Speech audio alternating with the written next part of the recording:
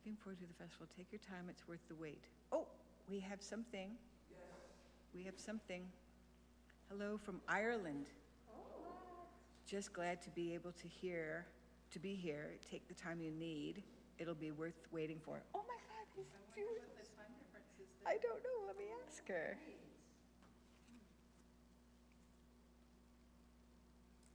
Italy is 9 hours. It's got to be 6, 7 hours. Either way, I don't know.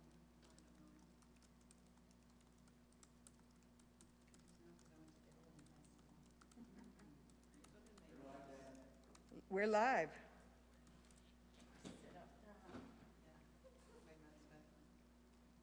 Oh, we are live. Welcome, everybody. Thank you very much for your patience as we get going here on the very first ever Ogwehoweh Storytelling Festival, coming at you live through the live stream from Six Nations Polytechnic campus on Six Nations of the Grand River. And welcome to all of our viewers. We've got 25 viewers watching currently, and maybe that will increase during the day. But however, thanks to everyone who has joined and has continued to join even as we were a little bit slow in getting up and going. The Ogwehoweh Festival, Storytelling Festival, is for the first year, and this is the first year. Maybe there'll be a second, but we'll have to wait and see about that. Really is set out to celebrate, promote, explore, and introduce you to Ogwehoweh Haudenosaunee authors and storytellers. This is our focus for this year, and we're so glad that we have a wonderful community of authors to draw from for these presentations today. So, and again, we want to say thank you to our funders, who are the Ontario Arts Council, who saw the value in bringing a festival like this into being, and to the Indigenous Knowledge Center from the Six Nations Polytechnic campus, which also is co-producing this festival with us today. So thanks to our live stream, David Moses. Thank you to Ryan Johnson, who is also helping us bring all of this good technology to you, and our authors today as well. So first and foremost, we are starting off today with the memoir panel. Memoirs, as you can well imagine, can be very, very personal stories. They're stories that include family, they're stories that include community, and they're stories that can be very, very exposing. And so I want to congratulate and thank all of our panelists today for writing their memoir stories, and they're here with us today to share exactly that, and their books. We're going to start with introducing you to the authors who are presenting today in the memoir panel, starting with Michelle Thomas. Michelle is Seneca Bear Clan woman from Six Nations of the Grand River Territory. She carries a diverse background in education, sociology, business, and healing and wellness. She utilizes this combination of skills and expertise to assist in creating opportunities for people to decolonize their minds. This includes work within organizations, staff, and individuals. Team building, facilitation, and interactive experiences help create meaningful engagement within your circle. Michelle has worked in the education, social development, addictions, and employment and training sectors. Recently, Michelle has become a voice in allyship, offering training on cultural safety. She incorporates Haudenosaunee values into her work, which helps facilitate positive dialogue and education within your creative nonfiction book with her book entitled Beyond the Leaf's Thickness, and a collection of poems entitled Letting Yourself Be Free. And the quote that Michelle goes by in her bio is, "It is only through reclaiming your power, voice, and purpose that change can be made." Welcome, Michelle, and please let us know if there's anything else you'd like us to know about you. No, I'm just very... You're good. Yes, please, yeah. Hello. I think that's everything in my bio. I'm just really excited to be here and excited to share. And this is a first for me to do a live stream. So yeah, enjoy, everybody. Yahweh, thank you very much. Next up we have Judy Rubin, and Judy is Mohawk, Turtle Clan, and she is from Six Nations of the Grand River in Ontario. She holds a Master of Education degree in Curriculum Development and Policy Studies, a Bachelor of Arts in Physical Education and Psychology, a Bachelor of Education, and is a member of the Ontario College of Teachers. Judy has worked for 40 years in Indigenous education, including teacher consultant, principal, sessional instructor for Brock University, and Judy is an author. Judy has written 4 books for the Ontario Native Literacy Coalition and 2 teaching curricula, as well as an article for the Canadian Olympic Association's Olympic Resource Kit. Judy has volunteered with the Ontario College of Teachers accreditation program and was a working member of a provincial team who reviewed the Ministry of Ontario elementary curriculum. Judy retired in October of 2017, and in 2019, she assumed a new role as the director at Six Nations Polytechnic STEAM Academy. Judy is married and has 3 children and 5 beautiful grandchildren.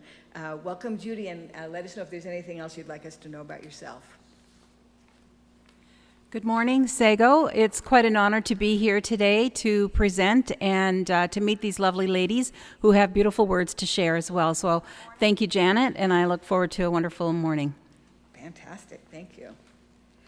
Next up, we have Alicia Elliott. You may have heard of her. She's an award-winning author. Alicia is Mohawk writer. Alicia, I thought you were Tuscarora. I thought I was too. Okay, okay, so we're gonna make that correction in real time here. Alicia Elliott is Tuscarora. She's a writer living in Brantford, Ontario. She has written for the Washington Post, Chatelaine, Hatslit, and many others. Her essays have been nominated for numerous national magazine awards, winning gold in 2017 and an honorable mention in 2021. And her short fiction was selected for Best American Short Series in 2018, Best Canadian Stories in 2018, and Journey Prize Stories 30.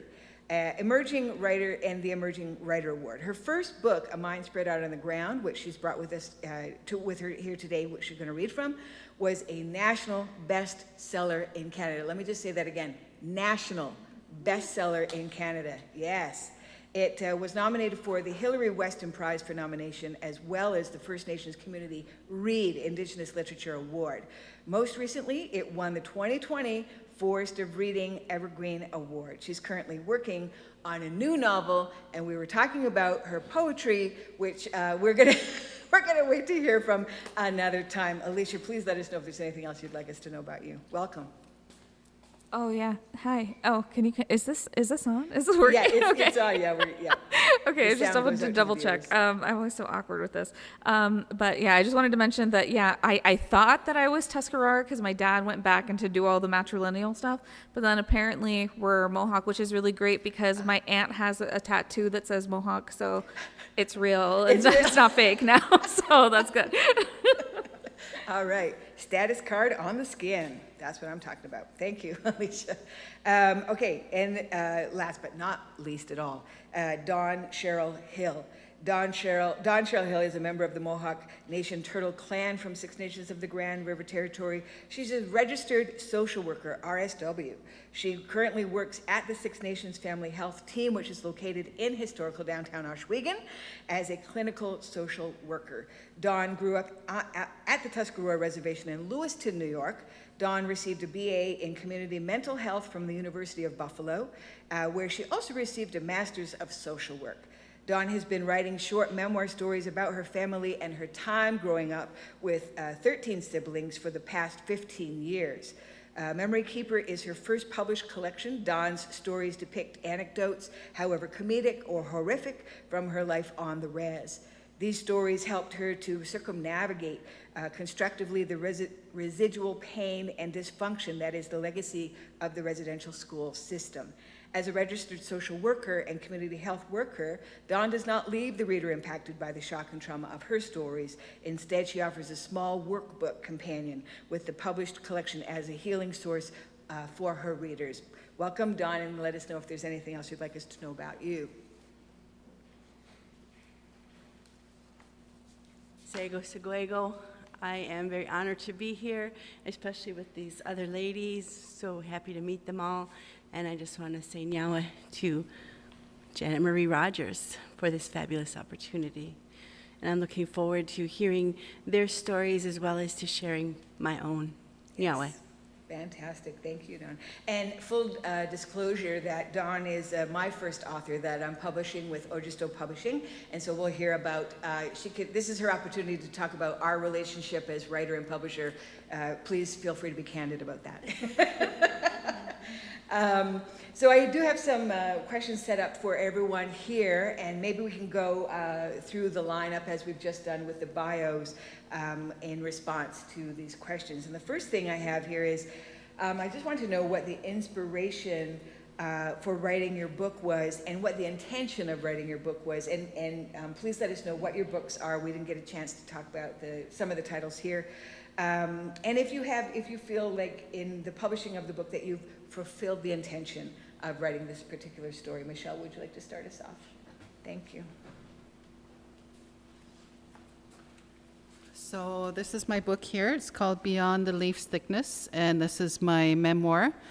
My intention in publishing it was to help people that are like me, that are clairvoyant, clairaudient, a seer, people that can see beyond the leaf's thickness, which is into that spirit world in whatever capacity.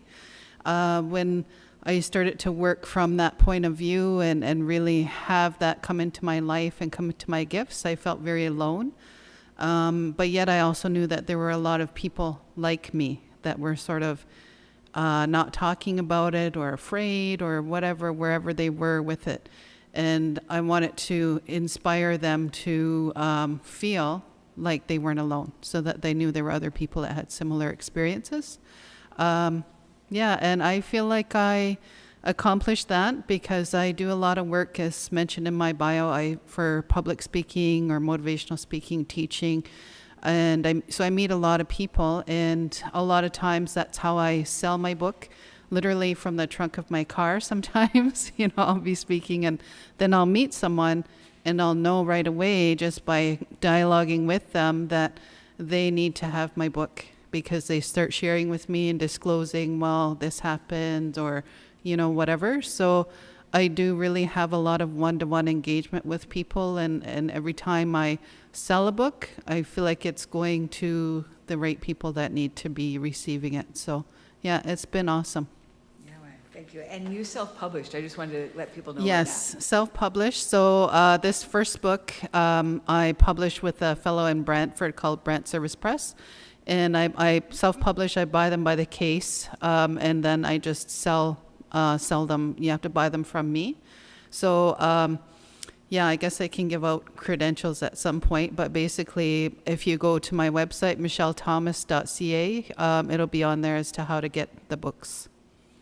Thank you. And one of our viewers is saying, I loved Michelle's book, a definite read. Great review. That's wonderful. Thank you for that.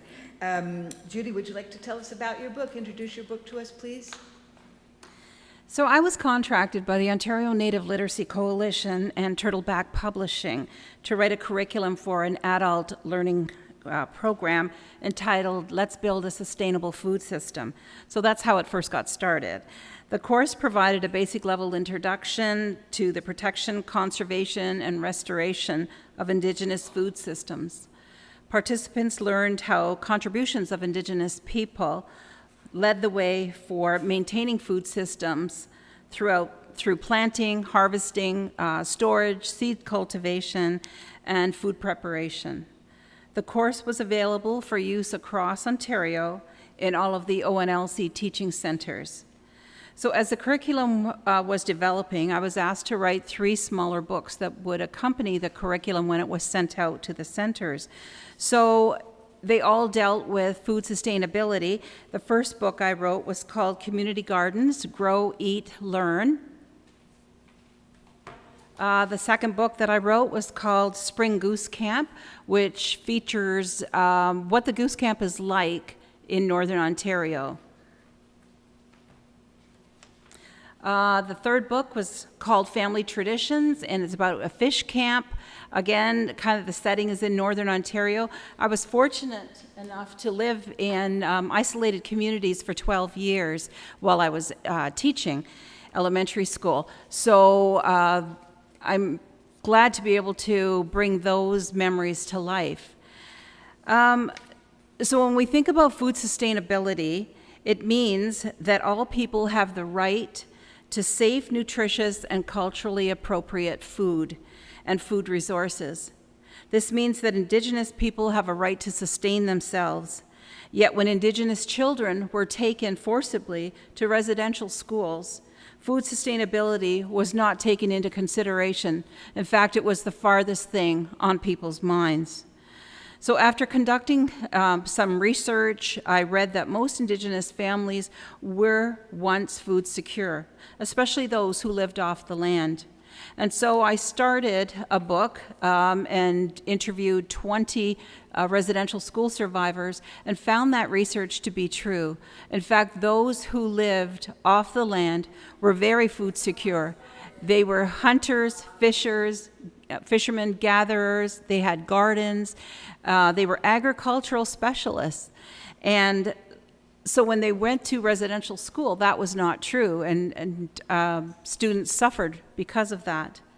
So no matter how little these families had in terms of what we would think of as money or goods, the families and their children were food secure long before they ever entered residential school. So out of that was born In Memory of Feast, Memories of Residential School Survivors.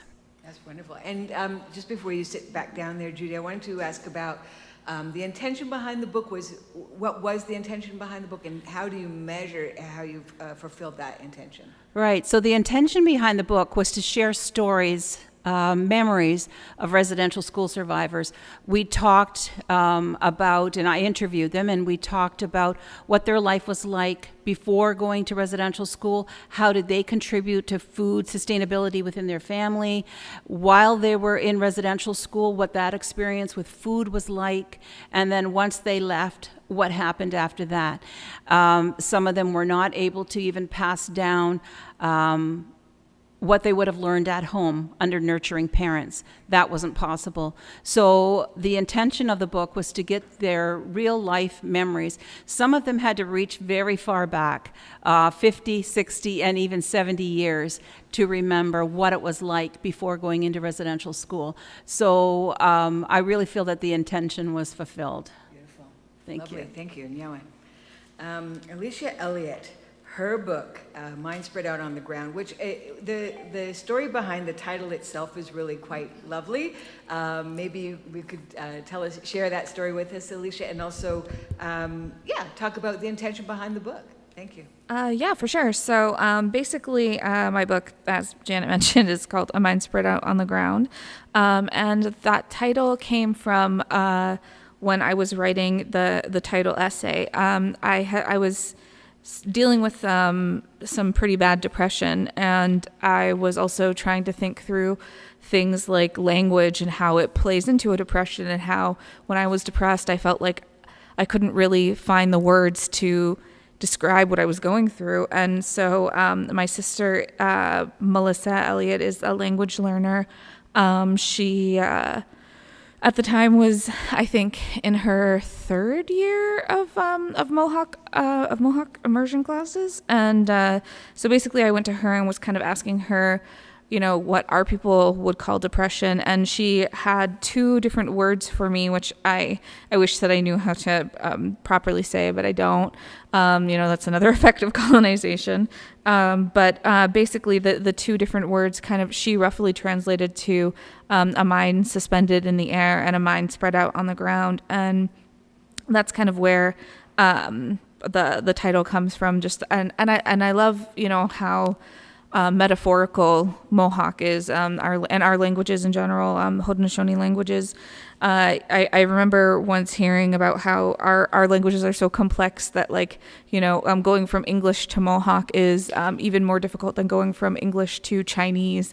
And so that's something that, I wanted to kind of, that metaphor I wanted to kind of capture in the book, and I thought that was a really good kind of metaphor also for what I was trying to do with the book, actually, which was kind of basically take my ideas about my life when I was trying to like think through certain things about why I felt the way that I did about certain things, why certain things happened to my family, or why certain things didn't happen to my family, and I kind of wanted to basically look at, because it's a book of essays, so it basically every essay kind of looks at a question, takes a question or a series of questions that I have, and tries to kind of tease that out, looking at not only just like how it affects me personally, but also how thinking about kind of the idea of 7 generations and stuff like that, like how this is the inevitable result of what has happened 7 generations in the past, and how what I'm doing now is going to affect 7 generations in the future, including my son and whatever happens after that, And so for me, it was kind of about trying to, I guess, not necessarily answer those questions as much, because I feel like in some ways it's hard to answer really big questions, such as the ones that I was kind of posing in here, but more to kind of almost riff on the answers essentially, and think about how all of these, all of us are kind of the products of all of these histories and historical processes and systems of discrimination that kind of come to bear down on us as individuals. So I think I accomplished what I wanted to with it, which, like when I was done writing it, I was like, okay, I think this is what I wanted to write. And so that was, that's essentially what it is. I think there are some things that I now, obviously, of course, like every writer, I'm like, I kind of wish I had added this here or there. But, for what I had at the time to work with, I think I accomplished what I wanted to. Nice. I actually, just before you sit down too, I have a story and a question. Oh, yeah. So I remember traveling down to Santa Fe at IAIA, Institute of American Indian Art, one year. This was maybe about 4 or 5 years ago. And checking in, because I always kind of just want to get my foot in the door with them, as to teach or to be guest lecturer, what have you. And I remember seeing the professor at the time, or the chair of that department, didn't even let me in his door, and we were having a conversation in the hallway, but I was able to kind of peek inside his office, and I saw your name on a list of authors that he was attempting to invite, and to have come on campus and things like this. And I went, oh, Alicia, you're going to invite Alicia Elliott? and at that time, you had your essays published, and so I thought, that's a powerful essayist who can gain an invitation from an institution such as that without even having a book published yet. And so I just kind of asked him, I said, oh, are you going to have Alicia Elliott? He goes, I'm trying to get her here. So my question, outside of my jealous story that I just relayed to you to hear, is that were you happy being an essayist, or was there intention to put all of your essays into a book? I guess I started writing essays before I knew that, it seems kind of silly to say now, but like, I was writing them, I was just like, oh yeah, this is just what I'm doing, but I kind of didn't really consider that I could write an essay collection. And then when, actually, it's kind of funny when someone, another writer who, she's, her name's Ailet Sabari. She's, a really amazing, talented writer and photographer. And she was taking some of because at the time I didn't have any like headshots. And so she was taking some headshots, and she was like, hey, so why aren't you, are you thinking about writing an essay collection? And I was like, oh, yeah, now I am, I guess. So it just kind of like at that point kind of occurred to me that would be a faster thing to do than to kind of, because at the time I was like, maybe I should write short stories, and everyone's like, short stories, people don't want to publish those. And so I was just like, okay, well, I guess I'll just write more essays and stick it into a collection. So that was basically what happened. Well, and look where it got you. Yeah, I mean, what a great, it ended up being a good thing. So that's why I always want to shout out Ailet, because she was just so much smarter than me. Right. Great. And so we do have Wendy Russell is saying, Alicia's book is powerful and transformational, an awesome read. And another of our viewers is asking, wonderful, are any of the books mentioned available in electronic form? There's a nod for Alicia. No and no. Okay, we have one. So the answer to that is one of the books is. And Erica is saying, I absolutely love the hair. So I don't know who she's talking about. Anyway, next we have, of course, Dawn Cheryl Hill. Dawn is a new writer, and I don't know if she even intended to be a writer, but or had the intention to create a book. But I really want to hear the story from Dawn for the book that's upcoming, soon to be released in fall of 2021. Dawn, take it away. Sego. Yeah, I'm a social worker, so I wasn't intending to be a writer, but I was off work for a while, and while I was off work, I myself was seeing a therapist, for depression, for anxiety, and one of the things that he suggested as a coping skill was to write a journal, was to get everything that was in my head out, and kind of, he called it a brain dump, and explained it to me, and I thought that sounded like a good idea, sounded like a great coping skill, and I had heard that word before, but, sometimes self-care isn't always number one on our list, and I, finally realized that I had to do some self-care. So, Memory Keeper is a book that came about because of my writing. Every day I sat down and I wrote something while I was off work, and I would send it to my sisters, and they would read it, and they would, critique it, say, wonderful, fabulous, hurry up and write some more so we can read it tomorrow. So I don't know, probably for quite a while, I'd say at least maybe a year, I wrote every day. I wrote something, and I continued to write. I didn't continue to send them to them, because after a while, they had enough. And Memory Keeper is really something that happened, to me, I call it, divine intervention, happenstance, coincidence. I don't know what you want to call it, but I had all these stories. I was living at Tuscarora. I came back here to Six Nations, and I went to the first survivors gathering at the Woodland Cultural Center, and that was the first, time that I really got concrete evidence that my mother was there.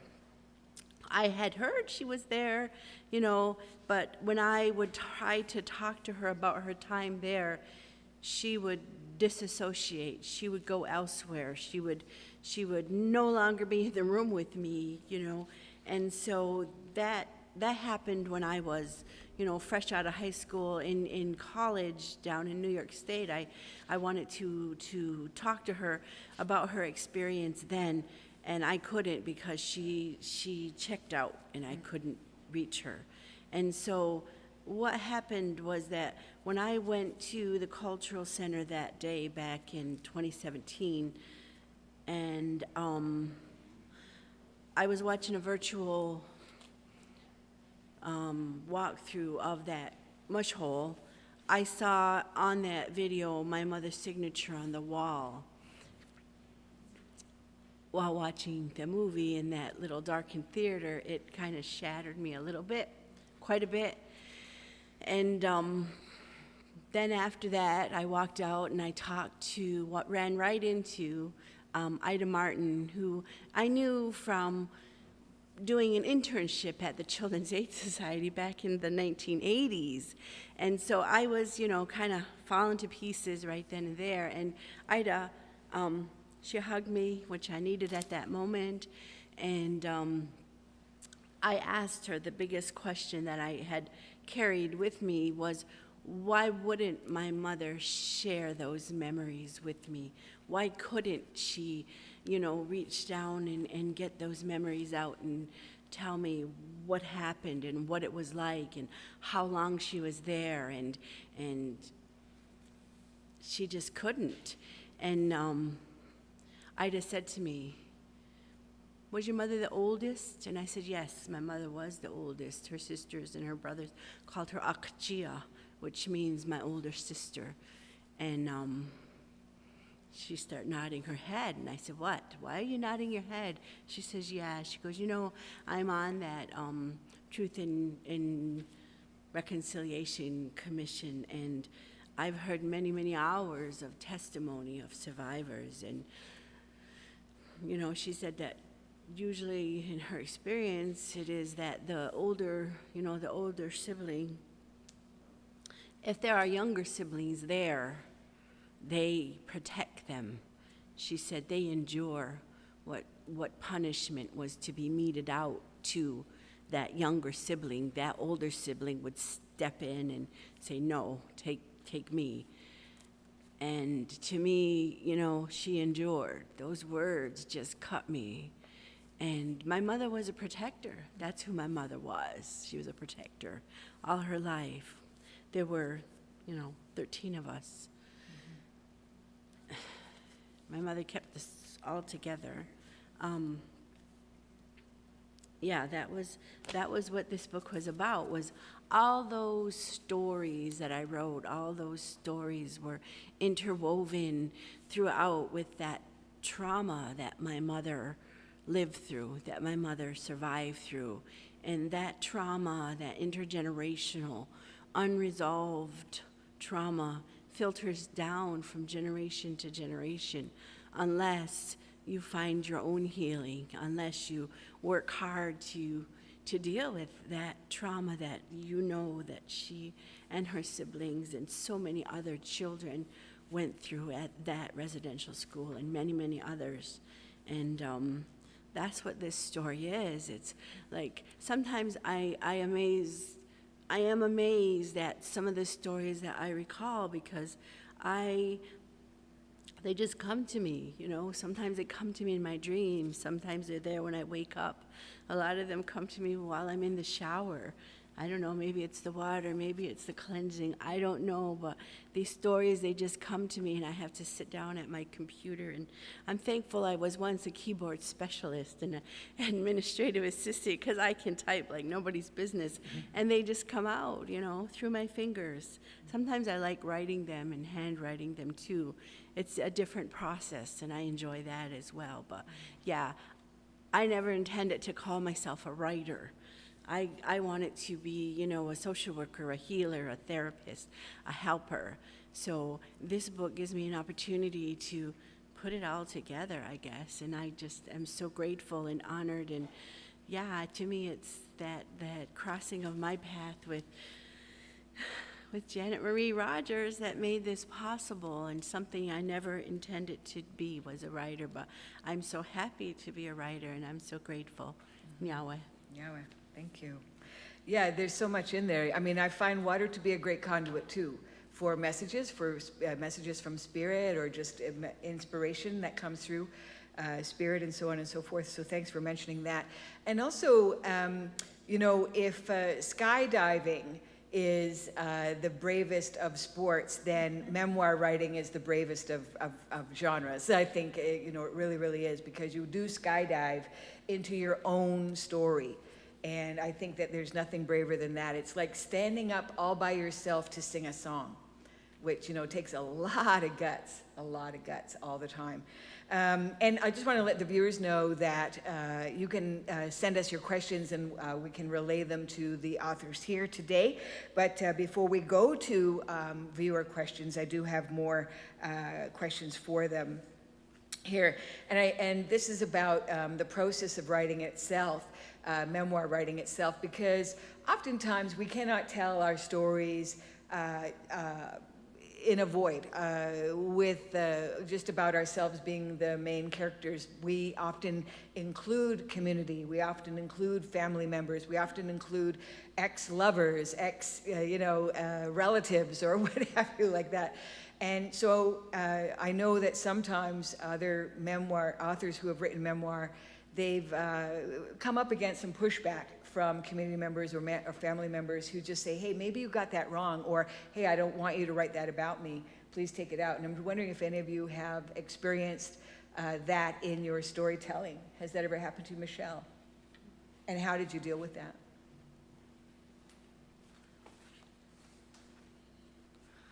I guess it hasn't. I've been really fortunate to have a great supportive family, and community, and I just continue to do the work that I'm supposed to be doing. And any negative feedback has not traveled directly to my ears. So that's a good thing. So I'm assuming that no news is good news. And even if it was negative, I'm guided by such a strong presence and purpose of what I need to be doing that I would continue to listen to that rather than anything negative. I talk about my sister quite a bit in the book, and I have to mention her because her and I had a business for about 5 years called Universal Energy. Some of you might remember that. We were over on 6th Line by the river. And that's sort of our experiences that we had together were often shared. And I guess she helped to birth this book because in a way she's seen that transformation from the start for me working in the spiritual life. And we had a lot of adventures and spirituality and experiences together. And so I talk about her quite a bit in the book and some of the things that we had. I'm a little bit different as well because I have a whole section in my book that talks about clients as well. So in terms of that, where I could, I got permission from those clients, and where I couldn't, I just wrote in a very specific way to keep them anonymous. But no, everybody was quite supportive as I went through and wrote it. And since it's been written, I think it came out in 2014. So I'm really grateful for that. Mm-hmm. And you keep selling, hey? Yes. I think I'm on my 5th case, maybe. I don't really keep track, but again, it's all directly, you can buy it directly from me. So you have to go to the website and shoot me an email, and then I arrange to send it to you. So I'm old school like that. What's your website called? My name is Lacey Hill, and I'm so happy MichelleThomas.ca. to be here. Cool, thank you so much. I'm so grateful to be able to share And some stories. How did your reaching out with into you community today. duty go when you were writing the book? And Did you get I've been any working people on that my said, third I album, want to tell that and story, but I'll tell you working this on story. songs, Was there and anything this one's like that called happen? The Love Letter.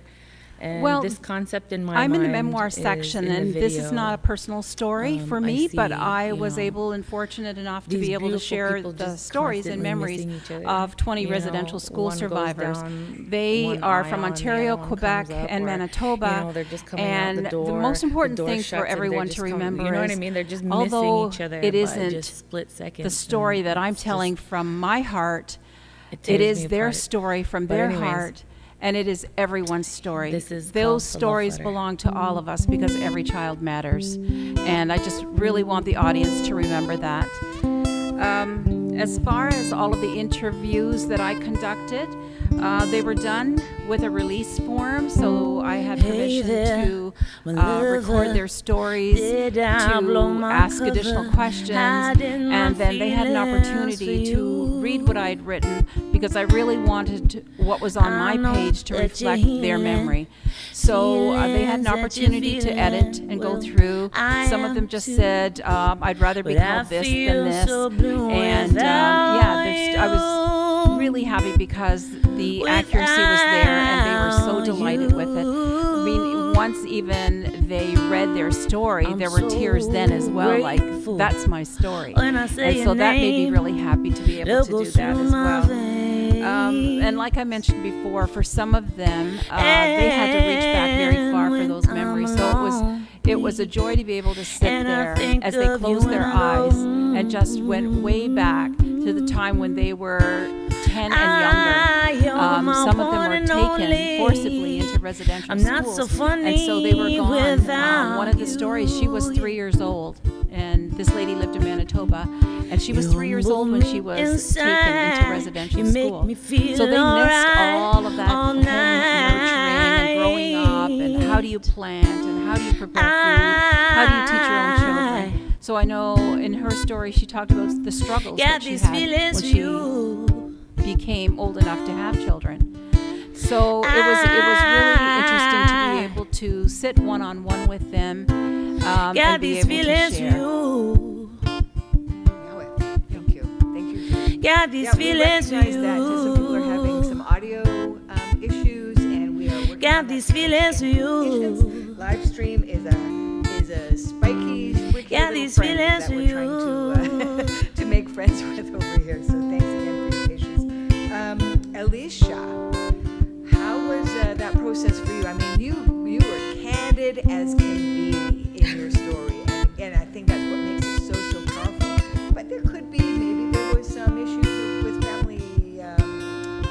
got these with the way that feelings for shared, the openness with which you shared your stories?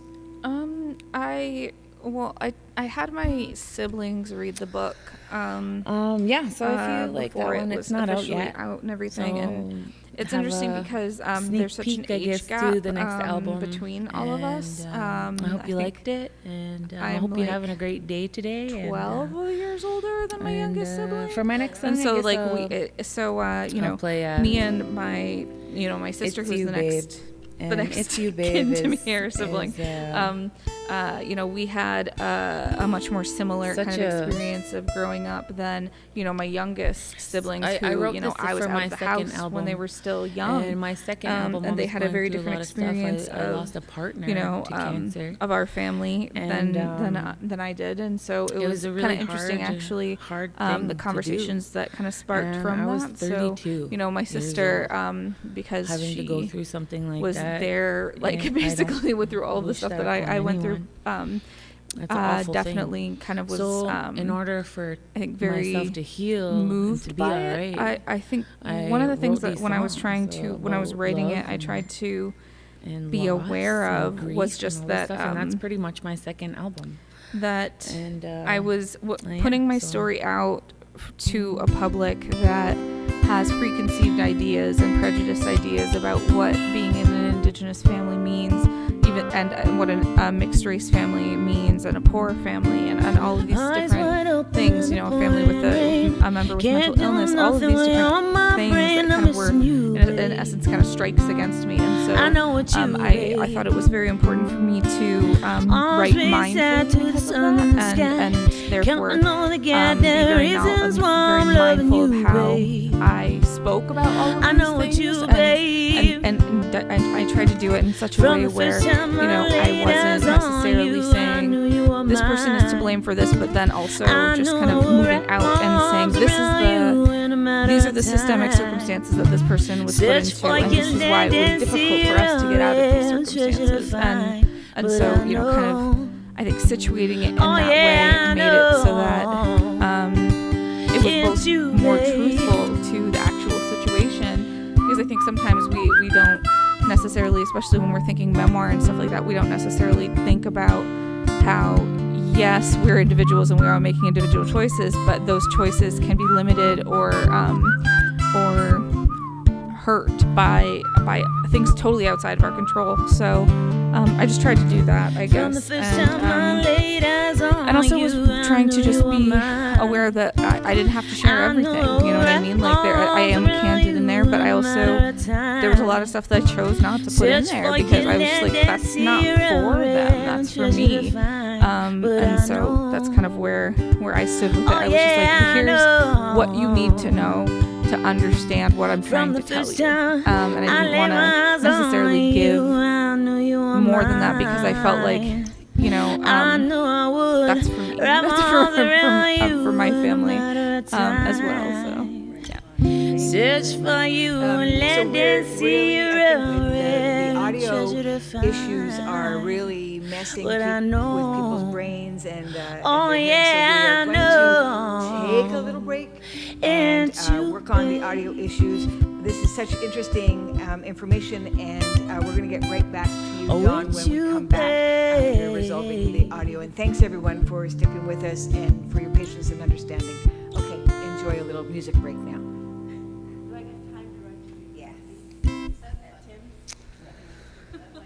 So, It's You, Babe. Yeah, that's a really sweet song that I wrote in 15 minutes one morning when I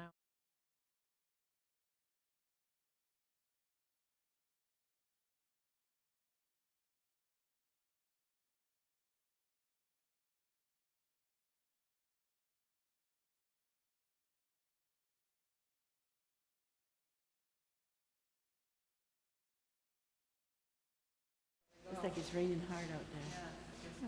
It's just the iron. There we go. What if it did rain? I put my material in my insulated bag. I'm not gonna let it get wet.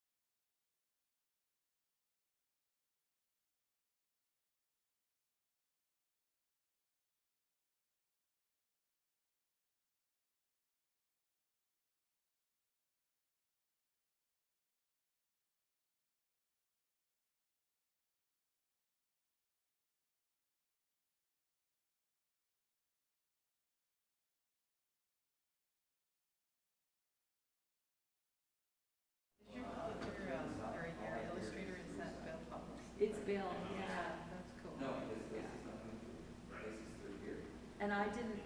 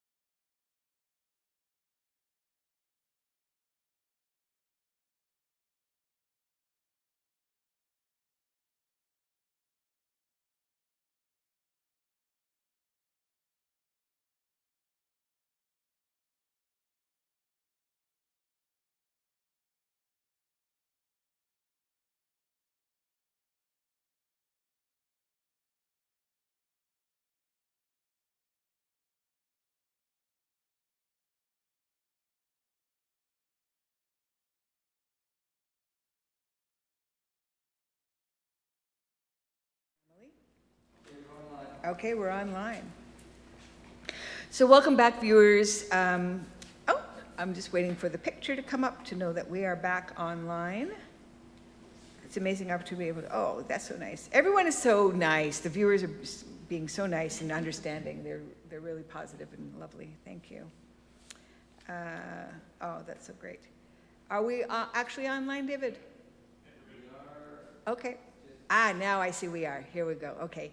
It was the delay and again, thanks for everyone who's putting up with the audio and as we kind of stumble our way through this high-tech situation here, but we do want to get back to Dawn Cheryl Hill with the question about writing and incorporating family and community in the memoir writing process. Dawn, if you wouldn't mind addressing that for us. Appreciate it. Sego. Yeah, that is a good question because I did kind of run into a situation in my writing where I actually had a last chapter that I had planned to include in the book, and it was kind of about my response to a situation within my own family. I do have 3 lovely boys and a daughter as well, and so it was in regards to one of my children, and they were very upset, needless to say, about my writing my response to a situation that involved them. They didn't feel that anyone needed to know about that situation, and they felt that it was way too personal for anyone to have to hear about that situation. I liked what Janet had said once, is they hadn't got to that revenge stage yet. When she said that, I was just like, yeah, I guess not. So, and it was just too new and too fresh. A lot of my writings are from 10 years ago, but that last chapter was just written within the last year. And so when this child of mine read that, they were not very happy about it, and we did have a lot of back and forth, a little, going on. So in the end, even though I kind of felt sad about not being able to include it, because it really did talk about intergenerational trauma. It talked a lot about domestic violence, and it was something that I wanted to address, and I wanted to be included, but it wasn't the time or the place, and so reluctantly I took it out with the understanding that I didn't want to hurt my child, and I didn't want to hurt our relationship, and it just wasn't worth the risk. So yes, I did have some pushback, and yes, that was a very difficult situation, and we got through it. Yeah, Now, tough choices. Tough choices. Tough choices. And, realizing that when we commit our stories to page and book form, that doesn't necessarily mean that we have to stop there. We can write volumes. We can add to that story. We can continue to edit the story that's already been committed to page. In my opinion, as writers, we can empower ourselves to do that. And like anything else, story becomes culture, and culture is living.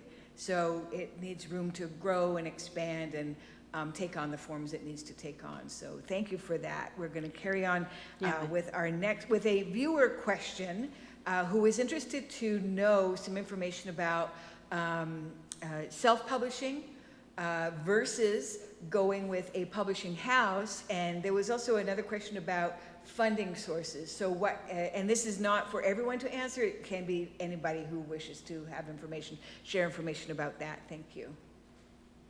Michelle Thomas is going to take that question on. Thank you, Michelle. Hi. So as I mentioned, I have my first book here, which I published by The Case, and it was typeset and put together and edited by an angel benefactor that I had, who came to my to help me when I needed that. Otherwise, I would have been at Staples photocopying, like 3-ring pages, right? Because I just knew nothing. And she was in the industry and said, I want to help you, and this is what I can do. So she set me up, and I actually used her printer, and that's how that all came to be.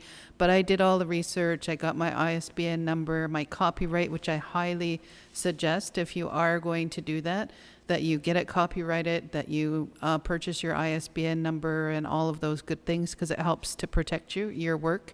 So I did all of that, and she put everything together for me. And so that's one way of self-publishing, and you actually get the physical copy of books. And so I feel like there's more control there, because people can only get the books from me, right? So I actually meet the people, and I'm engaging with them, and I know who's reading my material, right? So I like that factor, especially for this book, because there's a lot of, I guess, kind of culturally sensitive material in there. There's a lot of language. There's a lot of teachings in there that, I'm not sure that my guides would really want that. They want to have control over that accessibility, believe me, because I've tried to promote it in a much bigger way, and I'm always kind of held back from that. So I have to go with that too. So there's more control. This one here, my second one, the poetry book, it's self-published in a different way through Amazon KG Direct Publishing. So I literally just created a file, created an account, I uploaded everything. I did all the same thing. I typesetted and got my ISBN, my copyright and all of that done, uploaded it, and Amazon did it, everything from start to finish. They print it, they package it, they send it out to everybody. So there's a lot less hassle, I guess, for me, because if somebody from Thunder Bay wants to buy my first book, I have to charge them the shipping costs and all of that type of stuff. And, they have to wait to get it in the mail. So it's a little bit old school type thing. But so there's a disadvantage there. But with this, doing an Amazon, the advantage is I don't have to do any of that stuff. But I've also had a lot of people say to me, I don't have a credit card, or, I don't have a computer, or, all of those kinds of things. Or I'm in conversation with somebody and I have to say, get my book online. And it's very disconnecting. I don't have that same, I guess, advantage of having my book right with me and saying, here's my book, you can buy it. So there's advantages and disadvantages to those two types of, even though they're both self-published, they're just different ways of self-publishing. All right, thank you. Michelle has been so generous as to bring some extra copies along with her for giveaway. So we're going to figure out how we can give away to the viewers and those who have registered for the festival. Thank you. And yeah, we'll go, Michelle. Thanks so much. Yes, Judy, come ahead and let us know what you have experienced on your journey to publishing. Thank you. So I just wanted to give a plug to Turtleback Publishing. They are located in Ohsweken here, Six Nations of the Grand River Territory, and it was so easy working with them. I wrote the story, did it in draft form, presented it to them, and they sourced the illustrator, who is Bill Paulus. They sourced the layout and design person, who is Artie Martin. They continually gave me inspiration from Michelle Davis, who's the CEO, and from Gabby Rosetta, who is the publisher-editor. And so they were able to do that. They also promote the book, going through them, and my book, which has the seal on the front, is an Indie Book Award finalist.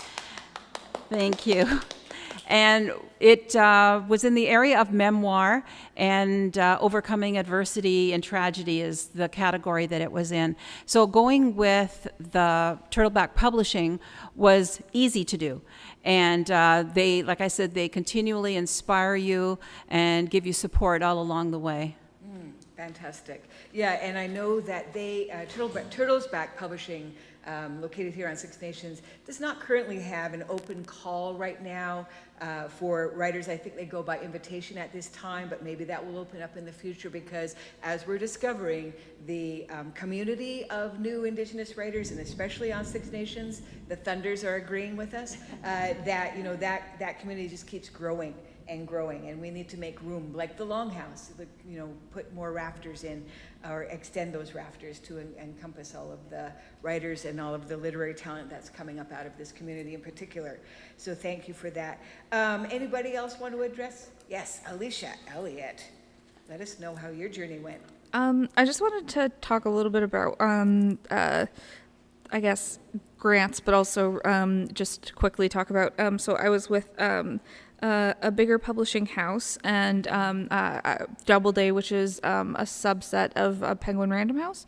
And one of the good things about that is that, you know, they have resources, you know, they can, they have certain channels with which they can, like, you know, promote the book and things like that. They have like in-house editors, they have in-house like graphic design, all of that stuff. So like, you don't have to worry about that stuff. The problem, of course, because it's not all like, oh, it's amazing, right? You have a big publisher and everything. But the thing is too, though, is that they can give you like a certain amount of advance money, but it's not like it's just like they're giving you the money. They're giving you the money based on the idea that they're betting basically on how much you're going to sell. So if you do sell more than what they gave you for an advance, it's called earning out, which basically means that, you know, it's a good thing, because publishers keep track of, I guess, whether you earn out or not. And if your book doesn't earn out, then that makes it look bad for, if you want to publish future books, then people are going to kind of look at that and be like, we definitely don't want to give them that much then. So that's something to consider. I know that because I do editing for an independent publisher, they'll usually have smaller advances so that you earn out faster and you don't have to worry about that at all, which is good. But if you don't earn out, then and you're at a bigger publisher, then that's bad. So I just wanted to mention that there's like drawbacks and positives to either. Also, when you're at a bigger publisher, you don't really have too much say in terms of like covers. I know that I have some writer friends who published with bigger publishing houses, and like they hated their book covers. I'm really stubborn, and so I was like, when I didn't like my book cover and the rest of the team, I guess, at Doubleday liked it, I was like, no, this is not how it's gonna go. And so that's when we were able to kind of talk it, and they were really good at hearing that, so that was good. But just really quickly, I wanted to talk about grants, just because that's something that you know, when you're writing, you don't get any you don't get any money until you publish the book and start selling, right? And so or sometimes if you sign the advance, but you still have to have the full book. And so until that time, there are different granting agencies in Ontario. There's an Ontario Arts Council, also Canada Council of the Arts. If you're living in Toronto, they have the Toronto Arts Council as well. And I would recommend just if you're an emerging writer, looking at how they determine, how each different granting body determines what a professional writer entails, because they'll have different things. So some people will say if you've published a book, you're a professional writer. Other places will say if you've published 5 pieces in 5 different things and gotten some form of payment, which includes sometimes literary journals or other things, then that is considered a professional writer. And then once you do that, you can start applying for grants. And there's a lot of really good ones, especially Canada Council for the Arts has specific money set aside for Indigenous arts, and so that's one that I would recommend highly. And then also there's a grant called, I think they're called the Recommender Grants at this point for the Ontario Arts Council, which basically like, you know, they can recommend, you send your work to the actual publishers themselves, sometimes literary magazines, sometimes book publishers, and they can look at it and recommend you for a grant or not. And so the max on that you can get recommended for is $10,000. But generally, if you ask for like, say $1,000 instead of the full $3,000, I think you can, or $5,000 maybe you can ask per, then you're more likely to get it, because publishers only have so much money to give out per per granting, I guess, season or whatever.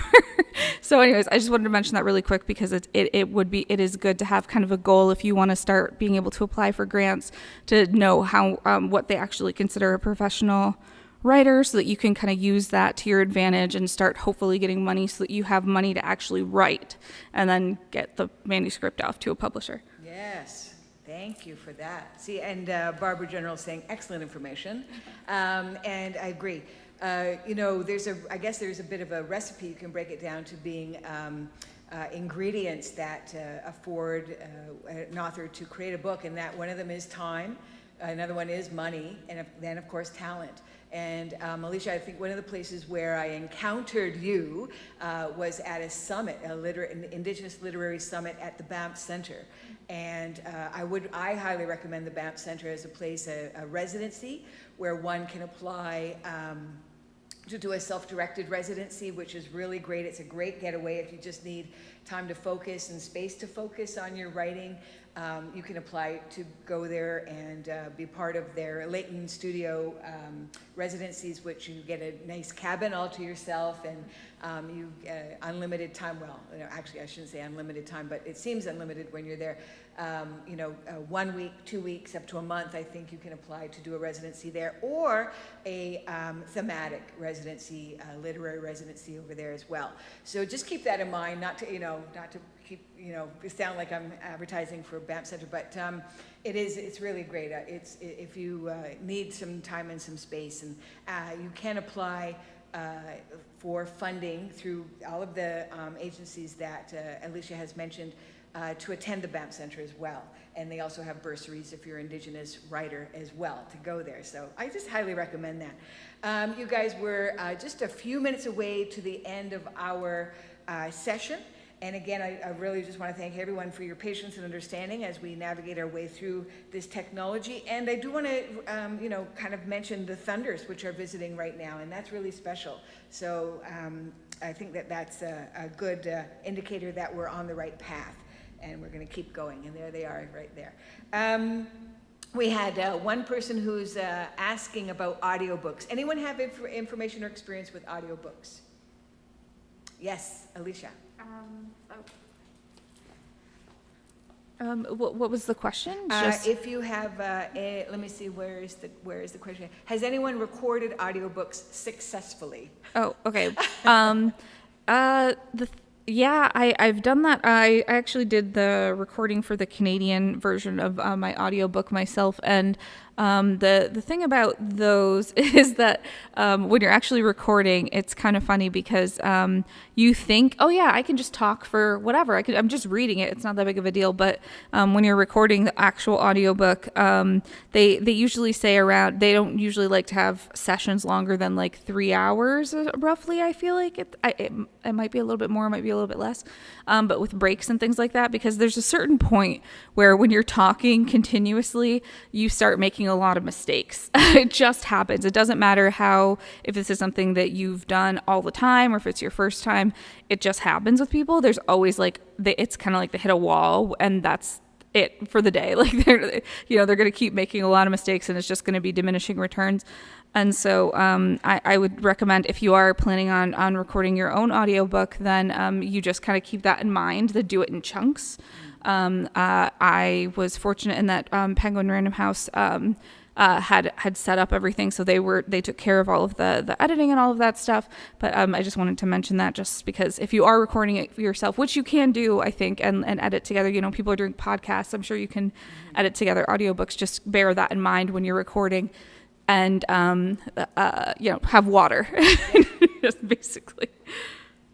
Yeah, that's become the job of the publisher these days too, to provide the audio version, electronic version, and now, of course, we move into media. There's a lot more media people do with their books now as well. So the modern day publisher, established publishing house, has a lot. It's multifaceted, and they do a lot of different things for their authors, and it seems a little overwhelming, but.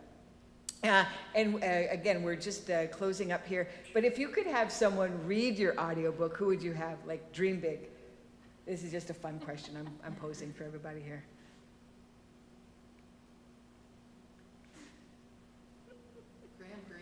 Graham Greene. Graham Greene, Michelle says. I want to have somebody that has a really strong Scotch accent. And you can do that really good. Yes, so Michelle is saying she wants someone who's got a really strong Scone accent, Res accent, to read her book. That would be great. Anybody else want to I'd answer? say Senator Murray Sinclair. Oh, Senator Murray Sinclair to read Because he your has a book. background, he understands. Right. The stories that are shared in my book. Yeah, Judy says Senator Murray Senator Murray St. Clair. His voice is so calming because even when you hear him talk about passionately about truth and reconciliation, of which he was heading up that council. Hey, he can still speak with power, but with a calming tone. That's really quite a good gift. Anybody else? And I know, Alicia, you read your own audiobook, so that was, now you know the challenge of that. Is there anyone else who, if you could dream about anyone else reading for your book for you? I don't know. I do really like Dio Horn. Oh yeah, Theo Horn. Yeah, I think Yes. she'd probably be a good one. Yes. Keep it in the Mohawk. Yeah. Keep it in the Haudenosaunee. What about you, Dawn? I don't know. And I think we're going to get Dawn to read her own book too. As her publisher, I'm going to ask Dawn to read her own book because the stories are, really best read by the author themselves, in my opinion. So this is wonderful, you guys. We're going to play us out now. It's time for a music break. And now I know you heard the music earlier, and again, we apologize for that little mix-up, but now you get to hear the music as it was meant to be heard by Lacey Hill. She is our first music break musician, and I'm just going to give a little bit of information about Lacey. And again, Michelle is leaving behind copies of her book, Beyond the Leaf's Thickness. Yep. So we're going to find a way to give those out. Captain John Swallow, thank you for joining us, Captain John Swallow. I know Captain John Swallow from the Twitters. He's fun. That's fun. Thank you for joining us. Lacey Hill, everybody, is a soulful musician, singer, and songwriter. Lacey Hill composes her music in Southern Ontario on the Six Nations of the Grand River Reserve. Ooh. She grew up down the bush, she says, and where her passion for singing emerged when she was just a toddler. For over a decade, Lacey has honed her talent singing backup vocals and cover songs with local bands, but she wanted more. And since 2013, has taken center stage with her own original acoustic music that blends folk and blues. Currently, Lacey is booking shows and hustling her butt off. Her new sophomore album, Am, released in 2017 and is available on the iTunes, all while expanding her local fan base in Six Nations, Hamilton, Toronto, and beyond by conducting half a dozen shows a month. Some of her exciting accomplishments include Planet Indigenous Showcase at the Harbourfront Centre in Toronto, Ontario, the Juno Music Crawl in Hamilton, Ontario, the Red Tide Tour at Woodland Cultural Centre in Brantford, Ontario, and most recently her own CD release party at the Ganada Village on Six Nations in February of 2018. Lacey's new album, M, 528 Volume 2, was released February 17th of this year, and it's available everywhere digital music is sold. Lacey came to Six Nations Polytechnic to do a pre-recorded session of her music, and here we offer that to you now. We'll go out to our panelists. Everybody take care, and thank you so very much for joining us today on the panel, the Memoir panel for Ogwehoweh Storytelling Festival. Thank you.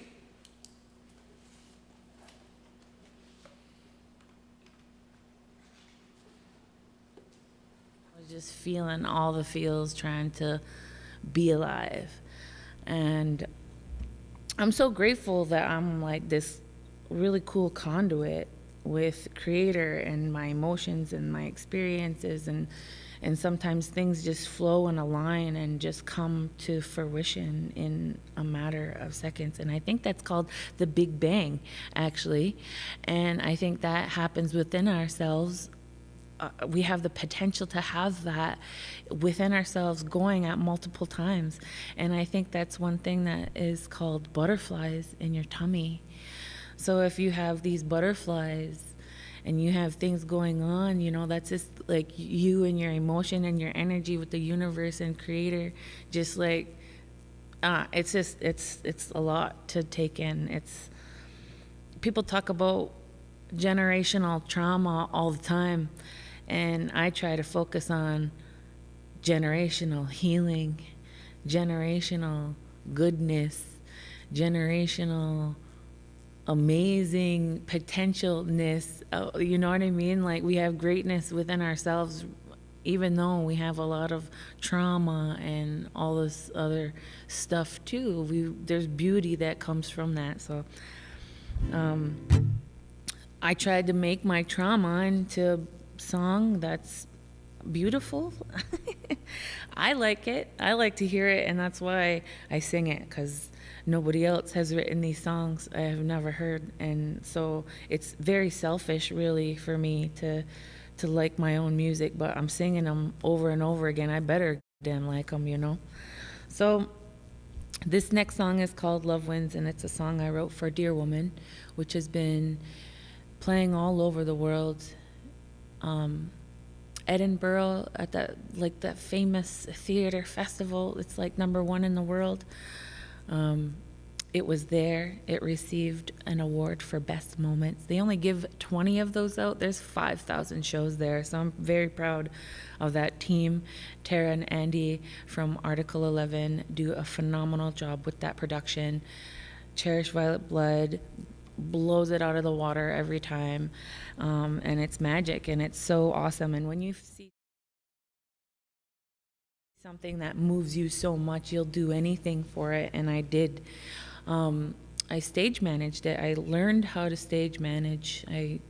And sometimes you're like, well, people go to school for that. People, you know, and it's like, well, yeah, people go to school for that. They're motivated. They're motivated by that. I was inspired by it. And there's a difference between the two. And I can talk about that in another time, but just something to think about, I guess. Here is Love Wins.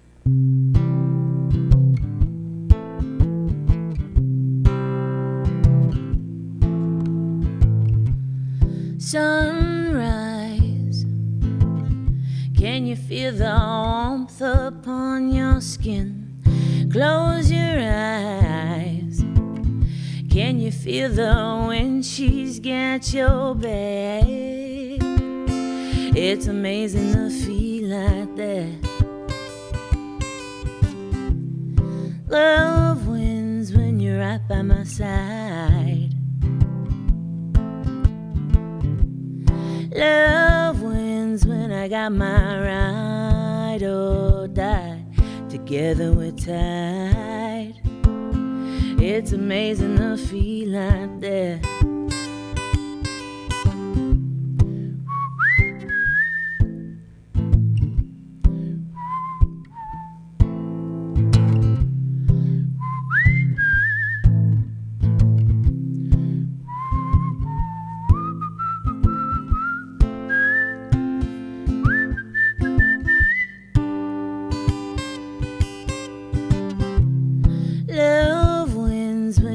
By my side. Love wins when I got my ride or die. Together we're tied. It's amazing to feel like that. Love wins.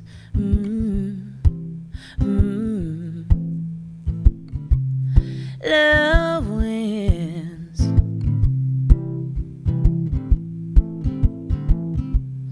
Love wins.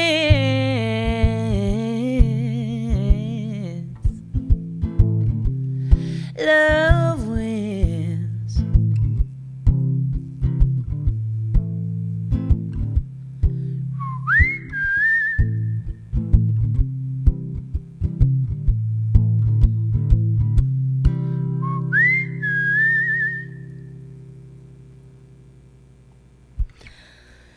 Yeah, so I like to whistle. Actually, that's what I'm famous for, is whistling. I'm a professional whistler. You can Google me online on the Google. you could put in Lacey Hill and I will come up.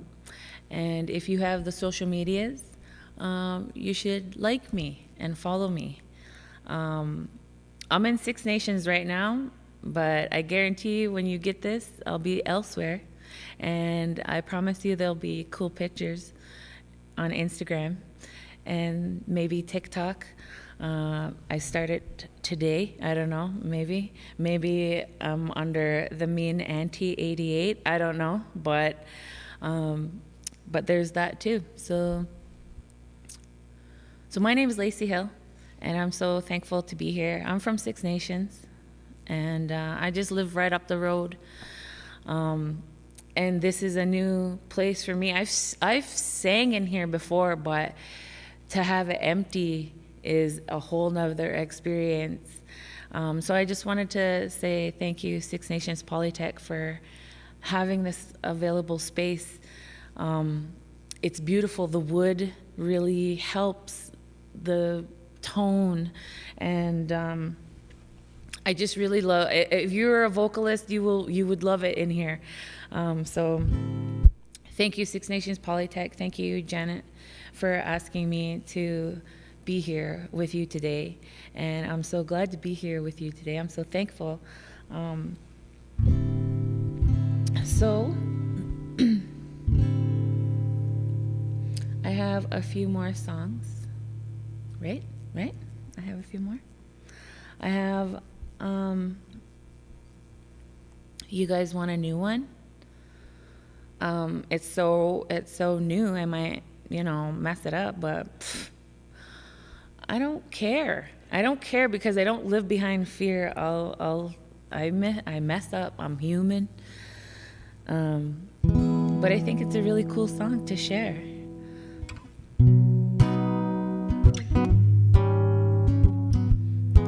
It's called Advice.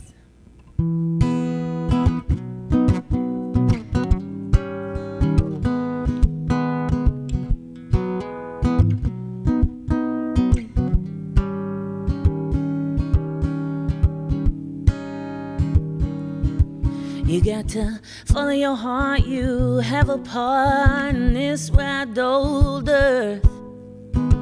You got these gifts, so that's my wish you realize your worth. Your soul is old, though you've been told to save it for the good. Karma's gonna come around, start behaving like you should. Oh, I'll take my own advice. Some hard lessons in life. Will make you think twice. I'll take my own advice, yeah.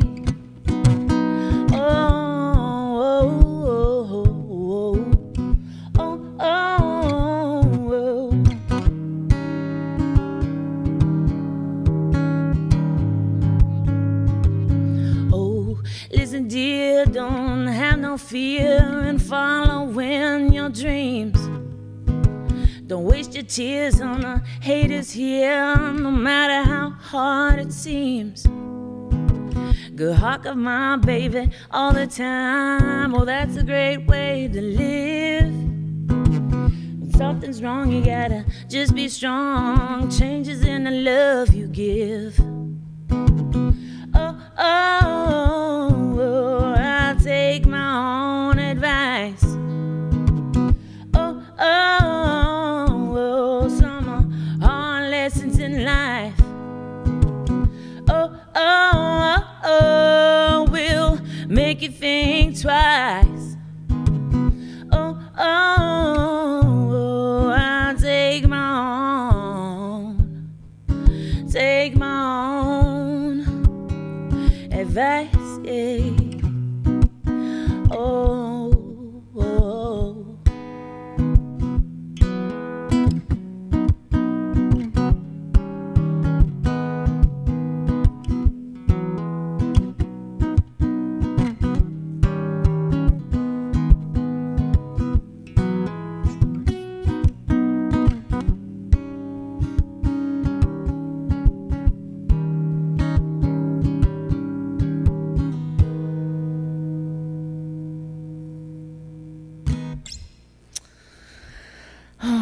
lots of words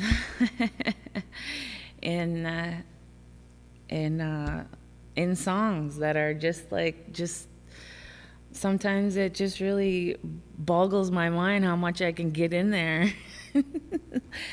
Because if you really listen to the lyrics, there's a lot of good info in there, and if you can listen in between the lines, there's even more deeper lessons there to be learned. So as an artist, I'm always open to those experiences of learning, and I try to learn always with a good heart and a good mind. I think I have time for one more, okay. So there was this one night I was in Banff, and I was there for a residency. I was chosen as an artist to go and be a part of this group, and there was some there was mentors there, there was classes there, it's a really awesome place to go and learn and to try new things, and I did that, and I even, at one point, when you do things new and you're feeling uncomfortable, sometimes you question your worth.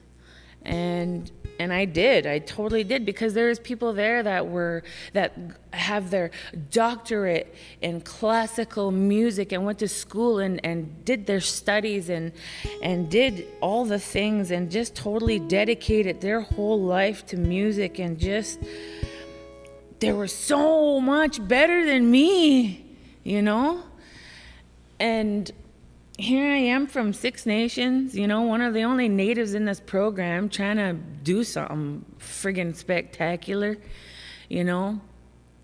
And you get put in these cabins out there in the mountains by yourself with a piano and your instrument, and that's it. And you stay there for 4 weeks, and you work and you work and work and work.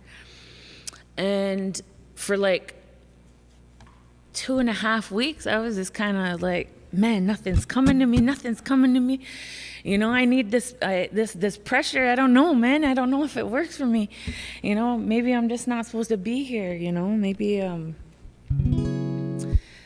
maybe music isn't for me. Maybe how am I even? You just you question yourself, and of 2.5 weeks of that in a cabin by yourself kind of drives you a little bonkers.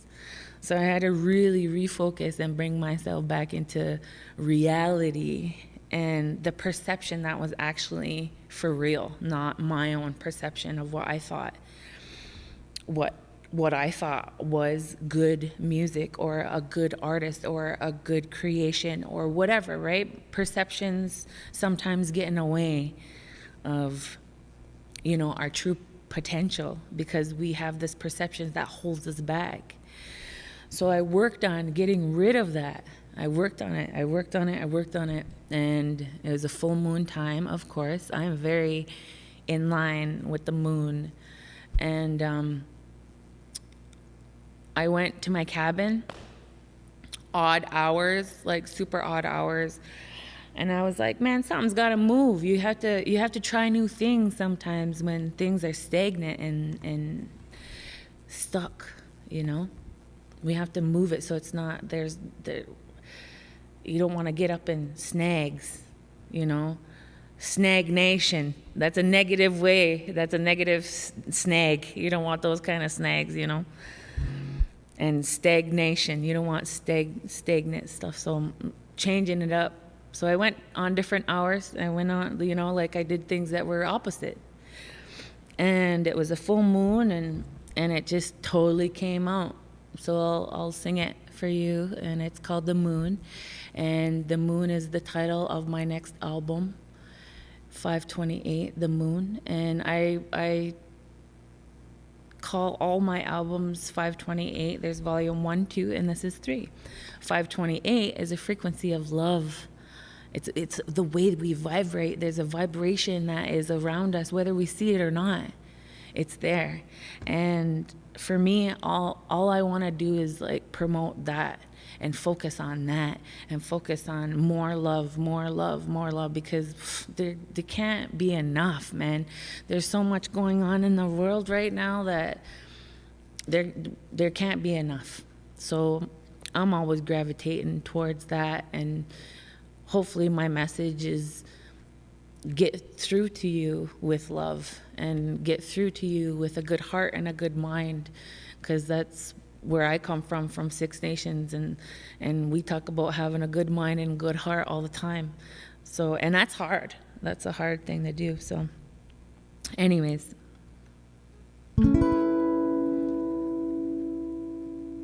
this is called The Moon.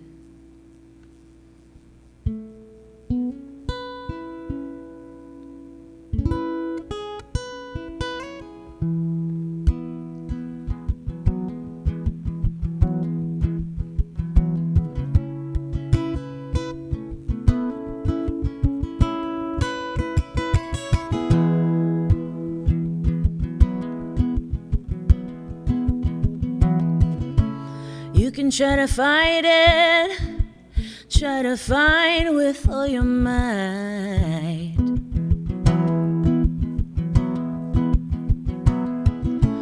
Night creeps in with the dimness of a light, 'cause the moon is calling, and you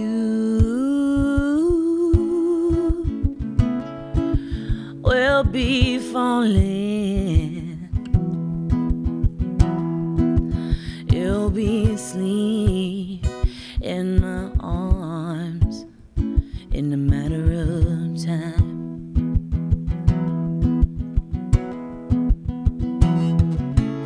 Give me weight, lay right on top of mine.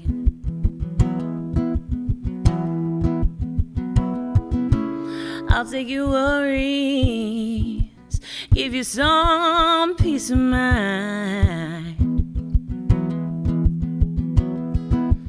You'll be asleep in my arms in a matter of time.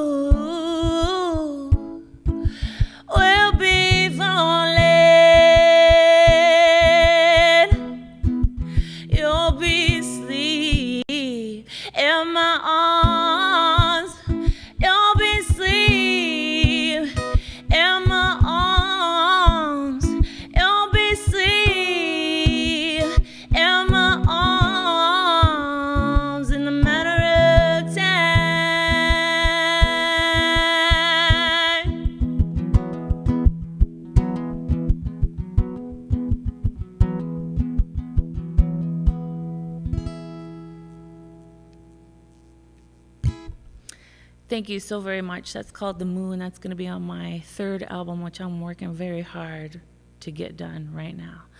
My name is Lacey Hill. Thank you so much for having me. I'm so grateful to be here. Please be safe. Do what you can. Do your best. And always try to have a good heart and a good mind. Nyawagoa. Gunalankwa.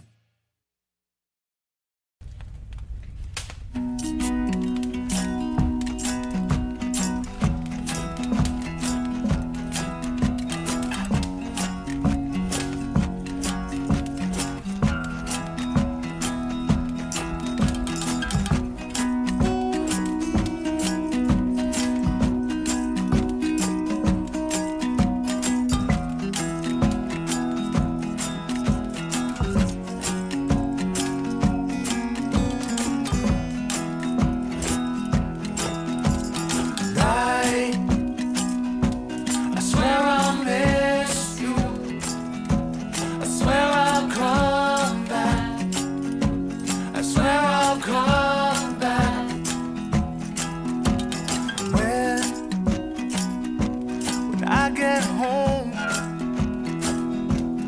windows froze, and I can't look out. When this winter ends, I think I'll come out. No one's around.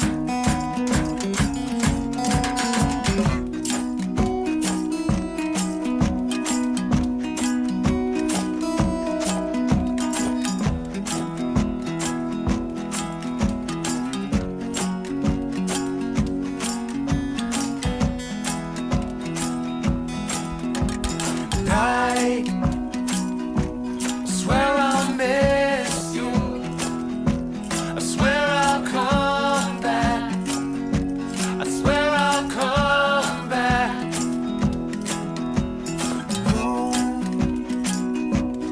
Who's been left behind? Who has been told they'll be the first to die? Tomorrow might be our last day, so drag your words through so I can hear you say, I swear I'll miss you. I swear I'll come back. I swear I'll come back. I swear I'll come back home.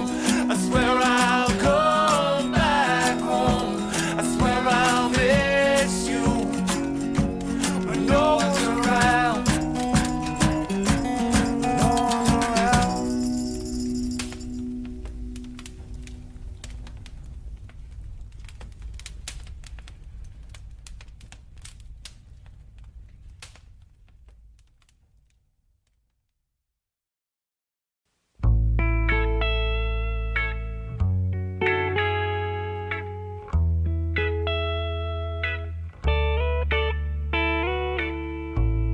Just sitting here all alone, don't know which way to go.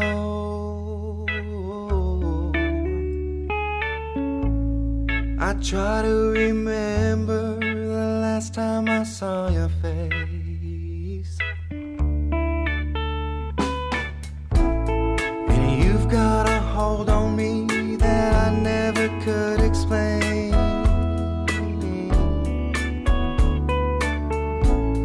And now it's all gone away, and I'll never be the same. And I made you cry too many times. Now you've gone and left me all alone, all alone, all alone. You've gone and left me all alone, all alone, all alone. Yeah.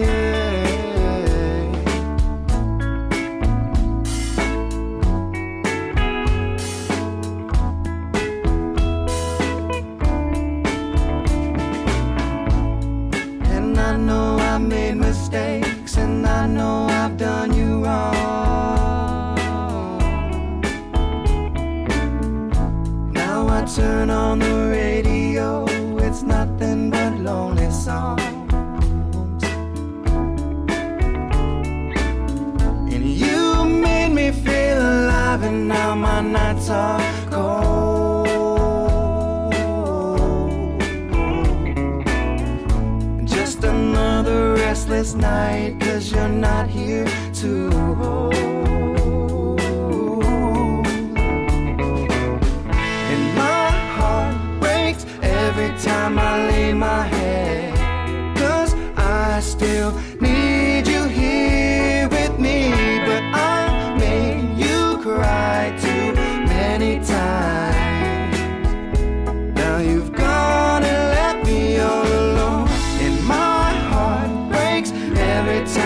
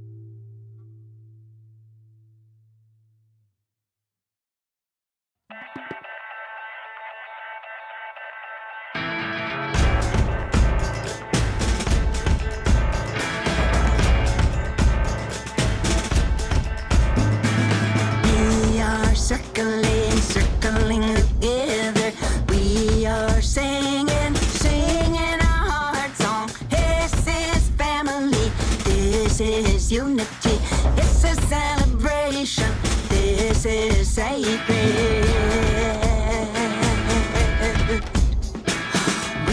are spiraling, spiraling together, onward, inward, creature to creation, holy mystery, Mother Earth, childbirth, this is Mother Nature, this is sacred.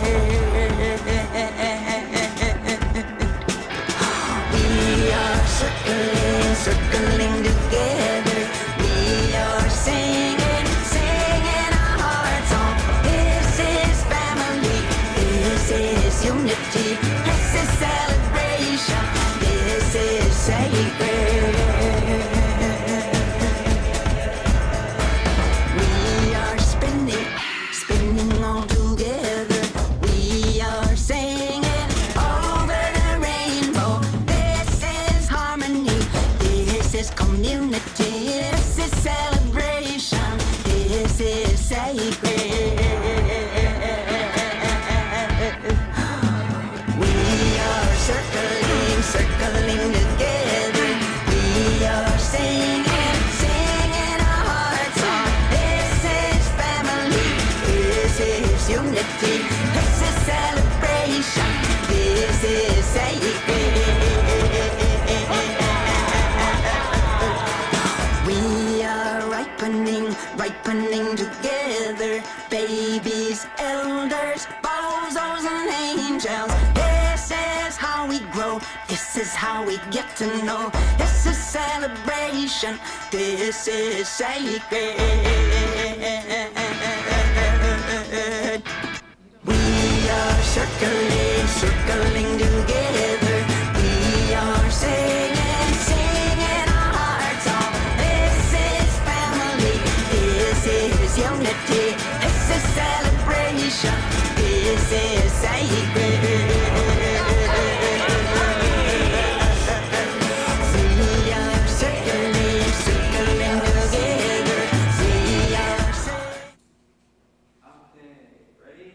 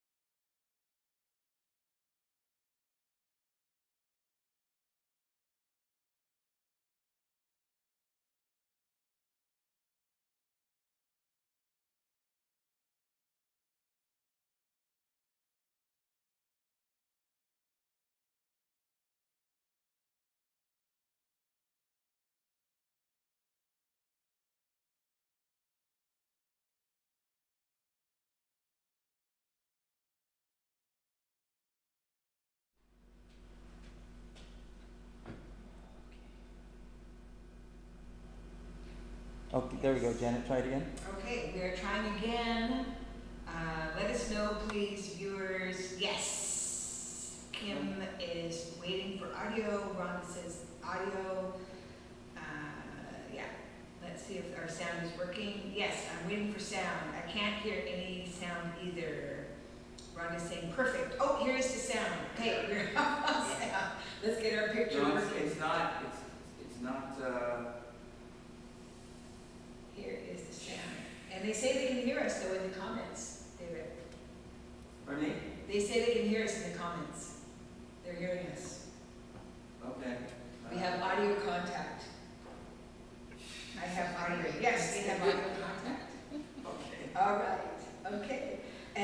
Thanks for staying tuned, everybody. We are now heading into section 2 of the Ogwehoweh Storytelling Festival, and thank you for letting us know how things are going tech-wise. We really appreciate you, the viewers, for that feedback because it helps keep us on track as well. Welcome back to all of the viewers. And we have the second panel, which is the poets. Oh, no sound. Listen now. Now it says saying no sound. It's cutting in. I can hear you now, but then someone says no sound. I have no sound now. It's good. Just refresh. Oh, people are saying just refresh. Just refresh, and you'll be fine.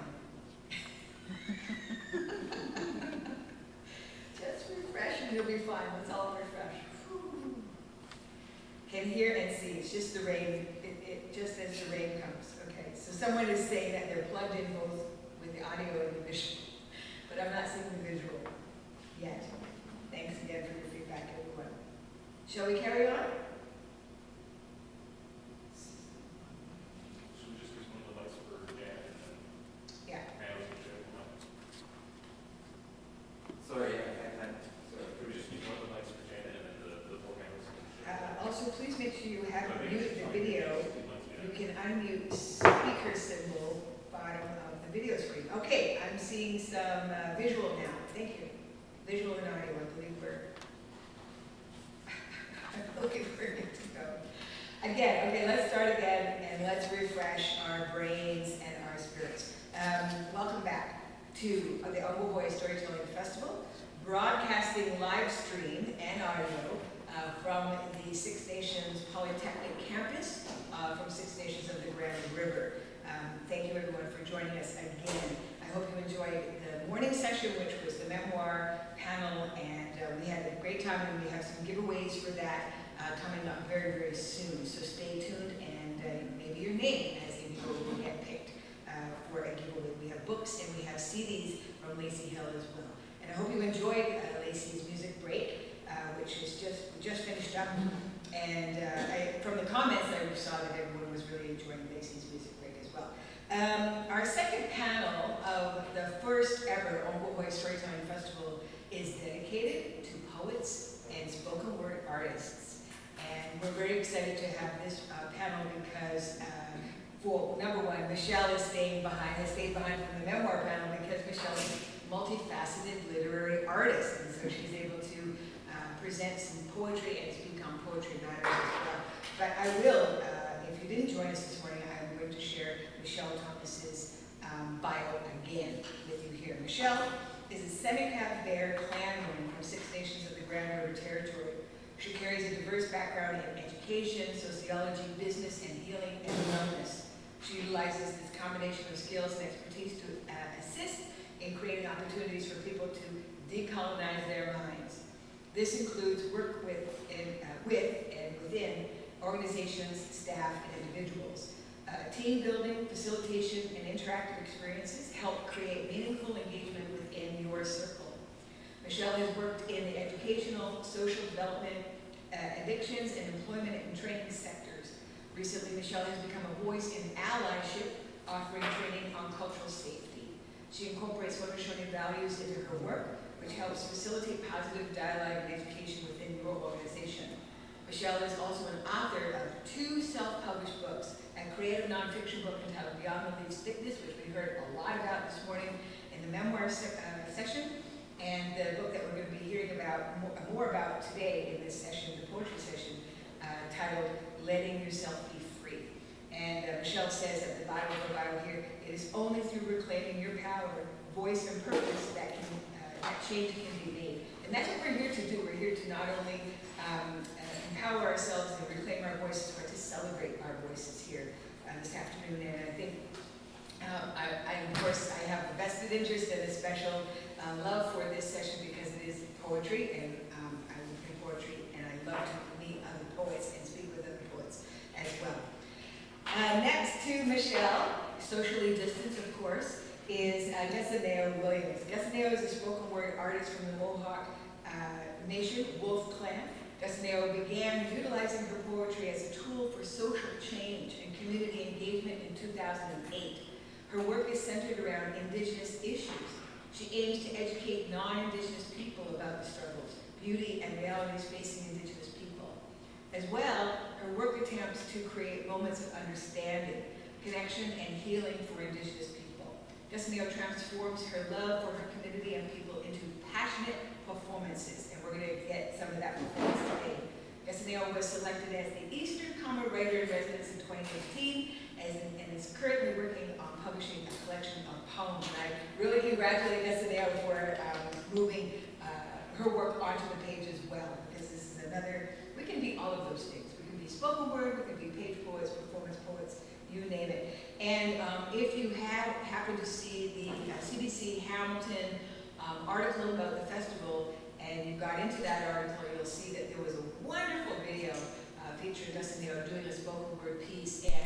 if you haven't done so, I recommend that you go to CBC Hamilton and check out that article with the video embedded in there, because it's really, really a dynamic experience because of Gus Neo's wonderful performance. So thank you. We look forward to hearing from you, Gus Neo. Danielle Busno. Danielle, again, very, very brief bio, about 3 sentences, so I'm going to embellish. She's laughing and nodding, okay. Danielle Busno writes poetry and tells stories so she can survive this world. Yes, ma'am. Beyond resilience, she takes her place through connectivity with laughter, and by owning her mistakes, creative chaos is her favorite place to be. Danielle is Anishinaabe from the Old Turtle Clan. You're from Garden River, Danielle. Why did you put that in your bio? It will be now. I know, Angie says put it in your bio. Okay, so we're going to jump into some questions, and we have some beautiful viewers who are joining us, and they've just been so generous with their comments, and they too are going to have some questions. Danielle, I don't want to ignore the fact that you brought one of your children with you, please. If you wouldn't mind, come up to the microphone and tell us more about yourself and your daughter who you brought here today. Sure. Yeah. Remove your mask, please. Thank you. Bonjour. So my name is Danielle Busno, Anishinaabe from Garden River, and have been really lucky and blessed to have made so many great friends down here in Six Nations and to form a community. And I think that's part of the beauty of Indigenous peoples, is that we're able to go to these places, and no matter where it is across the land, it's almost like that trail of connectivity just exists no matter what. And we always know people from other people, like, where are you from? Oh yeah, you know this person. So there's a lot of that, and it feels a lot like home, although it's not home. And so today I brought with me my daughter, Shyler, who is also an artist, but she's here today to help me with my performance, because I think one of the things about being an artist, for me anyway, is that vulnerability, and it's hard for me to be vulnerable. Like, the trauma has made it hard. So I brought Shyler with me today, and we're going to be engaging in a bit of a performance while I read my poetry. And I'm really happy to have her with me, and I'm so lucky that she came, because she's also a teenager now, and sometimes teenagers don't like to do that kind of stuff, but she's got my back. I love her, and that's about it. And before we get into the questions, I do want to give the other poets a chance to kind of like tell us more about yourselves. Just simply introduce yourselves. Let us know what you'd like us to know about you. Go ahead, Gus and Naomi.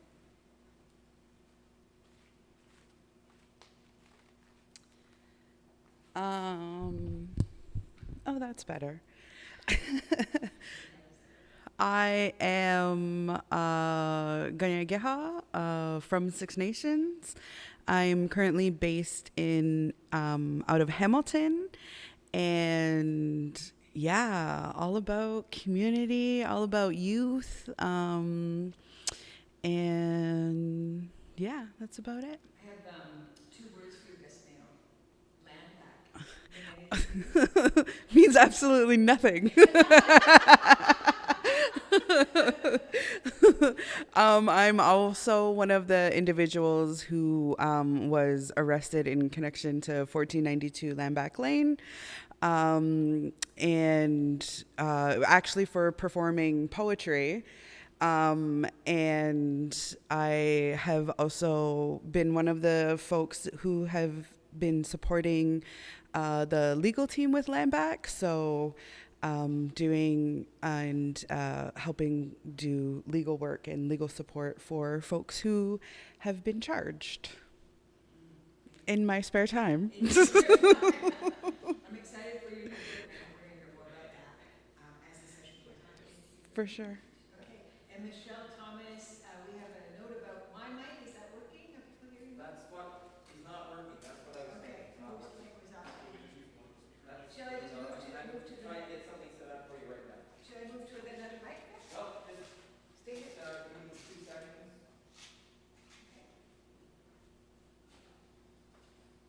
I could go to this mic though.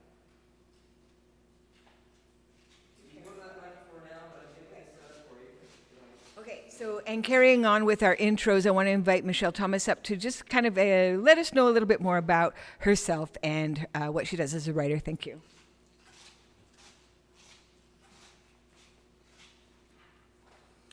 Hello. I guess a little bit more about myself is, I have been writing poetry for quite a while now. And it started out just as my own healing, my own way of, just coping with life. And so this piece, the book that I'm going to be sharing from today was just self-published last summer. So my first collection of poems. So thanks.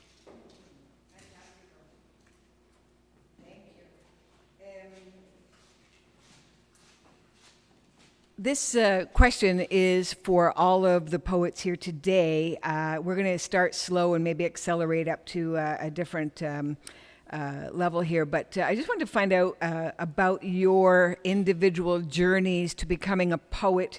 What inspired you, and was it accidental, or how did you find your poetic voice? And we're going to start with Danielle, please.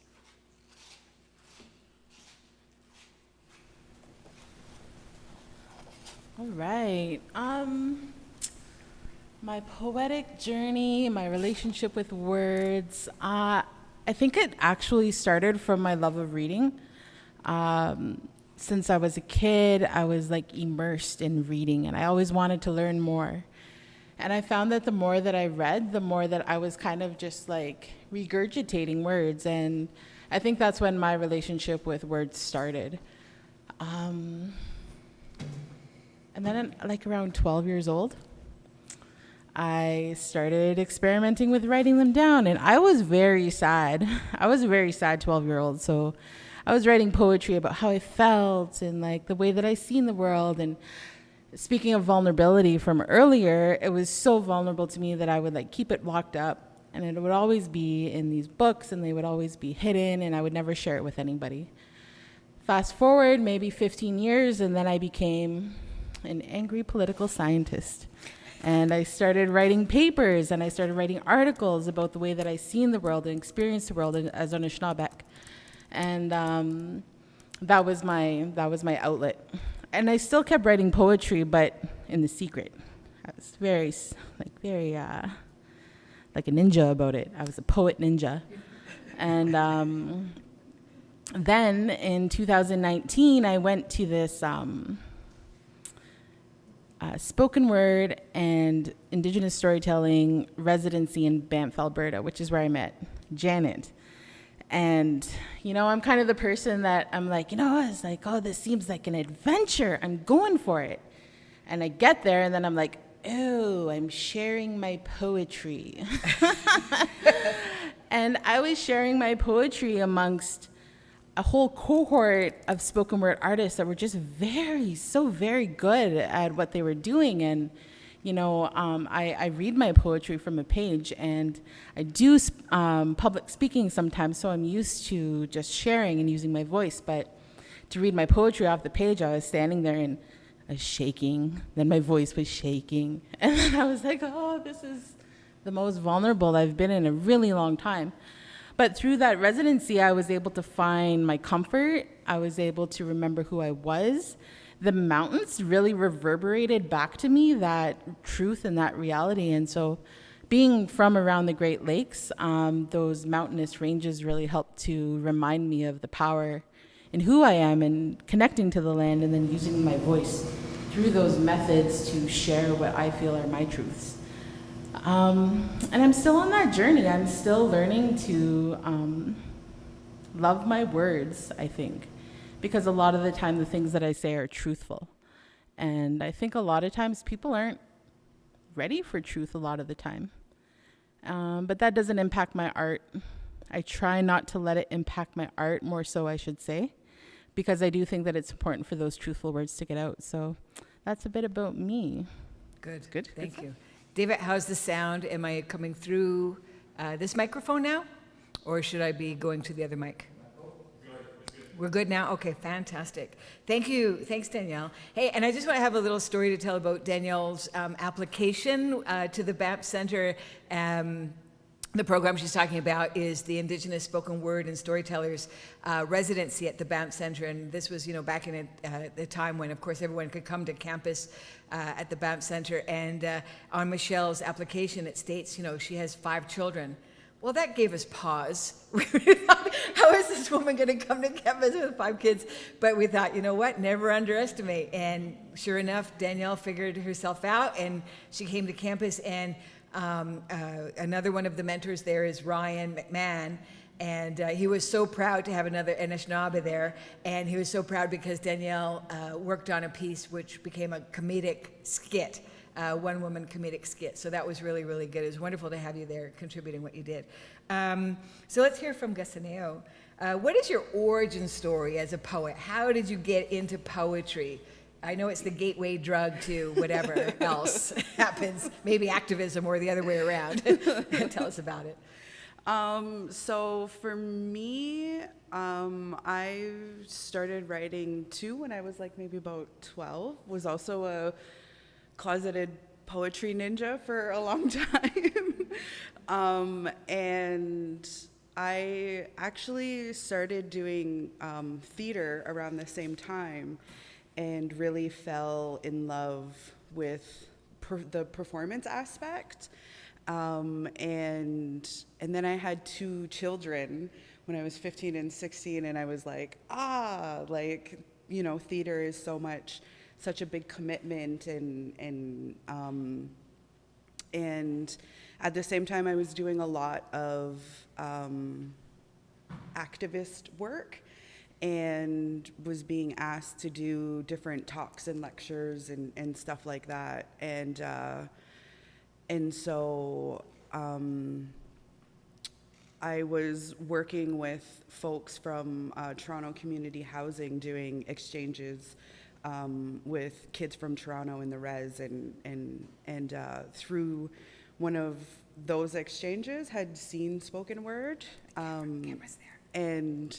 and learned about spoken word, because I had never, being a kid from the res, I had never known that spoken word was a thing. I didn't know that it had existed, and for me it was like my love for writing and my love for performance kind of came together, and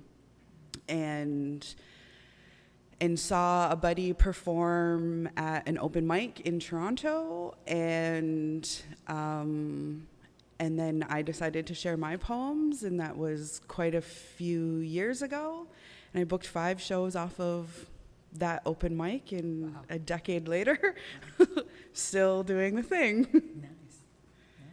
Yeah. And now you're going into print. What was the idea around going into print now? Because you're pretty well known as a spoken word person. Yeah, I think for me, spoken word, I'm able to kind of curate the experience for an audience through how I deliver that poem. And for me, spoken word is also about that extension of the cultural aspect of being an oral people. And so I've been kind of stingy with wanting to really remain true to that oral storytelling and tradition. And I think growing my confidence as a writer, because writing for page versus writing for performance is very, very different for me. And I think I finally gathered the confidence to be able to feel sure about my artistic ability in allowing the reader to kind of go on whatever journey for them. Yeah, cool. Thank you for that. Even though we move our work into performance as spoken word artists, it does always start on the page. I just want to make note of that, because to me, the page is a really sacred place. It's that void where anything can happen. Mm-hmm. And so I love the fact that you're expanding your practice to include print, because you're going to get different readers, and new readers. Yeah, for expanded, more readers perhaps, you know? So that's great. Thank you very much, Gasaneo. Thank you for that. And Michelle, we're going to pose the same question to you. If you could share with us your origin story as a poet and where it's gone from there. I guess, first of all, I just want to acknowledge that this is a really powerful group. I'm just sitting there, the room is filling up. Yay. So, yeah, I'm really grateful to be able to acknowledge all the people that we bring with us, spirit side, ancestor side. When we gather and when we bring our voices together, it's really humbling. So, yeah. So my origin story, I started writing poetry when I was in my 20s, I would say, and mostly it was really as a form of expression for healing, you know, and I never thought that it would go anywhere or do anything. I guess I was a ninja too, because it was more or less just for my own development, you know, and I never had any intention of sharing it, and I always kind of kept that throughout the years. I'm 49 now, so I've just been always up writing poetry. And then I guess how I really found my voice and putting that into something to publish was losing my mom 3 years ago. I think it'll be 4 years in October. And for me, that just because that had been historically how I dealt with my feelings, my emotions, my pain, everything just exploded out of me because I was a caretaker with her for 3 years. And so seeing that journey from start to finish, and then the actual grieving process and everything in between, you know, it all just exploded out of me. And a collection was formed very, very quickly and went to print very, very quickly. So I acknowledge that presence of our people and our ancestors that push us to send those words out to other people that need to hear them, because it's very powerful. Right on. Thank you. Thank you. And we are going to hear from each of the poets shortly. I have one more question to pose before we start a series of readings here. But also I wanted to remind the viewers who, again, are just sharing such lovely comments. And I want to thank you all for that so much, and for being so patient and understanding with our tech issues. I wanted to say, please let us know if you have questions. The comment section on the YouTube link seems to be working just fine. So send your questions and comments through the link on the YouTube, and we'll get them to our presenters here today. But the next, and you can feel free to do that now. The next question I have lined up for all of the poets right now is, you know, and I heard several of you talk about what you do in terms of messaging and sharing in community, and even in some of your bios, you're talking about creating using creative voice to teach, and maybe teach non-Indigenous individuals what our true lived experiences are like, and that's really quite a responsibility. So my question, in short, is what do you think the poet's role is in community? And we'll start with Danielle again.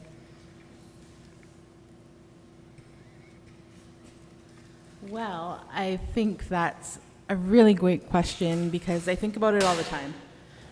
And I think about, you know, like you were saying earlier, I'm a mom of 5 kids, and I work, and all the capitalism stuff. Then I'm like, where do I find the space to express myself in colorful ways? And, you know, even preparing for this event today, you know, I was like, must do this, and really in a production-driven sort of way. And it took me a while to kind of just be like, you know, you've already written a lot of stuff, like just choose something. So then I was like, okay. And then it gave me the space and the freedom to be able to feel comfortable in my body. So like, I feel that a big part of a poet's role in society is embodying our ancestral power. And a lot of the time, what happens for me when I'm writing is I just need to be quiet. And I need to just like quiet the outside space, and then more importantly, quiet the space in my mind. And then it just flows, and it flows through me. And when it flows, I know that these words aren't mine. And then that's what makes it a gift. So I think that the poet's role is to share their gifts. And even as a writer, I don't necessarily consider myself like a quote unquote artist, right? Because to me, an artist is someone who does like the visual stuff, you know, like makes the paintings or creates the soapstone cultures or what have you. But then afterwards, and thinking about it and talking with other artists, that they encourage me to accept my artistry as part of my identity, because they said that a lot of the things that poets do with their words is to create visual images in our minds. And to me, that's beautiful. I think art of any kind is beautiful, because something that I learned from my Anishinaabe teacher is that art, there was never a word for art in our language, because art was infused into everything that we did. That it was something that we performed every day, but like not in the sense of like performative, but in the way that we lived, in the way that we engaged with all of the living things that surrounded us every day. So that artistic way of life, I think, is something, especially these days when everyone is so like, gotta work, gotta work, gotta work, or, oh no, the world is burning down. Like very valid things, but I think that poets are really meant to remind folks about the beautiful parts of life that we sometimes forget about. Oh, fantastic. That's beautiful. Thank you for that. Thanks, Danielle. Destineo, what do you think the poet's role is in community? Or multiple roles? For me, art is medicine. Mm-hmm. And so, like, poetry is medicine. And I, too, feel very similar in that, like, when I do write, it comes from somewhere else. And so, for me, there's a sense of responsibility to share my gift and to share my medicine with folks, in the hopes that they can find moments of healing or moments of understanding themselves through witnessing my art. And I think it's a really big responsibility, and you know, even times in my life where I've been like, oh, I'm gonna like back away from the poetry thing, or you know, tried really hard to be like, I'm done being a poet, and then it's just like, oh, but you have a responsibility to community and go share your gift, and yeah, so it's definitely is a responsibility. Yeah, without a doubt. Recently, I was approached by an opera singer to collaborate on a piece together, and they wanted to address the discovery of the unmarked graves on Indian residential school properties. And at first, my first reaction was back away. I don't even want to think about that or attempt to address that in creative voice. And then I spoke to a senior artist, more senior than myself, and I told them about that experience, and their response to me was, you lean in, you go to it, and you address it. This is what you do. This is what your job is, if you want to put it that way. And I was told in no uncertain terms that that's what we need to do. And I mean, for something like that, which is happening in real time, it's difficult to know where to begin with that story, because the story is unfolding as we speak every minute of the day. And I have a feeling that that story will continue to unfold, even beyond our own generation. What do you think about that, Gasneo? I think that's absolutely true. I think as an artist, like, because as much as my poetry is about like giving other people the opportunity to heal. It's also about me being able to heal. It's also about making sure that like I'm not holding these things inside myself, and like I'm able to release and let those things out.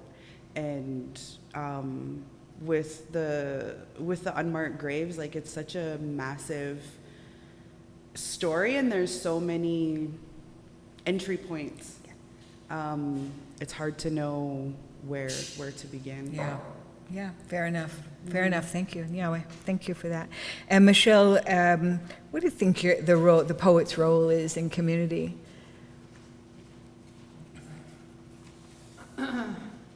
Well, just being on this panel is very validating. I feel like I found my people because I'm just resonating with what everybody is saying, and I feel like I could just say the same things, like I'm being repetitive. But I think the role of the poet is to, in my case, it's been to definitely lead by example, even though I didn't know that's what I was doing, because it's writing for me has always been about my own healing, my own way to make sense of what was going on around me within myself and all the other things that happen as Indigenous people.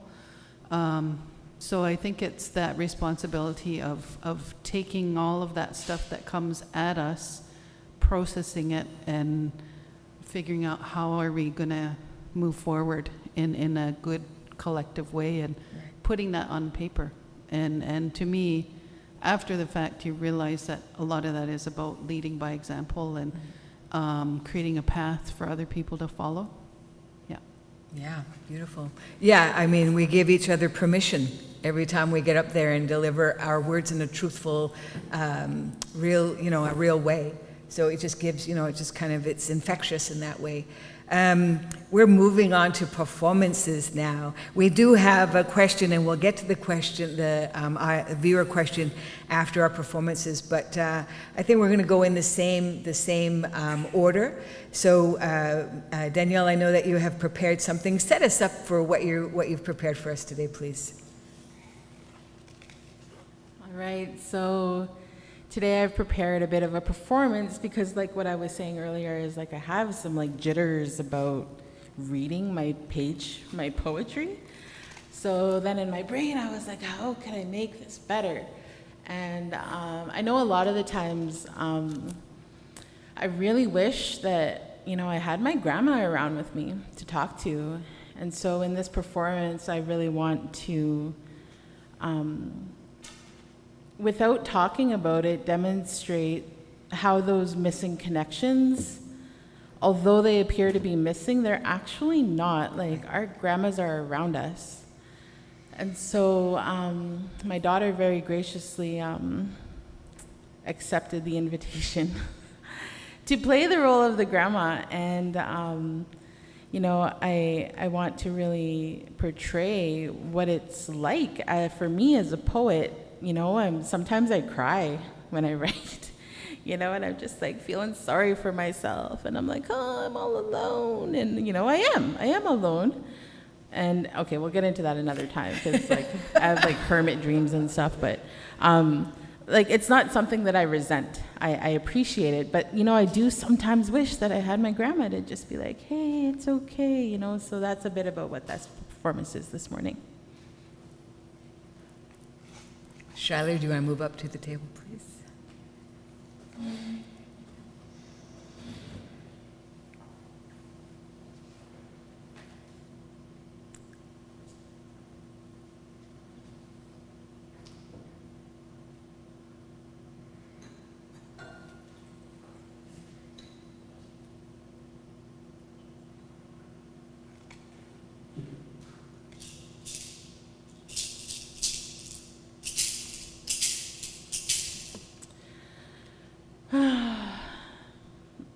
Sometimes when I write, I feel so sad because I have no one to share my poetry with. And sometimes I really wish that I had my grandma, and I think about what it would be like sometimes to sit and drink tea with her. It's so hard to be alone I wish I could share my poetry with my grandma. I remember if she remembers about how much I loved Shakespeare when I was a kid, and who would have ever thought that I loved Shakespeare as a kid? He's probably the whitest poet of all the poets I've ever seen in my life, and still he inspires me so much. And what is it about his sonnets? The way that they rhyme, but the words that he uses don't even make any sense. What is this? These unmarked graves, when they announced the number 215, just reverberated in my brain for so long. And I was so sad, and I didn't know what to do. I couldn't even find the space to write because I was so sad.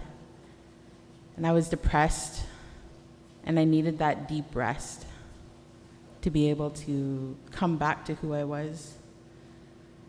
So I wrote a poem. It's a sonnet. And it's like Shakespeare's sonnets. I tried to do the, what are they called? The way that he rhymes. I tried to do that, but I can't find myself fitting into the way that he writes. But this poem, I really wish that Grandma was here to read it. Pontiac implored, push them back to the shores. They took the land, they stole the kids, erased the seeds with nowhere to grow. Instead, we signed papers, made agreements, had faith in white lies, the black robes they wore. Prophetic lore, and then we learned what they meant. Confusion, spiritual contusion. It's like say one thing and do another. Forget ourselves, colonial fusion. Steal the land, mothers and brown babies. To kill, to maim, reverse the blame. Take back their bones, ancestral homes. Reclaim their joy. We give back their shame. We take back the land where they should have grown. 215 times too many deaths. Inhale, exhale, victorious breaths. And I know that my grandma would ask me what that was all about. Victorious breaths. What does she mean? I think I want to say that we're still here. And Grandma, you might not be here with me, but I really do love the way that you remind me about who I am every day. And this tea, I have to drink all by myself. I'm not going to feel sorry about it. But I really wish she was here. And I wish I had someone to talk about all of these poems that I've written. And I think for me, the best thing about it is how I can tell my stories. Grandma, I think, would really like this one. I am present and vulnerable. I also tell stories to others and myself to protect my broken frickin' self. I struggle to put the pieces together and still be present and still be vulnerable. Softly, strongly, maybe wrongly, accept, receive, open, close. Walls, they call like wolves, stay safe. I am Danielle. Broken and strong, my heart sings love songs. But I keep them inside because I'm afraid, courageous and kind. Give it all away so I don't have to feel the love. Broken and kind, unsettled mind, reclaiming the space hides her pouch. I am Danielle, present and vulnerable. A storyteller of epic proportions. My best audience is myself. Every time I ask myself why I'm like this, a raven flies by. The days when grandmas were able to sit at tables with us, and the days when grandmas were able to talk to us and tell us how we feel without actually knowing how we feel. But how do the grandmas do that? I don't really know, but I wish that she was here with us. I have one more, Grandma, and I'm trying to find it. And you know me, typical, doing things so upside down and backwards. I will find it, I will find it. And I know as I was preparing, I know Grandma, you would laugh at me so hard because I was tumbling through my pages, and then I finally found the poem, and then I didn't put the page marker in. Here we are. I know my grandma would be laughing right now, and I really wish that she was here. This one's called Bumblebee Shadows, and I wrote it when I was fasting. And Grandma, I know that you would be so happy to know that I'm taking up our people's ceremonies again. And not because I want to brag about it, but because I want you to know that these ways are still alive. So long I think I've waited without longing or desire. That sacred fire has held my place. I joined and lived and continued to give while the birds sing their songs and fly so closely by. As I sit under the sun in Shomaskizis, I'm reflecting on his light, on my light, and how I can shine too. Not just to be a light or the light, but to help someone find their light. And I guess that's what it's all about, or so I hear. When I reflect and I move the stories from mind to heart to pen, or is it the other way around? I wonder if that's my light, if my words can sing a kind of new light, a kind of dream come alive. But all I have to give are my words. And as the sun shines and the shadows create spaces for bumblebees to buzz and the birds to sing their momentous songs, I'm grateful to have heard the world come back to life once again. Not that it was dead, but that the light was gone. The songs had faded. There was uncertainty every evening, I suppose, but every morning comes a new day. I feel like even though I was saying all of my poetry to myself and trying to talk to you, Grandma, like in the ways that I would have long time ago, that I feel like you're here. So miigwech, I'm so happy, and I hope you enjoyed your tea. I put a cup out for you. Miigwech nokumis.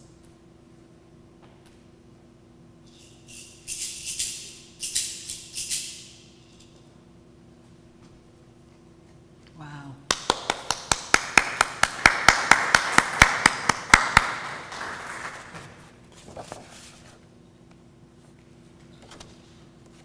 Bumblebee Shadows. That's so beautiful.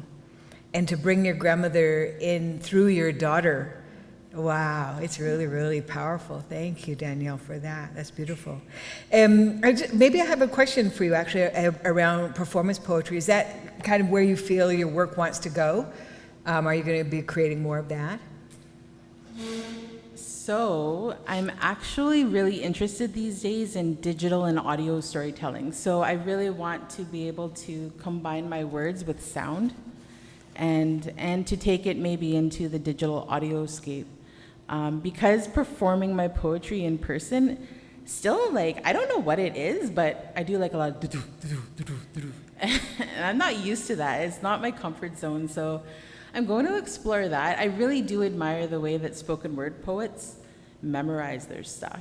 And like Gastanio is like so good at that.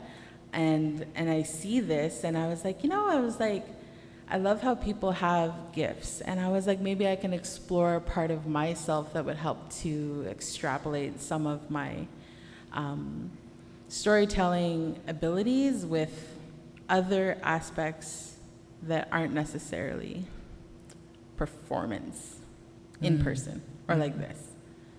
And I'm still trying to figure it out. I don't actually know. I don't know why that is, but yeah.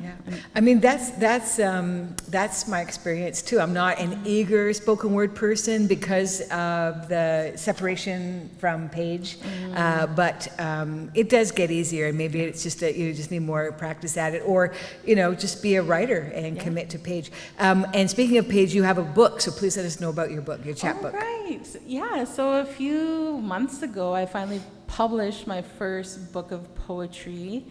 With Hamilton Artists, Inc. I was in a residency there as well for a few months, and they asked me to talk about gentrification. And at the time, I was kind of like, I don't really care about gentrification. I seen it in the context of larger colonialism, and then I couldn't help but feel some resistance to oh, like, why are they crying? Their own people are doing what they've done. Their own people are doing to them what they've done to other people. And I couldn't in my brain fathom any sort of compassion about this. And then so I accepted it because I was like, I was like, it's the challenging things that give me drive to move forward. So I was like, yes, I will take on this project. And then so I wrote 2 essays and 10 poems about gentrification in Hamilton. And I tied it in with colonialism to be able to make it authentic to me, to who I am. And I had a great editor. I love editors. All the editors in the world, thank you so much because you do us a great service. Just to even be able to reflect on like, oh yeah, maybe I should choose a different word. And so that was a really beautiful experience. And then I got to share it through an online event. And I'm pretty sure that you can still order it by contacting Hamilton Artists Inc. and it's free. So. Right on. Congrats on that. That's so great. I look forward to what you're going to be creating going forward in terms of media. And girl, I'm here for you, If you want some assistance with that, I'm happy to help support. That's great. Gussaneo Williams, again, I think if you go online and you wanted to search Gussaneo Williams outside of her arrest, she's also there online with some really powerful media work in video. So take it away, Gussaneo. Tell us what you're going to share with us today. So I have a few poems I'm going to share with you guys. And I meant to write them down on paper and use a book and look like, like a poet, but I have my phone instead. So the first piece that I'm going to do is called Mohawk. And this is an older piece that I wrote about my haircut when I was like 19. And what I was told was that the mohawk is used as a sign of war. And so this is a poem about that. And yeah. I rock this mohawk 'cause I'm a warrior. And we don't fight with Glocks, and it ain't only those with cocks that rocks the battlefields. And as my pretty pink polished toes hit the ground of the war zone, I realize that I am home. I wake up every morning and I step out onto this battlefield of life. My only weapon device is my arrows of knowledge. And you don't have to go to college to know that they're dropping bombs of oppression, igniting grenades to our dreams. They got us tiptoeing through their schemes that's messed up, and it seems they got us hiding from our own dreams. And I need a moment of silence. It's deafening, and that's my people's screams. It's like there's landmines planted at our feet, so we can't speak. So consumed in oppression, we retreat, and we drown in our own defeat. But we don't rock suits to prove our roots.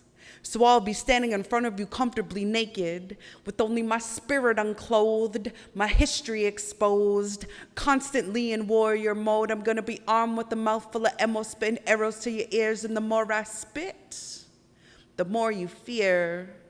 My pledges to the great law, and I wish you could have saw the look of shame as my own people, a part of the game, got their finger on the grenade.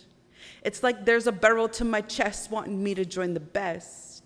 They want me colonized, trying to get me hypnotized by their lies. But all I can hear is the coming generation's cries. And I gotta be honest with you, that your policies of Glocks, cops, and smallpox will never knock the truth as it slips from my lips and the tears drip. You can't kick the spirit out of me. It exists through my body indefinitely, and it flows through my body like the sea's breeze, bringing people to their knees, thinking of their coming seeds. So I'll rock this mohawk without a Glock. Hate for myself, I gotta stop. And I'll be spitting arrows, go ahead and look at me as Pharaoh, 'cause I'm deaf to your lies, occupied by the coming generation's cries. A word to the wise, I'm gonna advise that y'all just mission abort, 'cause this fort is on lockdown. Thank you.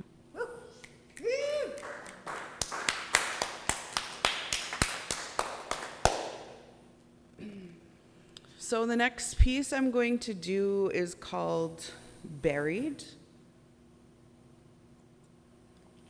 And it's a piece that explores kind of the relationship between Canada and Indigenous folks and Indigenous nations. There's a lot of discussion about this like idea of being in like a post-reconciliation era. And that is not the case at all. So this is a poem about that.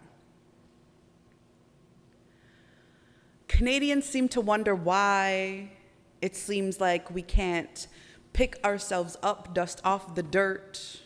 Well, let me tell you, we are still being buried, still covered in the ashes of our burning homes, broken tongues, still trying to find our children, still loving them.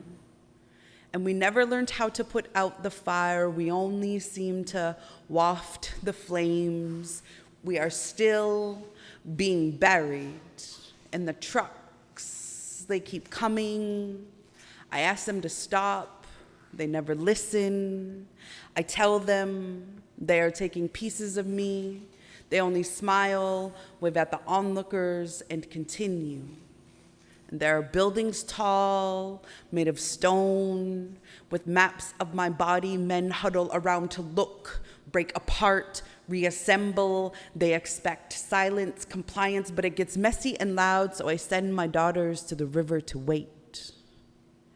Because they always seem to come home to a burning village, a mother being buried alive, speaking truth, uncovering lies, because this Indian war is relentless. No home, no moment in time to breathe. And there is nothing new about this renewed relationship when we are still being buried, our houses still burning, and we still can't find our children. Maybe they are at the river waiting. Thank you.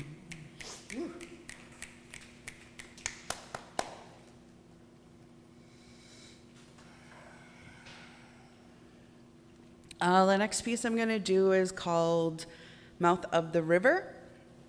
And this is a poem about, it's a poem for Indigenous women, femme-identified, however that looks for you. Yeah. You, my dear, are the mouth of the river, portal to another world. You are bone and tongue, hands and spine. You carry secrets, but they want to fill you with greed. Open up your belly to let out hurricanes. They want to tame you.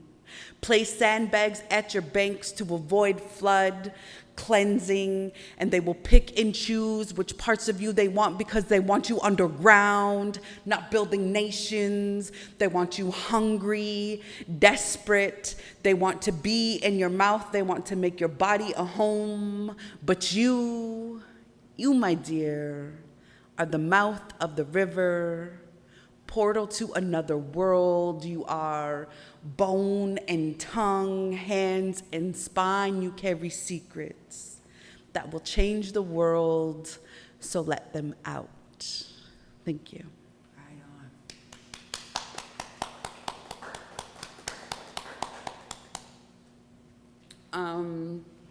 So the next piece I'm going to do is called Cascade. And it's a newer piece, and it is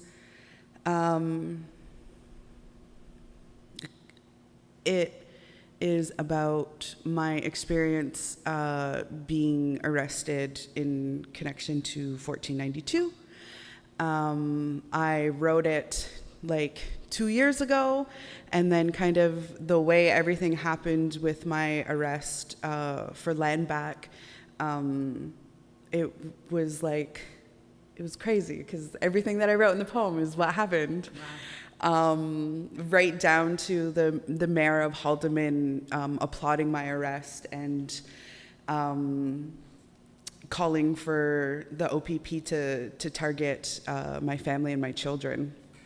And so this piece is called Cascade.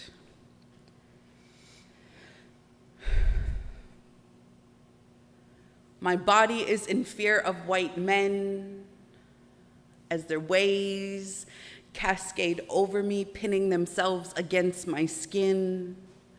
I am not free to move as I wish, to hunt, to build a home, to govern this body, to soak my children in love and culture because my whole world is immobilized. I can't seem to get them off my body. I can't seem to get them off my land. And so the white men clap proudly for other white men as they publicly conquer me, push my face into the soil I so desperately want to protect. But then the earth grows angry, voices her concern with an early spring, a hailstorm, a tornado she floods, rivers and oceans because she is trying to speak to them. But the white men are not fluent in the language of consent, of survival. The white men are not fluent in the language of emotion, of earth, and so the whole country stands by and watches from their houses on stolen land, pockets full of Indian money and food in their bellies with words like reconciliation spilling from their lips. Thank you.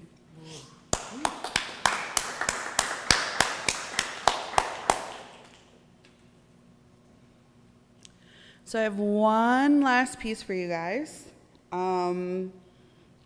This piece is called I Wish, and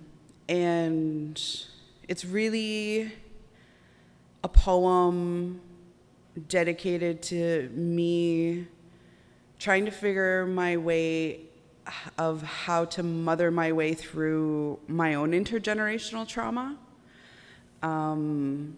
And yeah, this piece is called I Wish. My daughters, I wish I could love you without intergenerational trauma wrapped around my vocal cords, without sort of English in my mouth. I wish my words felt like honey instead of bees. I wish I could love you freely, without emotional constraints that have been placed on me. I wish I could love you like this place never existed, as if our home was never invaded, as if our families were not systematically torn apart at the seams, open, broken, held together by the need to decolonize, to rise. I wish I could love you as if our sovereignty was respected, without our treaties being neglected. Sometimes all I can think about is being able to love you without the weight of our land being stolen. And I want so badly to wrap my arms around you and melt into each other. Without fear of agents knocking on our door, I wish I had something more than this rage to give you. Let it be your protection. Let it be wood for your fire, tend it like gardens on sunny days. I wish this poem wasn't so heavy on my tongue. I wish I could hit rewind. Go back down to that house on the river and place your grandmother back into her mother's arms. I wish I knew stillness instead of chaos, dizziness. I wish I could hit rewind. Another one dead, hung by her neck. Another one OD'd, another child denied basic humanity, another one locked up, another unfair verdict. My girls, I hope another one is never you. I wish it was understood that another one was always the intended outcome of those schools. And as a people, we have a long way to go, my girls. I wish I could love you as if we were already there. But I will love you open, broken, mother you as if you were earth and moon, land and water, intentionally, my daughters. I will love you. Thank you.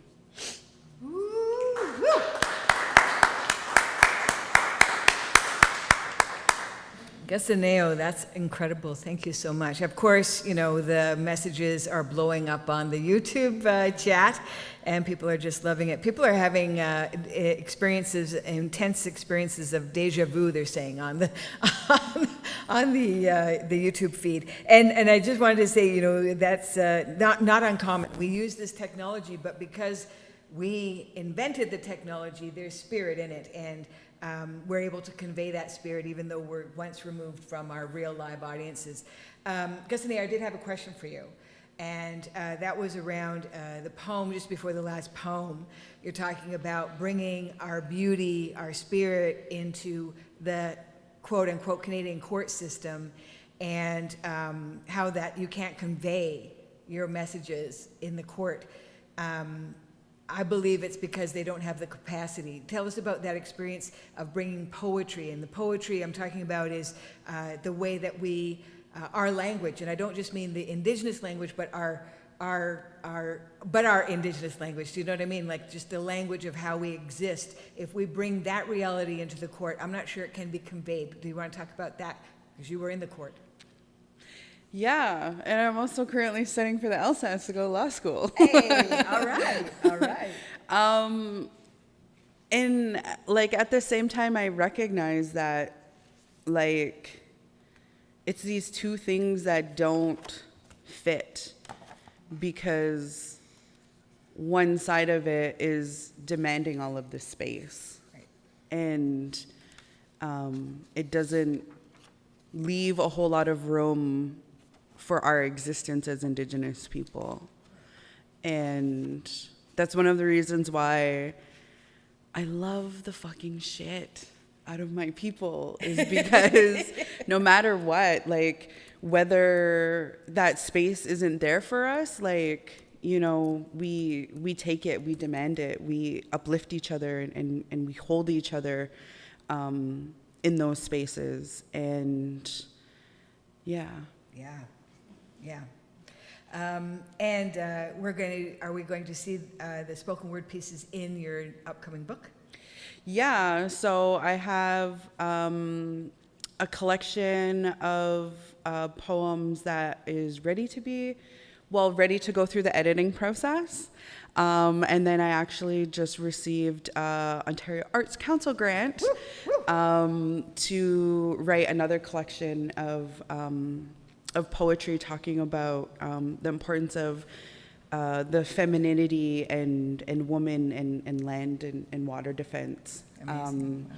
And so, yeah. That's beautiful. Congratulations on all accounts. Congratulations on your life. This is wonderful. And thank you for sharing all of this really good medicine with us. Really Thanks. Appreciate that.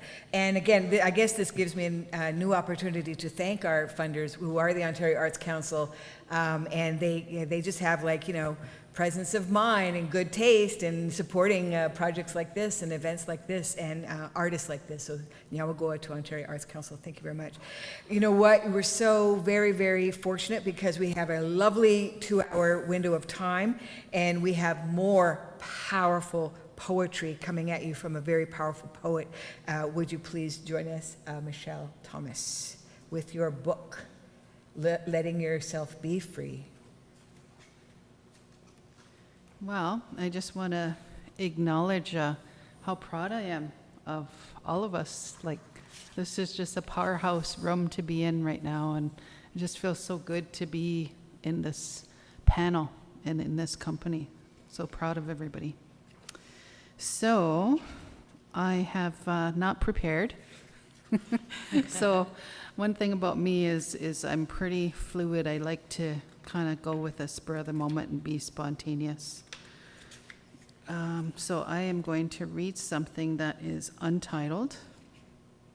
If I can find it. The words, the words sing from my heart, dripping like honey. Soft morning dew manifests my desires, speaking like thunder in my ancestors' tongue. Nouns, pronouns, suffixes and tenses roll effortlessly from my mouth. Brown hands flow through my blood, igniting genetic DNA. Memories of natural sounds, happy, guttural whispers, tongue sliding naturally over curvy syllables. Laughter, so much laughter. Brown hands carry and heal lineages. They give me soft strips of buckskin to wear around my left wrist. I tether myself to my language of birth. And if you were listening at all this morning, I shared a lot about myself and my memoir being clairvoyant, clairaudient, and all those gifts that I carry.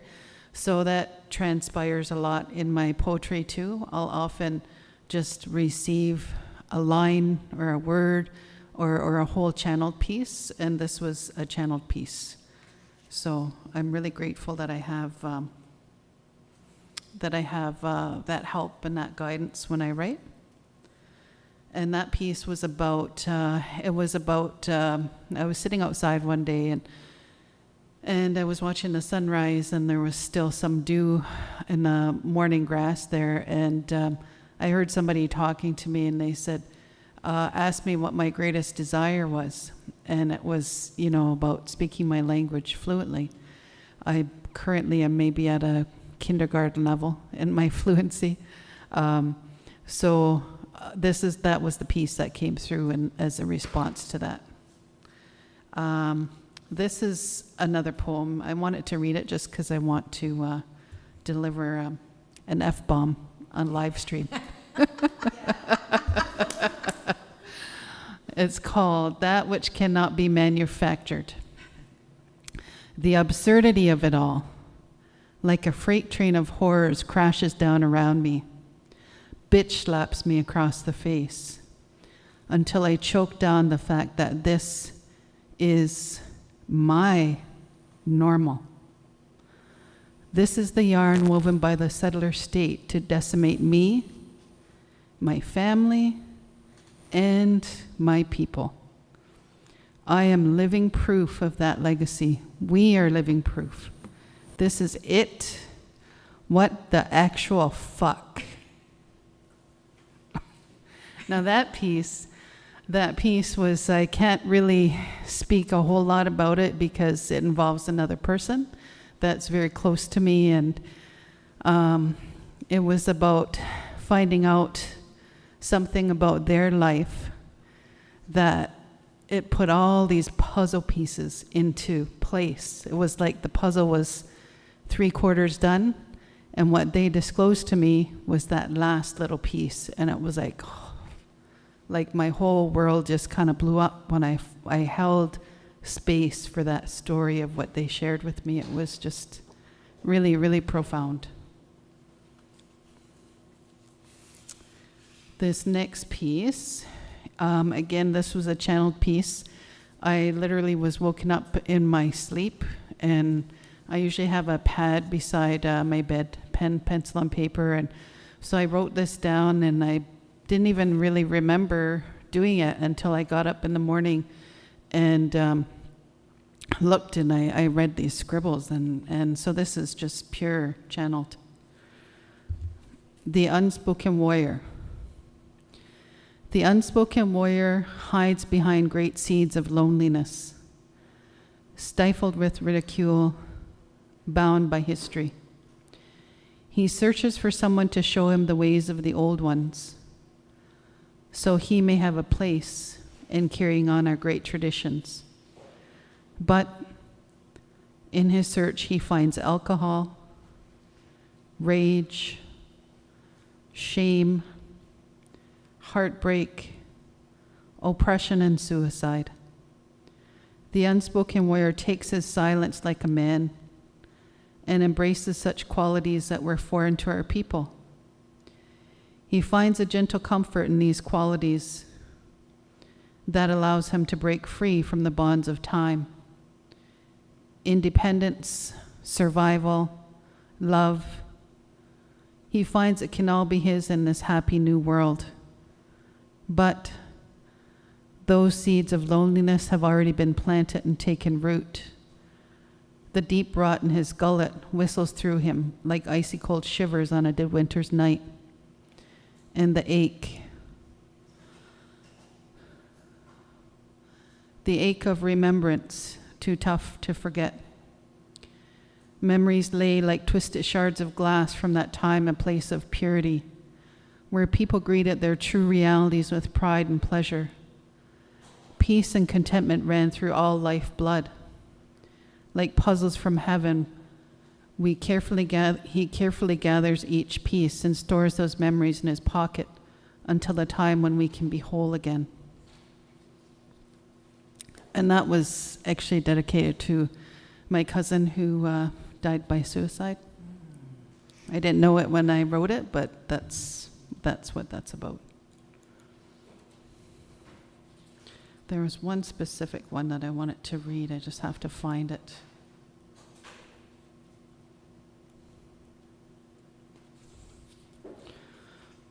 This is called Skin. The weight of my brown skin lies heavy with me tonight, wishing I could shuck it off and wash it in the rain.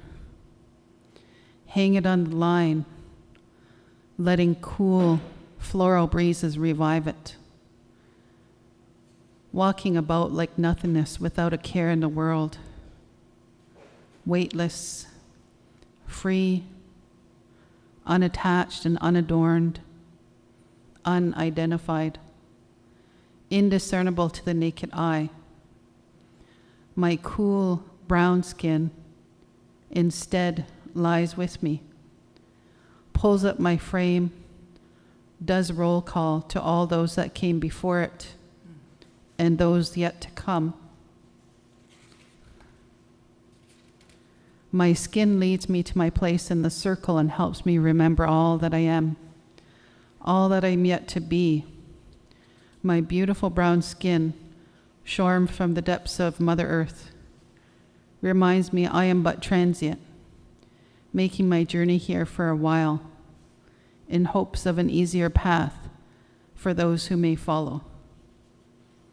And that was written in memory, I guess, or I guess it was my response to the cases that were happening out west, Colton Bouchy, and when those cases were in the news, and so many more like that. But that one in particular really struck me as I had a major grief over that loss.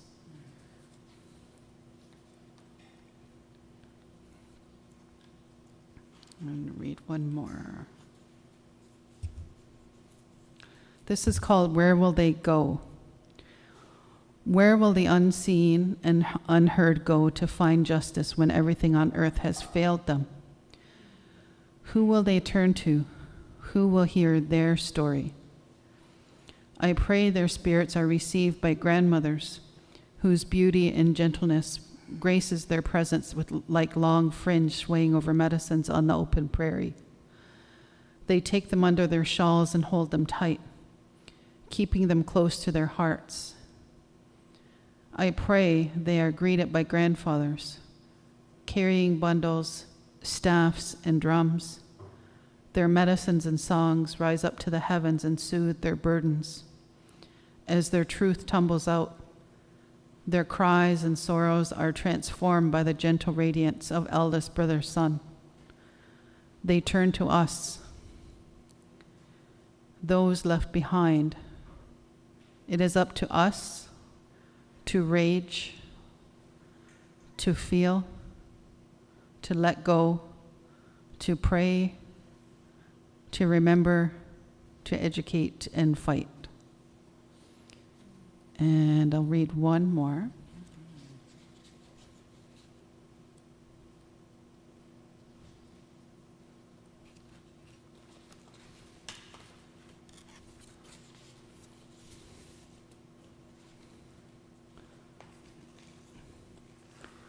This is called Danito.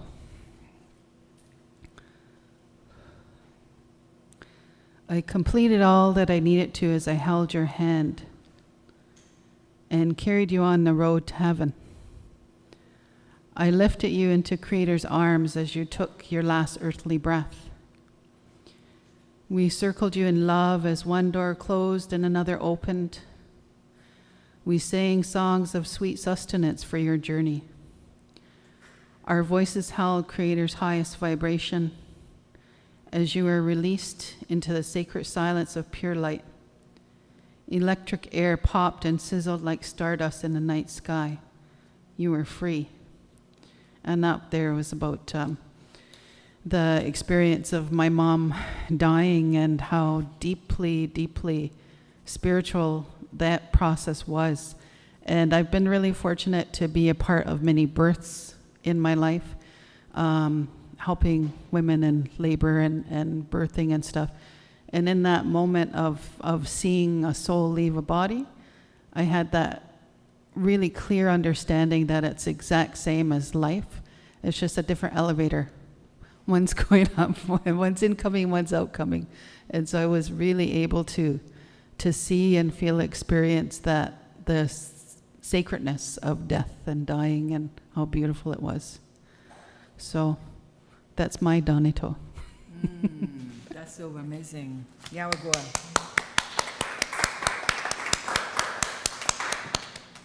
Michelle, I know that you maybe didn't set out to be a poet or a writer, but it kind of found its way to you. And I think that this is true of artists, but maybe more so in particular to Indigenous artists, that we often have to juggle a few things as artists. Not only are we creating art, but we're doing the job, and then you've got the kids, and then you're working for community and all of that. So this is being a poet. It takes almost a village to allow yourselves to be a poet, because there's so much work involved, and you're always juggling things. I don't know too many poets who can really make a living off of being a poet, unless you're really of a high caliber, and you do get those big grants. So we're fortunate in that way. Here's the question I wanted to get back to that came across from our viewers. And again, thanks everyone for tuning in. We have 70 people watching. I mean, that's really incredible. I never have seen 70 people come out to a reading of mine. You know what I mean? Like, this is like people online, this is what we can do. They were asking, what is your advice for an experienced writer and presenter who developed a block due to trauma to restart their writing career later in life? In a healing and gentle way. Yes, Michelle, come ahead and respond to that. That's from Tara Ann Noel. Thank you for posting that question. Well, I can speak to that because that's where I am currently right now in that spot exactly. Like I talked about earlier, this book came to me very fluidly and quickly and fast-paced, and it was published just as fast as it came to me, right? And it was about that whole process of my mom dying and caretaking and such. And just this past spring, I lost my dad in May, very traumatically, very tragic accident. And I was a part of that whole process and on scene and all of that. So I'm really in recovery right now from that experience, and wishing and praying on a daily that my voice can become unblocked from that trauma. And so my experience with that is to really just say to heal, to give yourself time to heal and to be present with the pain, to be present with the trauma, and to have faith that your voice never went anywhere. It needs to be healed. The healing needs to happen first. At least that's my experience. And I'm really confident that my voice will be found again, once I uncover that trauma and kind of get to the other side of those big pieces. So I would just say not to give up, and to really, you have to have a lot of faith and a lot of trust in the process. And understanding that there's a reason why that hurt and that trauma came to us, and that there's a bigger plan. And it's okay to take a break, but to know that it's not a permanent break. Yeah, great advice. Great advice. Thank you very much. Anyone else want to respond to that? Yes, Gastaneo. So for me, the times that I've had writer's block has been like, I needed to, you can't write what you don't know yet. That's right. And so there were things sometimes that we have to go through and to learn and to heal from before we even have what we need to be able to share. And so I would say, you know, keep focusing on healing and learning and growing. And when you have those lessons, when those lessons come to you, then you can share them, and just keep working at that until you get there. And, you know, it's a, like Michelle was saying, it's a putting down, not a quitting. Yeah. Mm-hmm. Yeah. And more great advice is great. Did you have anything to share, Danielle, about that? Yeah, so I've experienced that a lot, you know, and as such as Anishinaabe Kwe and stolen lands, you know, having to deal with trauma all the time. But what I found was that when I wasn't expressing myself, it wasn't going out and it was just coming in. So like Gastaneo and Michelle have talked about, that writing as a practice of healing, one of the things that I do when I'm feeling blocked like that is that I stop writing for other people and I start to write for myself. So one of the practices that I do is just like a free flow writing, and I dedicate time to that. So I'll be like, today I'm just going to write for 20 minutes and I have no expectations of what it's going to be, and I'm just going to write and write and write for 20 minutes. And I see that as a gift to myself, because I think a thing as artists is that we're constantly outputting, and that our art is also meant for us. So to remember that, you know, if your writing is that for you, that to kind of, and also what Gastaneo and Michelle were saying, to take time to reflect back to yourself your own gifts, because I don't think we do that enough. And not only will it help your healing process, but in the long run, probably others as well. Right on. Thank you. Great advice. Which I'm going to share too that my experience, you know, you guys have been also generous and vulnerable about your experience. This month, at the end of this month, it's 8-year anniversary of my sister's murder, and I don't write about that. I mean, clearly I'm not ready. I'm not ready yet. So I just hang on to that until it will find a way. Because I think it is important to share those experiences as well. So I just wanted to be, you know, be as generous as you guys have been throughout this session, so thank you. We look to the future, we live in the now, and maybe we're inspired by the past, possibly. And when we think about the future of poets, or even your own future as a poet, what do you see in the future? And what do you see in the future of our collective future as Indigenous poets? What do you think should be there that isn't there now? Anybody can address that if you wish. It's a big question. We're big on Six Nations, man. We go big, you know. Thank you, Gastaneo. For me, so there's not a whole lot of, like, I think that there's a lot of Indigenous poets, but spoken word specifically in this kind of area, there's not a whole lot. And I often, for the last like decade, have spent a lot of time trying to be like, come on, like I can't, I'm not the only one. Right. And it kind of felt it kind of felt that way for a long time, that like I was the only one. And it's so amazing to see so many more people accepting the gifts that they have. And it's amazing to be on this panel with these amazing artists and Janet. And I think the future of Indigenous poetry is vibrant and alive. And I think the more that we collectively decolonize and create space for ourselves, but also creating space for each other, those things are going to continue to grow. And I really think more on reserve Indigenous experiences are really important.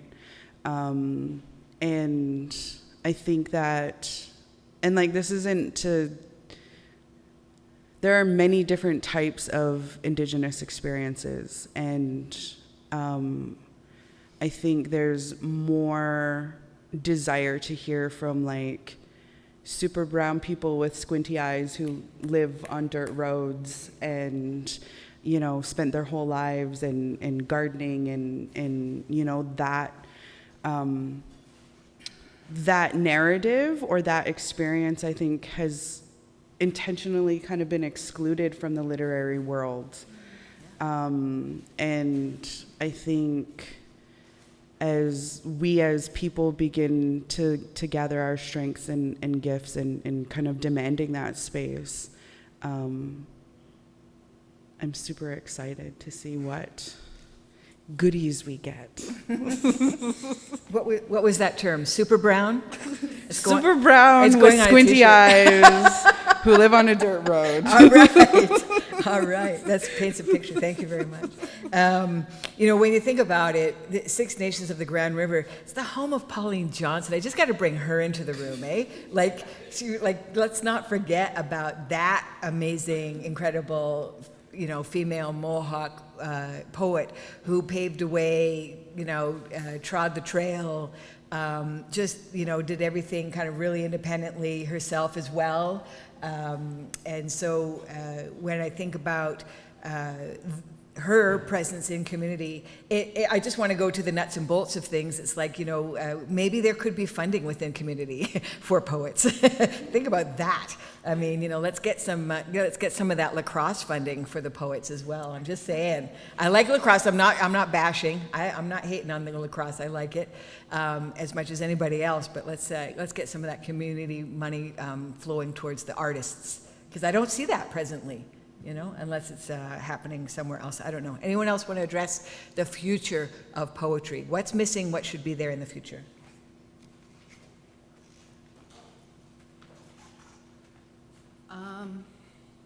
Well, I guess I can talk about the future of what I'm working on right now. I'm working on, very similar to Dawn, her piece this morning on memoirs. She has a companion piece, right? To her book. Well, since this book has been out, my poetry piece, like, I guess it's all about, a lot of it is about grief. And I have had so much feedback and so much comments back from different people, from, like, I can't believe for it not really being published or put out, like, heavily promoted. I think because it's online, it's gone farther to different places than if it were just purchased from me, so that's an advantage. But so many different people have said to me that it's like a meditation book, you know, it's helped with their healing, and have given a lot of comments around healing. So I'm working on right now a companion book to sort of like a guided journal to taking out some of the bigger themes that came out of the book and out of each season, and helping people to process, just based on what comments have come to me and what feedback. That's one thing I'm doing. And then also too, I guess from my perspective, what I think is missing is we are deeply resonant spiritual people. And yet I find that there's still a fear around us stepping into our true sense of spirit, of who we are, who our ancestors are, and making that come to life. You know, I don't know why that exists or why it's there. I think because of colonization. But one of the things that I'm working on right now is doing a channeled book. So channeled book is basically me channeling from my guides, from my ancestors, from whoever is giving me the information, and taking that and transcribing it, and then having big written transcriptions, but then also adding in my own thought and my own theory to tie it together.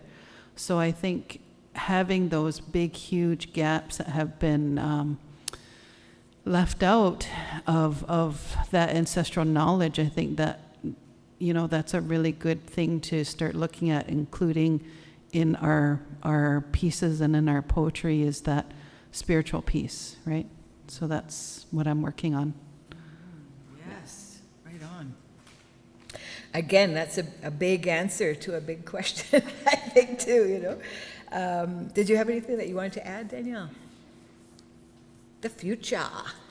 The future. So I remember one time I had a dream, and I forget when it was, but what the dream was that there was a bunch of people around, and I knew that they were older people, and we were listening to this one person talking, and I forget how I knew that he was like older, but I just knew. And so this person was sharing, and he was talking in the language, and the words that he was saying was just making me feel so full of light and like so alive. And I remember looking around in my dream. I was looking for like something to write it down, and I really wanted to be able to capture what he was saying.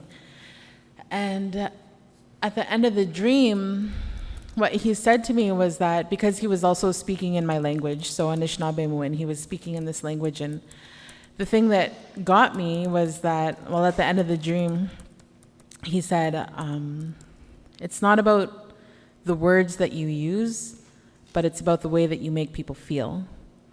And that struck me because I couldn't understand the Anishinaabe, but I think that my spirit did, and the reflection of those words within me was something like so beautiful that when I woke up, the dream stuck with me.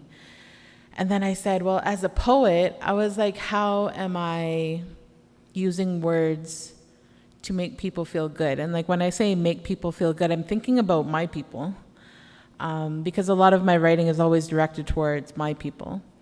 And sometimes my words are always meant to make my people feel better or to help my people express their grief. And I receive feedback from non-Native folks about like, well, when are you going to start talking about our experiences? And I'm just like, I don't know that I will. So I think that in that, the future of poetry, I think, is that we can all be poets, and we can all be mindful of how the words that we're saying are making other people feel. And I think that that can be a mindful sort of decision, especially when we're talking about what's happening right now in the context of Canadian modern history that's unfolding before our eyes.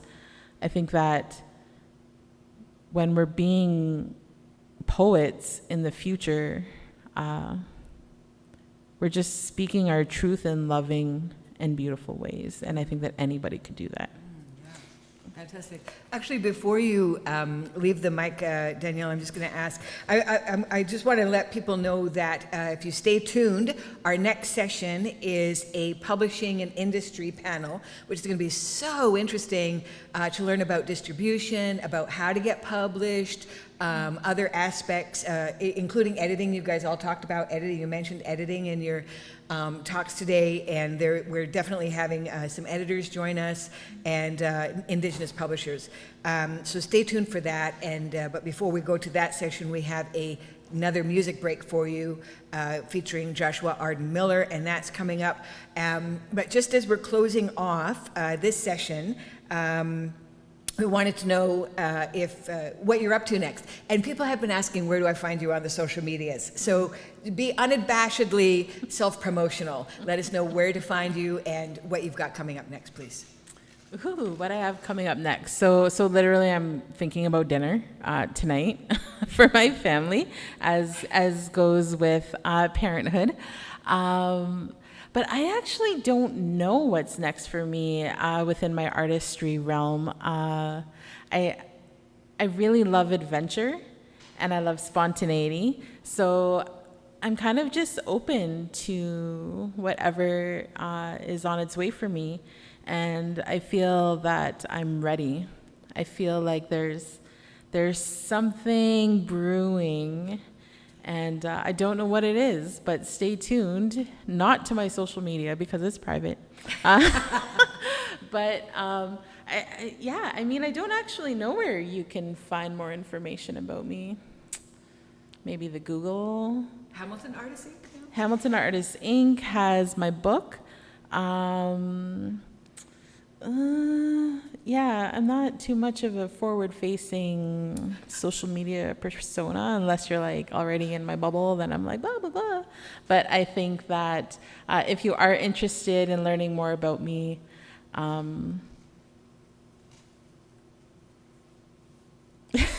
I don't know. I don't know Just either. maybe make an offering and Okay. then see what happens. Danielle, I'm going to keep inviting you into things, so follow Awesome. me, and then I can let you know where, Awesome. where Thank you, Danielle's going to be happening wet. next. Gusanair, did you want to let us know? What are those social media tags and future plans? So I am on Facebook, Instagram, and TikTok. Gussaneo or Gussaneo Williams. And yeah, you can follow there for kind of upcoming shows. Anybody watching in the like Cornwall, Ogwehoweh area, I'm gonna be there on Friday. There's a art walk, so I'm doing some shows out there, and it's a live in person. Where is that? In Cornwall, near Ogwehoweh. Cool. You can also find more information for bookings or workshops. I have a series of about 20 workshops that combined my poetry with a variety of different topics at gussaneowilliams.com. And yeah. Sounds good. We will be following. Trust. Awesome. New I'm on new Twitter fans too. about- Say? I said I'm on Twitter too. You can follow me on Excellent, good. Twitter. Everything's all Gussaneo. Right on. Thank you very much. And someone had asked about the spelling, so I provided them the spelling of your name so they can find you easily. Thank you very much. And Michelle Thomas, who's joined us today for 2 sessions, and I really appreciate you spending the day with us, Michelle, pretty much. I Let had us to know. look up my information. That shows you how much I'm on social media. I'm on Facebook, Michelle Thomas, Indigenous author and educator. You can find me there. And I'm on Instagram, Michelle Thomas author. And then my website is michellethomas.ca. On my website, I have, right now I'm currently developing courses to go online because of COVID and such. I'm tired of doing Zoom. So I want to have more of a place where people can just get the workshops that the most popular versions, I guess, of the workshops that I run, and just download it and do it on their own time. So I'm in the process of getting a digital library set up on my website, so you can watch for that. Right now, I think there's 1 course. And then you can also purchase my book on Amazon. Just type in my name, Michelle Thomas, and Letting Yourself Be Free.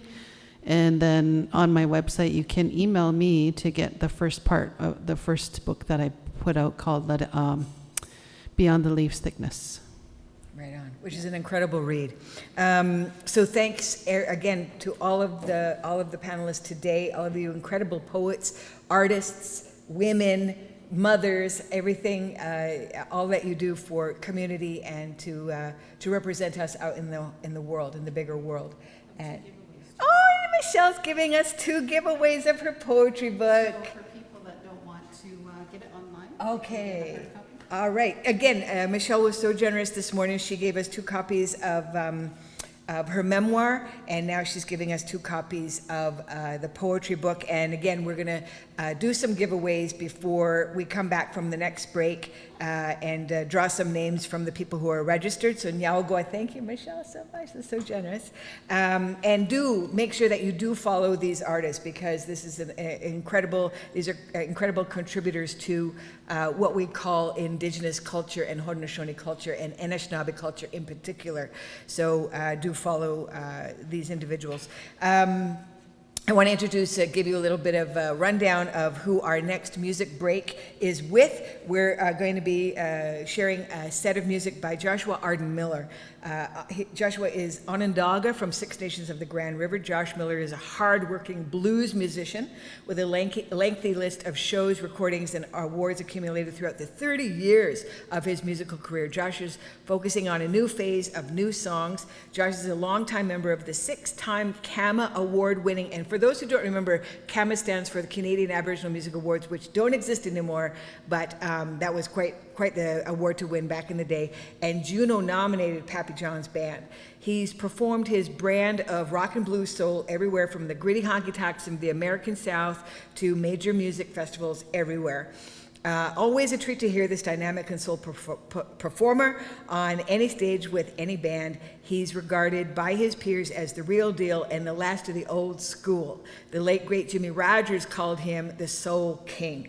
Josh provides an electrifying mix of blues, rock, and soul that solidifies his reputation as a badass blues man right here in Six Nations of the Grand River. So we're going to cut to him now. Stay tuned after the music break when we have our publishing and distribution panel, and there's lots to learn in that panel as well. So thanks again, everyone. Nyaogoa. That's a wrap. That's a wrap. Thank you.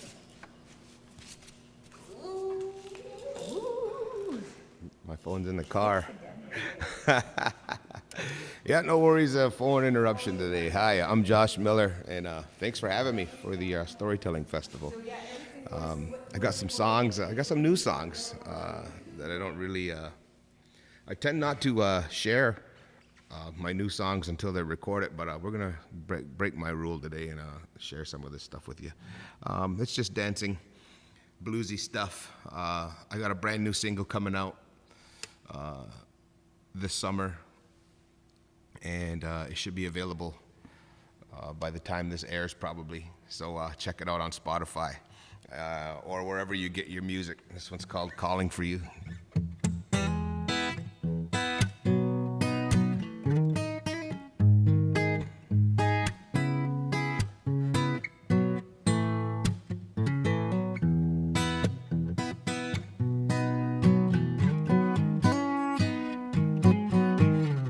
I've been trying to find a way to feel better and fly away, but you know that I just can't seem to get it right. Found a job to hold on tight, pleasing who I don't feel right. I turn the gun shining bright, it's just out of sight. I feel alive when I'm with you. I play my songs and sing some tunes. I turn to you 'cause you're my pretty song. You're my pretty song, baby. I feel better when I hold this guitar and sing to you. I feel better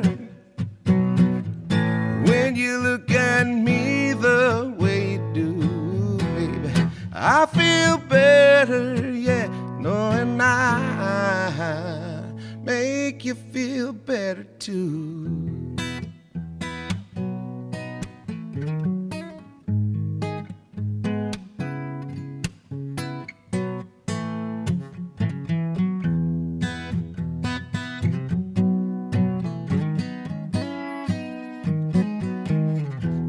educated my friend.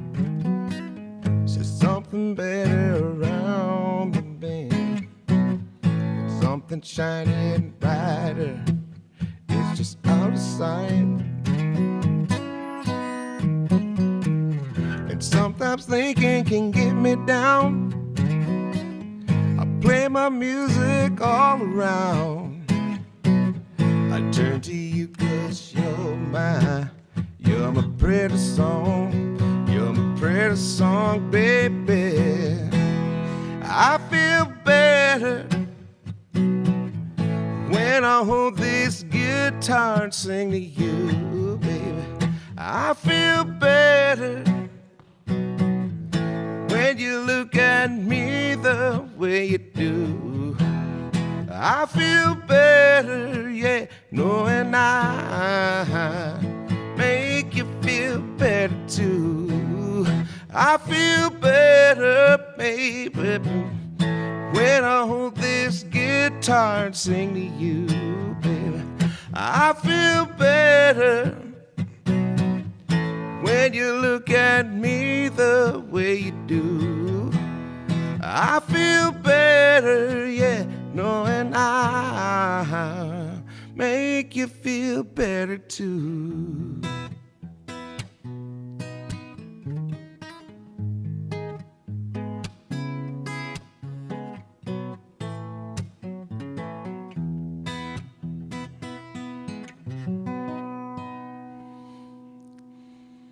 All right. And you can hear the crowd go wild, right? And thank you very much. I'm going to sing another original song here that I have yet to record. And this one's called I Think About You. A lot of times when it comes to blues music, you know, more often than not, as you all know, it's about love and loss and the everyday situations of love. And this is one of those things about no matter, we might fuss and fight and we might not get along sometimes, but that doesn't mean I'm gonna run off and do something foolish like cheat on you or something. So you don't ever have to worry about that. But you always accuse me of it. So this is a song that kind of just goes with that kind of a theme. It's called I Think About You.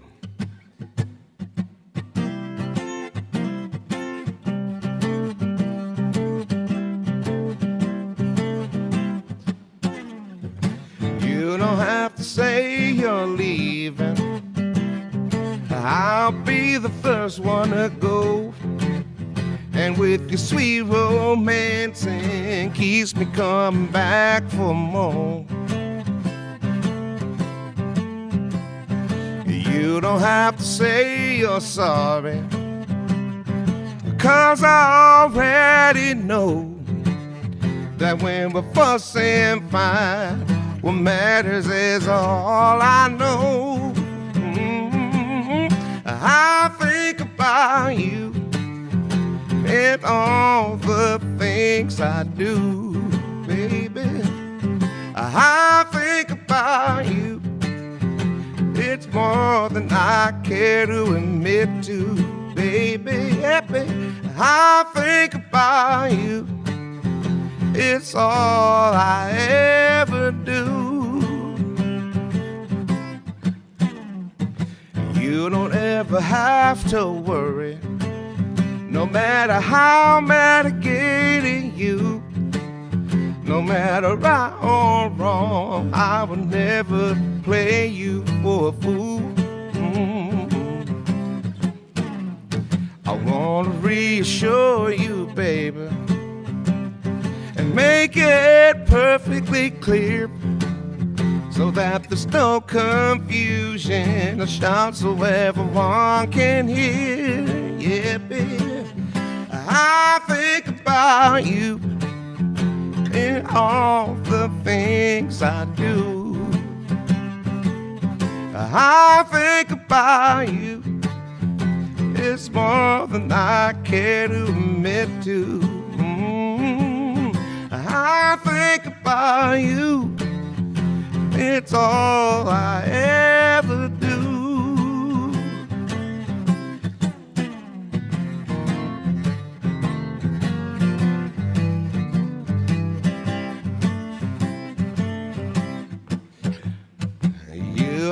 never have to worry. No matter how mad I get in you, no matter how wrong, good ever play you for no fool, baby. I want to reassure you, baby, and make it perfectly clear, so that there's no confusion. I want everybody to hear. Oh yeah, baby, I think about you in all the things I do, baby. Yeah, I think about you in more than I care to admit to, baby. I think about you, it's all I ever do. Oh, baby, I think about you, it's all I ever do, baby. Yeah. Oh, oh, oh, oh, oh, oh, oh, I think about you, it's all I'd rather do, baby. Yeah. I think about you, it's all I'd rather do.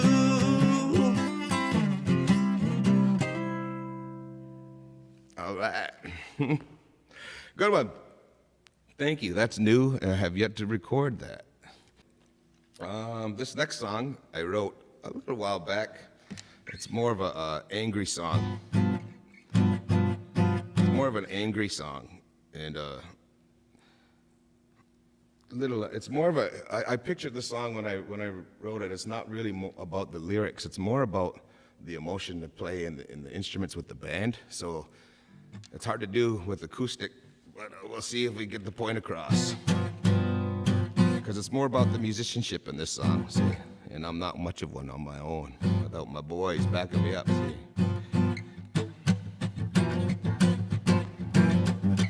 This one's called Bring It On.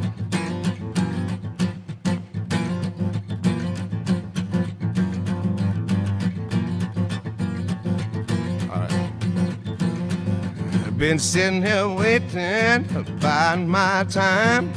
No need to worry, I ain't committing no crime. Sitting on the sidelines for far too long. Now it's time for me to rise. Bring it on, bring it on, bring it on, baby, bring it on. Bring it on, bring it on, bring it on, bring it on.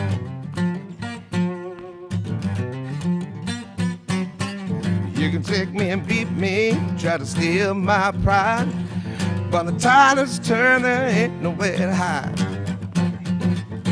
You can try, you won't go away. My, quite a long time coming, don't stand in my way. Bring it on, bring it on, bring it on, baby, bring it on, bring it on, bring it on, bring it on, bring it on.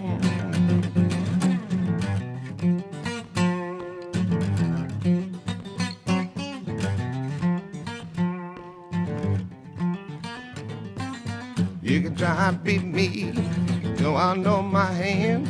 Gonna be I'll try, come on, understand. You can love and beat me, done play for the fool. Gonna I'll try, don't know how to play I need. Bring it on, bring it on, bring it on, baby.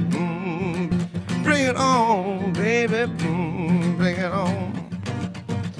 Bring it on. Bring it on.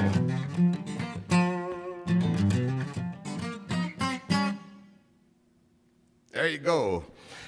Again, thank you. That's a work in progress. Again, that's a band song with lots of instrumentals and things going on in that one. But thank you very much. I want to do, what did I have here? I have a song list here someplace. All right. Let's go back a few years. This is a song that did well for me off the 2009 release of Pappy John's band, 3. Spent 17 weeks and rose as far as number 2 on the scale on the Indigenous countdown way back in the day. We couldn't get past Buffy St. Marie. Buffy was number 1 everywhere that year, and she cleaned up everywhere. And the only category, we were always nominated with her everywhere because we were at Indian Summer Awards, everywhere, at all the award shows, right? And she kicked our butts everywhere. And the only one we won was the one where she wasn't nominated in. So it goes back 2009, and this one's called Calling for You.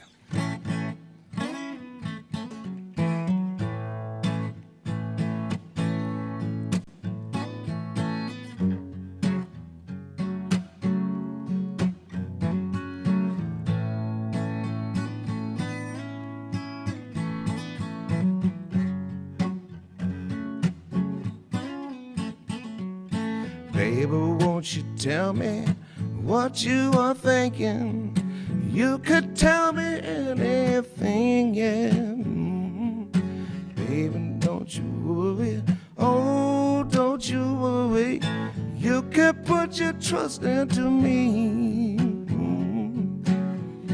Our present conversation, oh, it relieves my pain, baby. Oh, you'll understand, baby. How's you gonna keep me sane? Oh, yeah, yeah.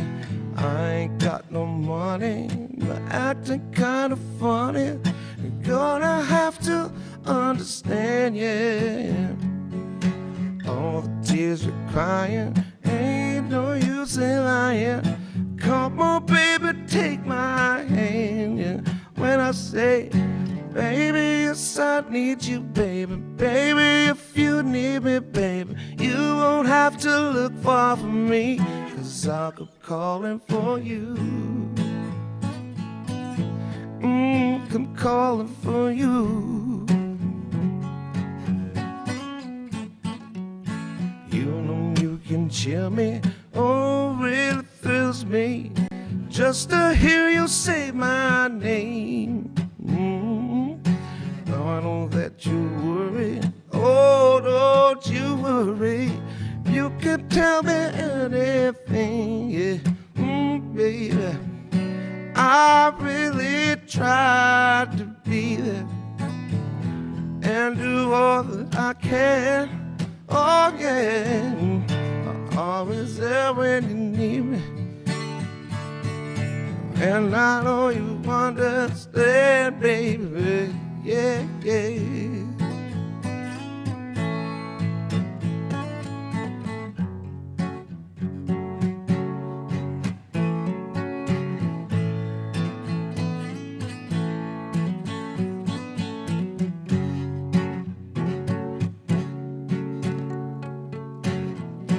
Our pleasant conversation, baby, it do all I can pay. Oh, you'll understand. Makes me the man I am, alright. I bet you tell me what you are thinking. You could tell me anything. You don't have to worry, oh, don't you worry. You could put your trust into me when I say, baby, yes, I need you, baby. Baby, if you need me, baby, you won't have to look far from me, 'cause I'll come calling for you.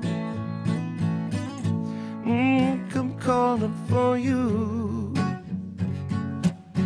I will come calling for you, baby. Come calling for you. All right, buddy.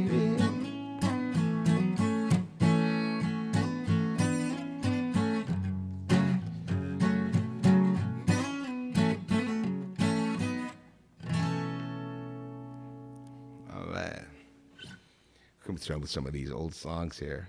I'm not sure where the timing's at, but we just keep going. Maybe one more. Maybe one more. All right. Well, thank you very much. This one was fun, and it sounds great in this little room. Thanks. Thanks so much for having me, and enjoy the rest of your time. And this one was let me see, this one came out earlier this year and made a music video with some friends of mine, and we did really good with it, had a lot of fun, and hopefully we made a little bit of a statement with this one, and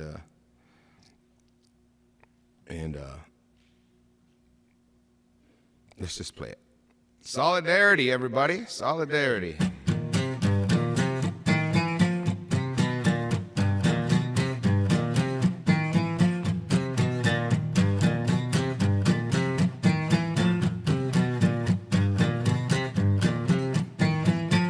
Take a walk in my moccasins, I'll take a walk in his shoes, and when I sing my blues, you help me spread the news. You say you understand, but where you lend a helping hand, 'cause I don't need another wham bam, thank you ma'am. Where is your line in the sand? A solidarity, solidarity, solidarity, solidarity. Stand in unity. We want better days for you and me. And all I want to know is that I'm not here all alone. Oh no, 'cause united we stand, divided we fall. You got to get together before we lose it all. You know the sun will shine on better days. You can't keep going on this way. A solidarity, solidarity, solidarity, solidarity.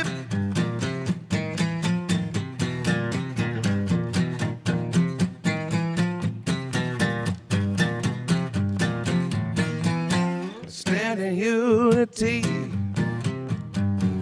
We want better days for you and me. And all I want to know is that I'm not here all alone. Oh no, 'cause united we stand, divided we fall. You gotta get together before we lose it all. You know the sun will shine on better days. We can't keep going on this way. A solidarity, solidarity, solidarity, solidarity. Right on. Thank you. Thank you very much. Josh Miller.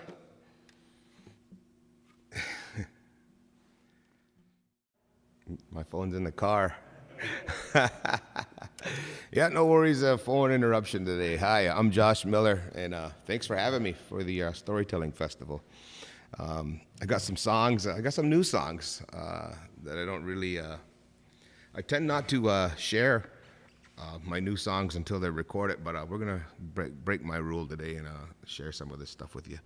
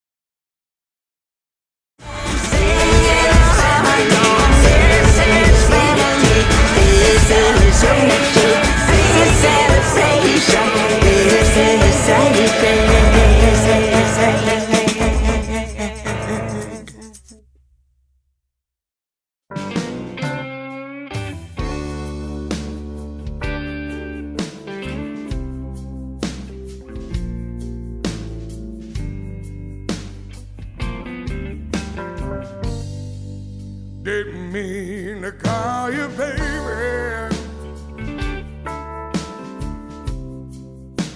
It just came out that way. Didn't mean to call you baby. Just came out that way, yeah. I live also, I'm meant to be. 'Cause baby, it's you and me. We travel far and beyond, only to find a true love bond. Didn't mean to call you baby. No, no, no, no. Just came out that way. It just came out that way, baby. Didn't mean to call you baby. Yeah, yeah. It just came out that way. Yeah. Well, my heart's been hurting for many years. I've known the pain, darling, with so many tears. You touch me deeply in ways you never know. You open up my heart, you open up my soul. Didn't mean to call you baby. No, no, no, no, no. Just came out that way. Came out that way, yeah, yeah. Didn't mean to call you baby. Yeah, yeah, yeah, yeah. Well, it just came out that way. Yeah, yeah, yeah.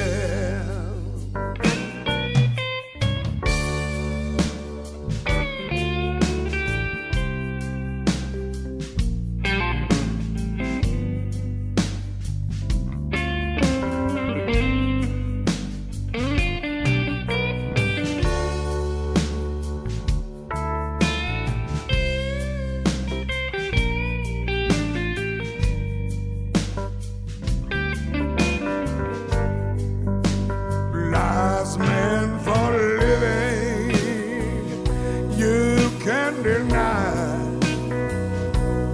Feeling love, living love, that's my goal till I die. Well, I first met you, thought there you are. Sweet baby, you're the one. Sweet baby, here you are. Didn't mean to call you baby. Yeah, yeah.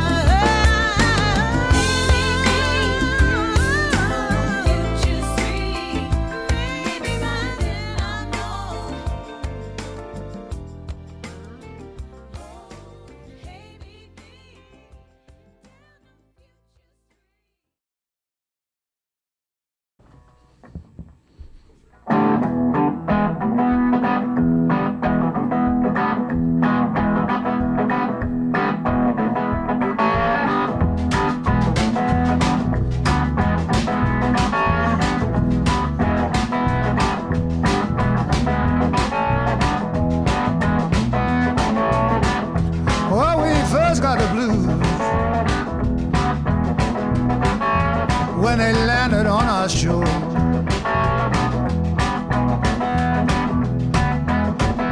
Well, we first got the blues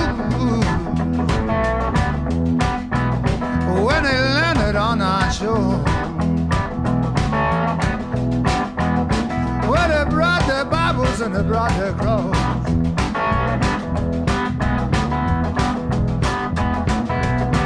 And they told us we couldn't live our way no more.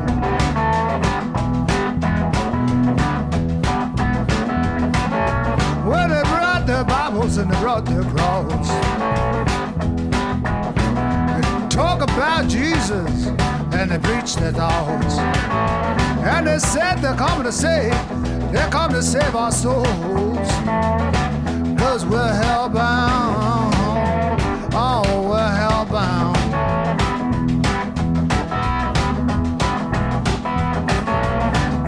Oh, we got the blues.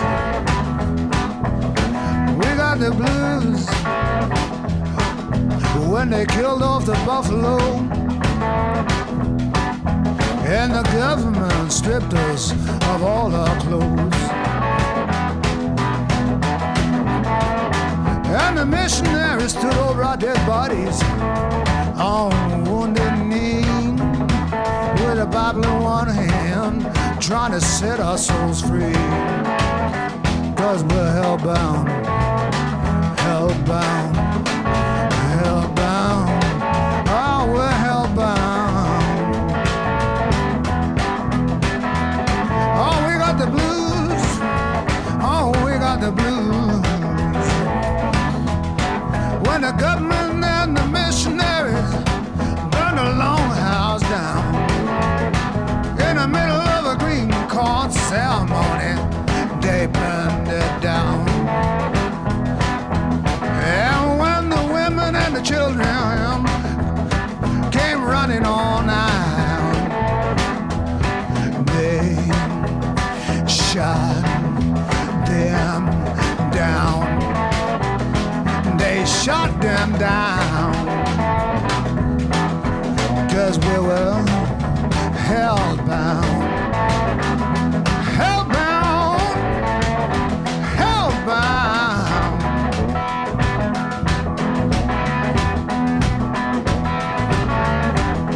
Oh, we got the blues. Oh, we got the blues.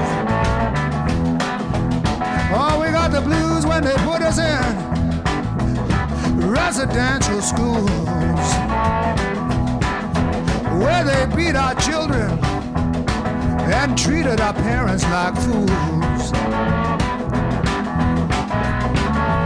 And they buried our young so they never be found, 'cause they said we were hellbound, hellbound. Oh, we're hellbound. We're hellbound. Well, they buried our young so they never be found, 'cause we're hellbound. Who's hellbound?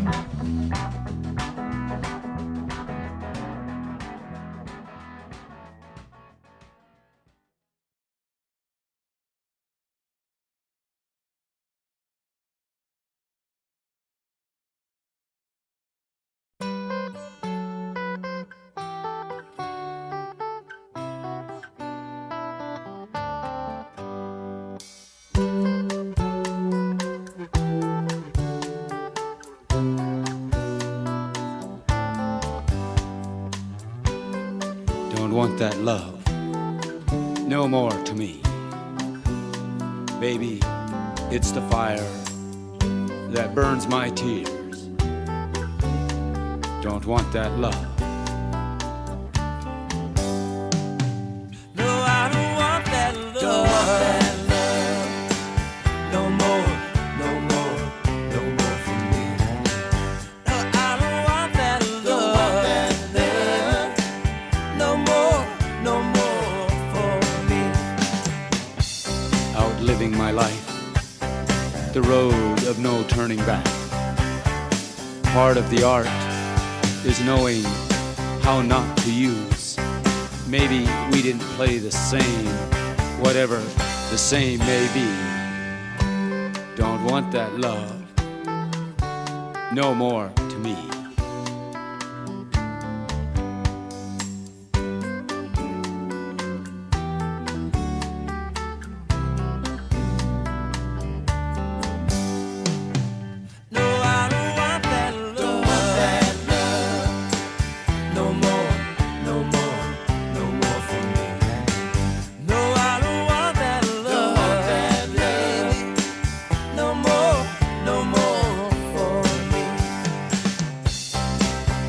I've been feeling.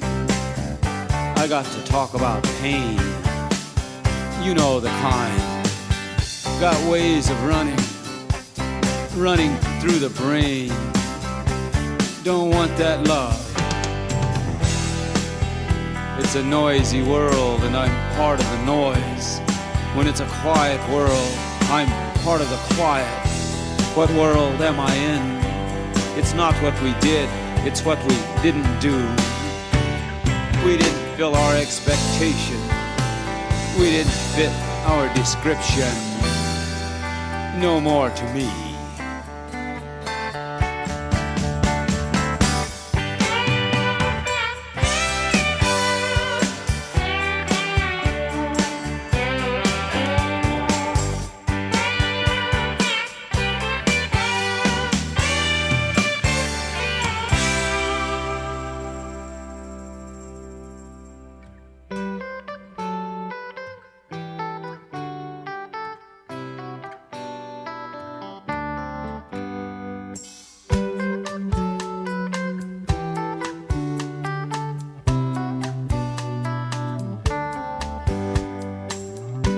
Your demons sing like angels. I followed the song, facing suns from shadows. Heartbeats were my speed.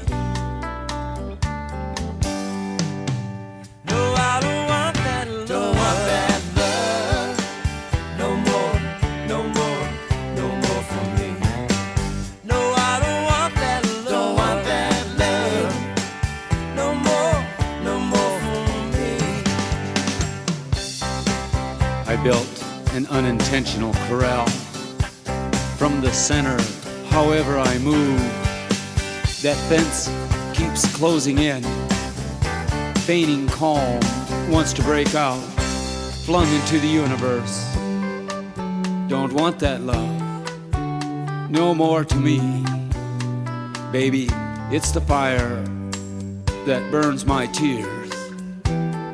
Outliving my life, the road of no turning back. Don't want that love.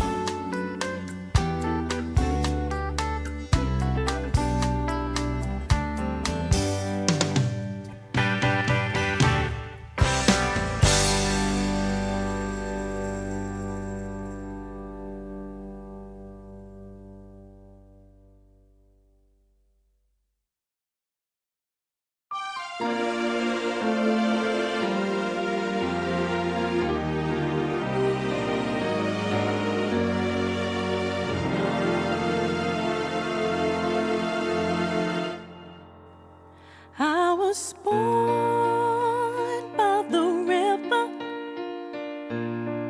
in a little tent, and oh, just like the river I've been running ever since. It's been a long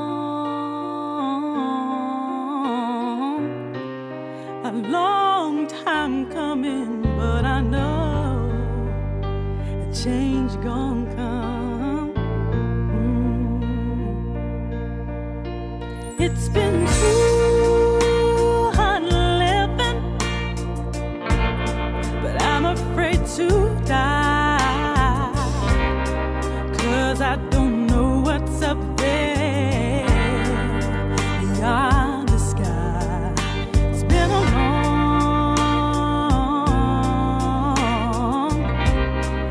long time coming, but I know change gon' come.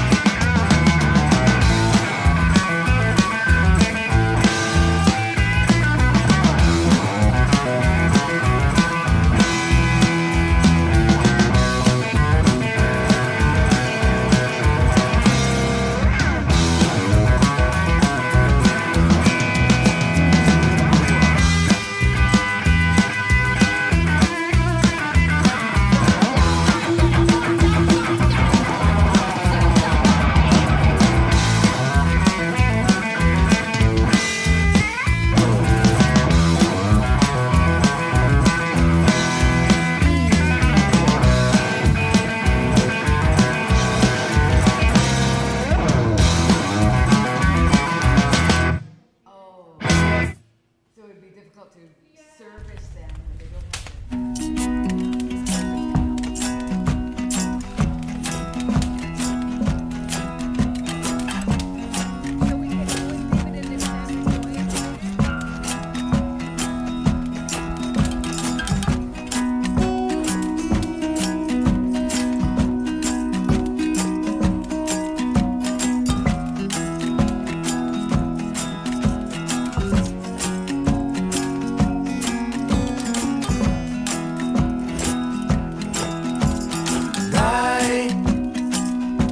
I swear I'll miss you. I swear I'll come back. I swear I'll come back.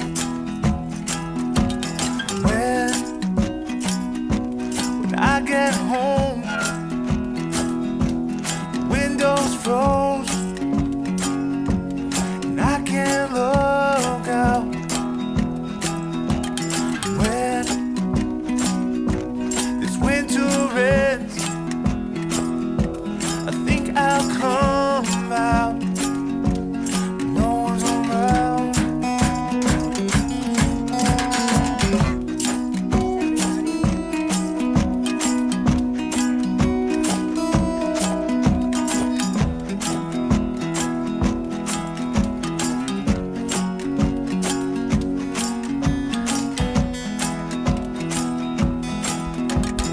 I swear I'll miss you.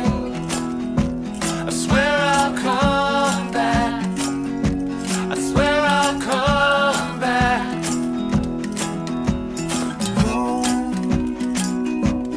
Who's been left behind? Who has been told to be the first to die? Tomorrow might be our last day, so drag your words through so I can hear you say, I swear I'll miss you. I swear I'll come back. I swear I'll come back. I swear I'll come back home. I swear I'll come back home.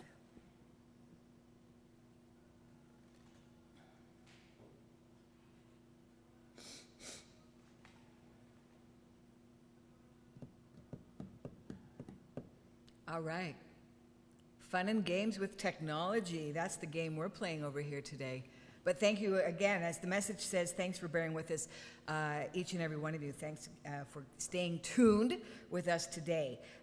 Again, my name is Janet Rogers, and I don't think I even actually introduced myself this morning, but I'm Mohawk Tuscarora. I live here on Six Nations of the Grand River, and I'm just so very proud and pleased to have been invited to co-produce the Ogwehoweh Storytelling Festival, the first of its kind, coming to you from Six Nations of the Grand River, from the Grand River Room at the Six Nations Polytechnic campus on Six Nations.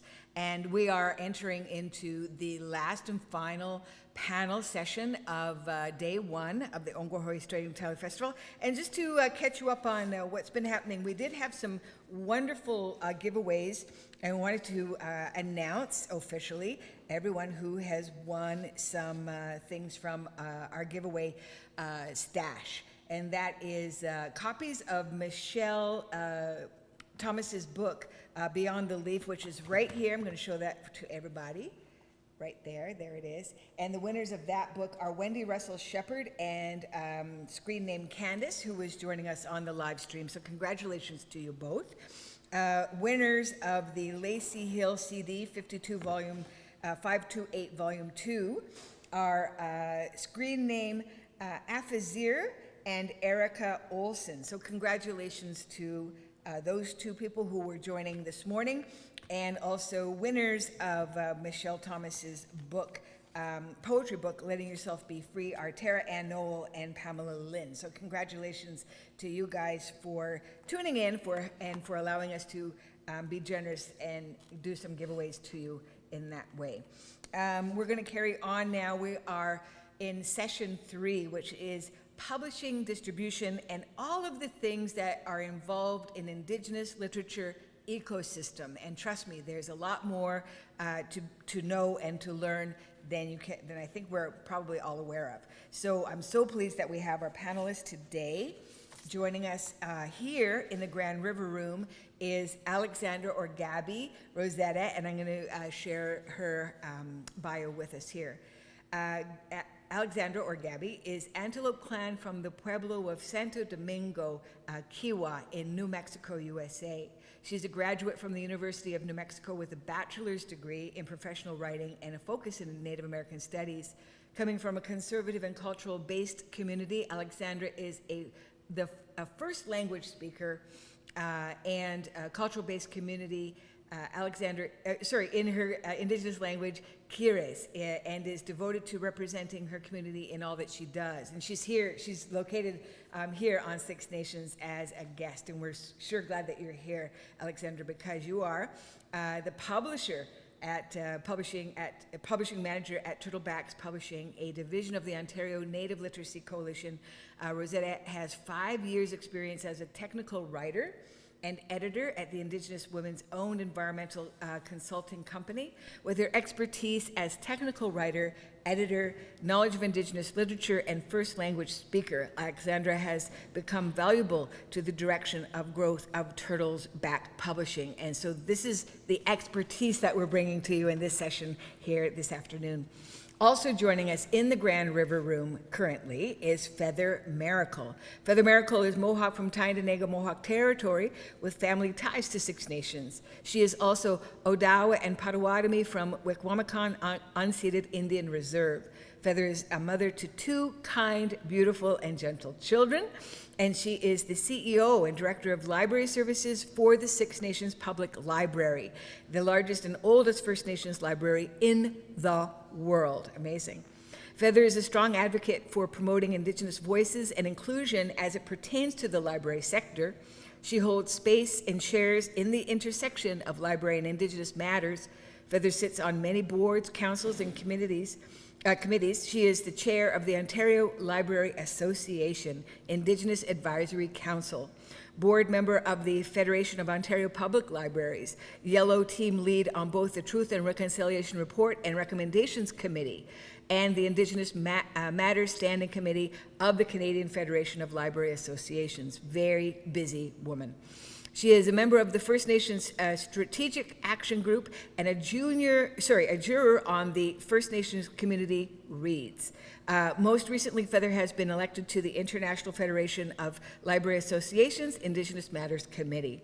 Feather has been raised in her cultures and with their distinct value systems. She continues to be guided along the path of her traditional knowledge systems. She has a genuine passion for her people and community as Indigenous ways of knowing and the importance and continued relevance in contemporary times. This way of being allows her to apply and transfer knowledge to librarianship and education. That's really important, that we put our Indigenous thumb mark on all of the things that we do. So thank you for bringing all your good, amazing skills to us today, Feather. Thanks for taking time for being with us today here. We are going to be joined by Rhonda Cronick remotely, who is joining us from Treaty 6 territory.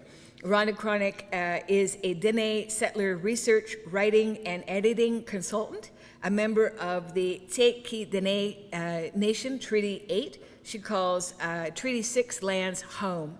As a founding member of the Indigenous Editors Association and an editor who specializes in manuscripts by and about Indigenous peoples, Rhonda works from within Canadian publishing industry to advocate for publication of culturally respectful stories by and about Indigenous peoples. As a community consultant, Rhonda works with the arts and heritage organizations to ensure that diverse peoples from traditionally underrepresented communities are included in community research in a meaningful way. She currently sits on the Grand Council of the Lodgepole Arts Alliance and the Indigenous Advisory Circle of the Arts Hab Community Infrastructure Project. Rhonda has worked on manuscripts by some of Canada's best-known Indigenous authors, including Renee Meshake, Blair Stonechild, Monique Gray-Smith, Richard Van Camp, and Buffy St. Marie. As much as she loves her work, she steps away from it occasionally to make time for gardening, art, reading, and participating in Edmonton's incredible array of literary events. Also joining us remotely is Sandra Samat, who is one of the co-owners and managers at goodminds.com. Good Minds has been a great neighbor to Six Nations for many, many years since its inception, and here's what I want to say about goodminds.com. Under new ownership, goodminds.com continues the traditions of community, philanthropy, and exceptional customer service established over the last 20 years. Goodminds.com will remain on the Six Nations of the Grand River in Brantford and a First Nations family-owned business. We maintain our passion for First Nations, Métis, and Inuit authorship and education. New owner Achilles Gentle and his family are respected Ojibwe members of the Skowhenan First Nations Treaty 2 territory in Manitoba. Achilles is the founder of the Teacher's Crate, a subscription box service specializing in supplies for teachers. Goodminds.com remains a leading source of Indigenous education resources for schools and libraries in North America while continuing to promote Indigenous authors, illustrators, and translators. Our French collections of resources, they say, continues to expand.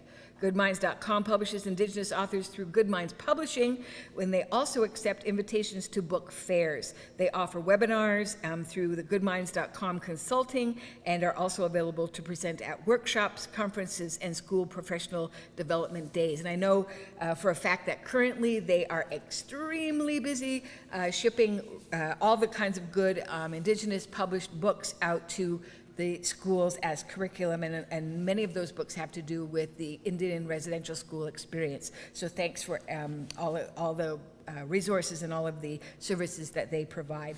But as we get going, I'm just going to start to ask our guests who are present here today to please offer anything else that you'd like us to know about you or what you do as a director of your agency. Maybe we want to start with you, Alexandra.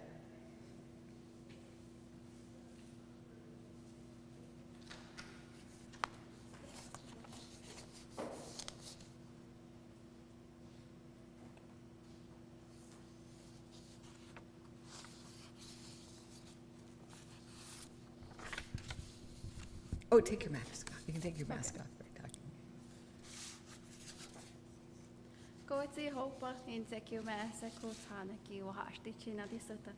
Hello, everyone, and thank you for having me today. What an opportunity, especially to represent me and Turtles Back Publishing and ONLC and what we all do. So Turtles Back Publishing is a division of the Ontario Native Literacy Coalition. We're located here on the reserve at the Great Building, Suite 407. Turtles Back was officially established in 2019 as a division of the ONLC. To understand more of Turtles Back Publishing and how we came to be, we have to understand what ONLC is. The Ontario Native Literacy Coalition is a nonprofit charitable organization, one of 4 provincial umbrella orgs funded by the Ministry of Labor, Training, and Skills Development. Incorporated since 1988 and operates under the guidance of an elected board of directors. Shout out to all our board members and CEO Michelle Davis. Hopefully some of them are watching this.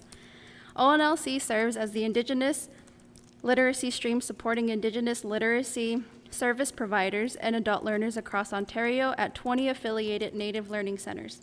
If you would like to know more about ONLC or finding a learning center near you, visit our website at www.onlc.ca.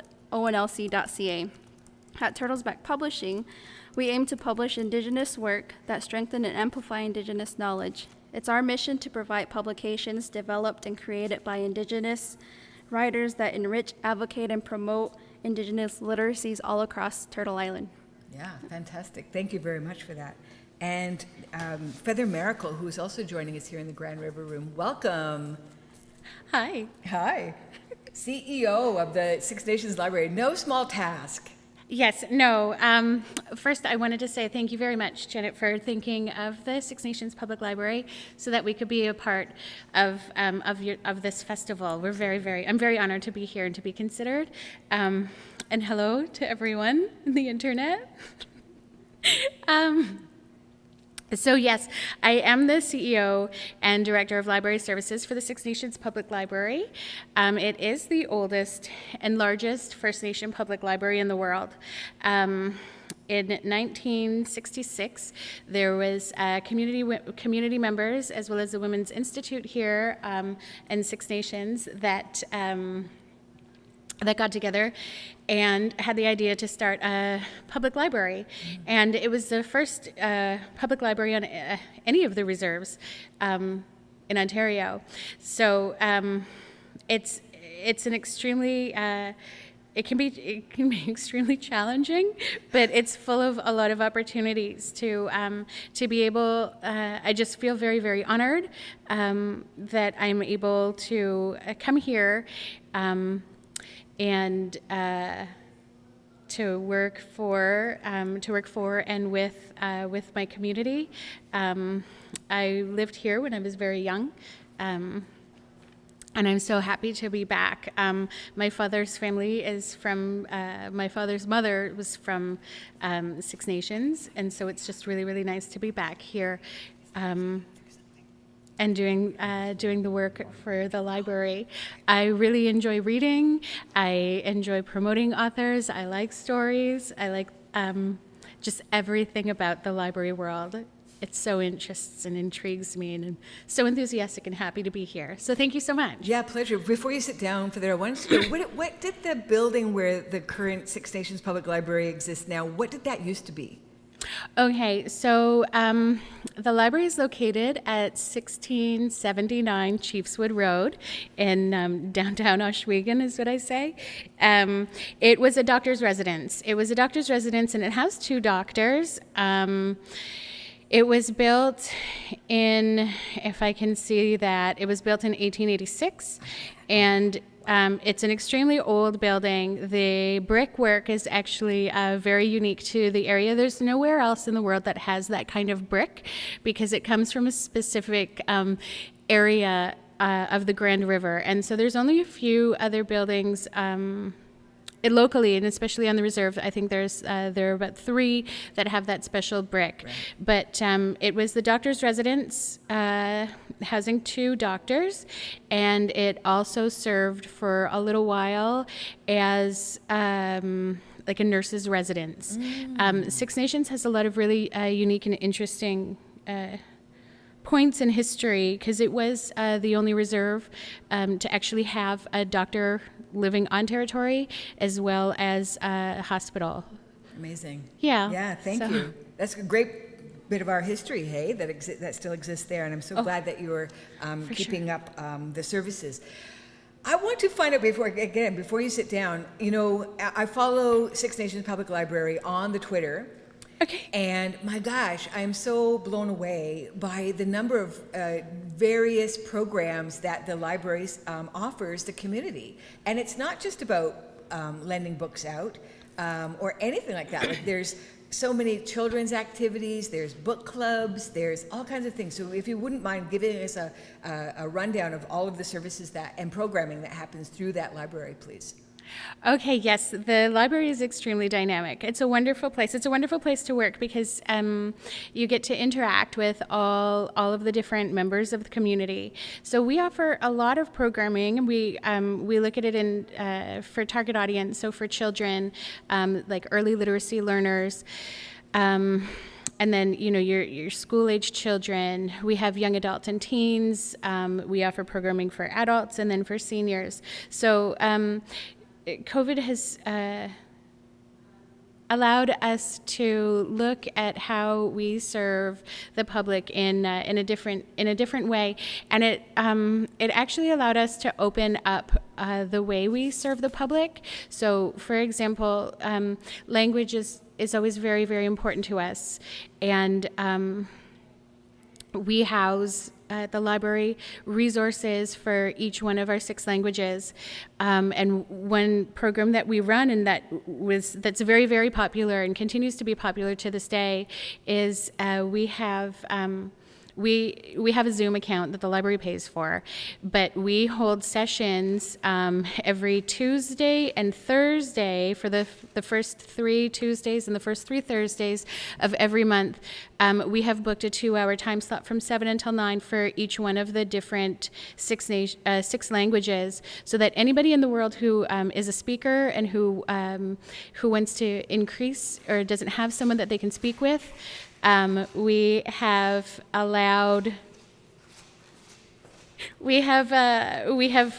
made space for that. Right now, actually, this around 3:30 today, we had a celebration for the TD Summer Reading Program for youth for children in the community. Sadly, because of COVID numbers and our desire to be extremely cautious, because they believe that our community's numbers and our community members are very, very precious. So sadly, we had to cancel our celebration, but we are still honoring the participants by giving out little packages for pizza and drink and a little cake and some other little trinkets and toys and treats for participating. But we really try to offer things like other things. We have a partnership with the Iroquois Lodge, and we send them like audiobooks that the seniors can sit and they can just listen. There's a lot of there are some problems with large print. The library also has a large print collection. But with the pages and the books, we still quarantine our material for 72 hours. The other interesting thing that probably not very many people know about the Six Nations is, it's just small, but we have the tiniest Braille collection for people who can't, that have seeing issues. And so if you are blind or interested in learning Braille, the library has a small Braille collection that is able to be loaned out. And frequently there are not a lot of libraries actually in all of Canada that has a Braille. We are the only First Nation public library to have a Braille collection, and so frequently different publishers of Braille material send it to our library here in Six Nations because we have this small collection.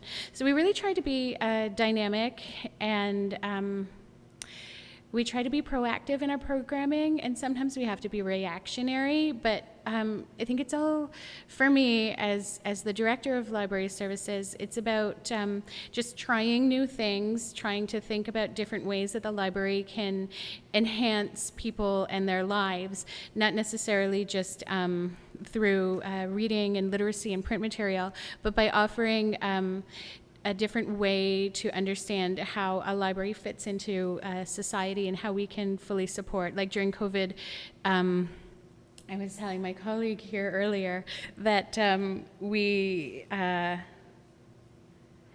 offer a lot of assistance to the seniors in the community. They don't, with COVID and people are in isolation and you can't go anywhere, and so our seniors had to really learn technology very, very, very quickly. And if they're in isolation, they can't have any of their family members come to be able to help them and teach them. And there's nowhere really for them to turn.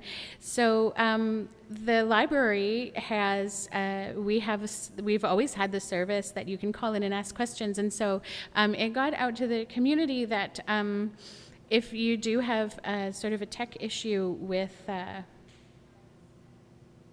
learning how to interact in our new, web-focused, web-based world, that the library, you can call the Six Nations Public Library, and we sit on the phone and we walk through step by step. So sometimes those calls are about an hour. Sometimes they're really fast, maybe even 2 or 3 minutes. But we're just we're very happy to assist in any way we can. It's kind of a new world. That's amazing. That's Yeah. amazing. And I'm so glad that you have included the young people, the mid-readers, and then of course the elders who are in community here. And I'm just saying, our library feeds us. Does your library feed you? This is like, because you've mentioned you offer some hot dogs and things like that in some of your programming, correct? Oh yeah, some of the programmings, yes, we do. We have offered food or little parties. At the end, we have a tag, a teen advisory group, and a twag. So for the tween advisory groups, to come and let us to share with us their knowledge and their feelings and what they would like to receive from the library. And so we do sometimes offer, for people who come and join those sorts of things, we do at times have snacks and treats and food and stuff like that. Yes. That's so great. Yeah. That's great. Thanks. Thank you, Feather. Let's see if we can bring Rhonda into the conversation now. Rhonda is joining us again from Treaty 6 territory, otherwise known as Edmonton, Alberta, and she's made time out of her busy schedule to join us to share some information about the Indigenous Editors Association, of which she is one of the founding members. Let's see if Rhonda can come in. There might be a bit of a delay.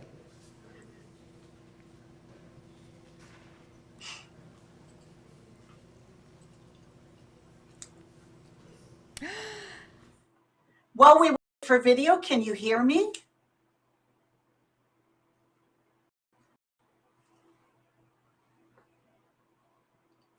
I can hear you.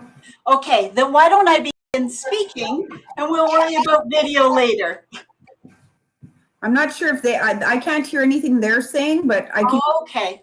I can hear you, Rhonda. Just, oh, here they come. Yeah. Have you got this, Janet? Janet? No.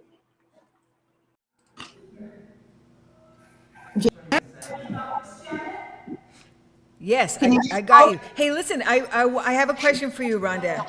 Sure. So I just wanted you to kind of let our viewers know what the Indigenous Editors Association does, the services you offer. So I just wanted you to kind of let our viewers know what the Indigenous Editors Association does, the services you offer. So there's a really big leg here, which should make this interesting. I'll do my best to make this easy. The Indigenous Editors Association started many years ago.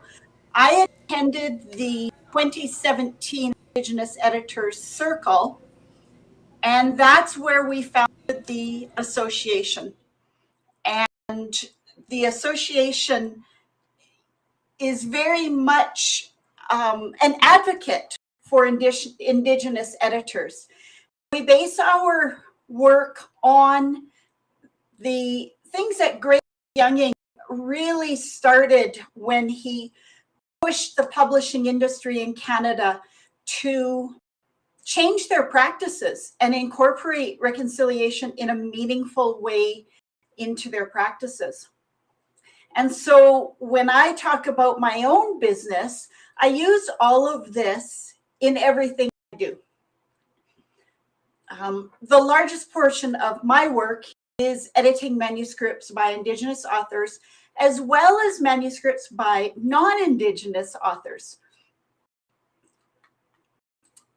especially when they have Indigenous content. So all of my work comes out of the vision and principles being done by the Indigenous Editors Association.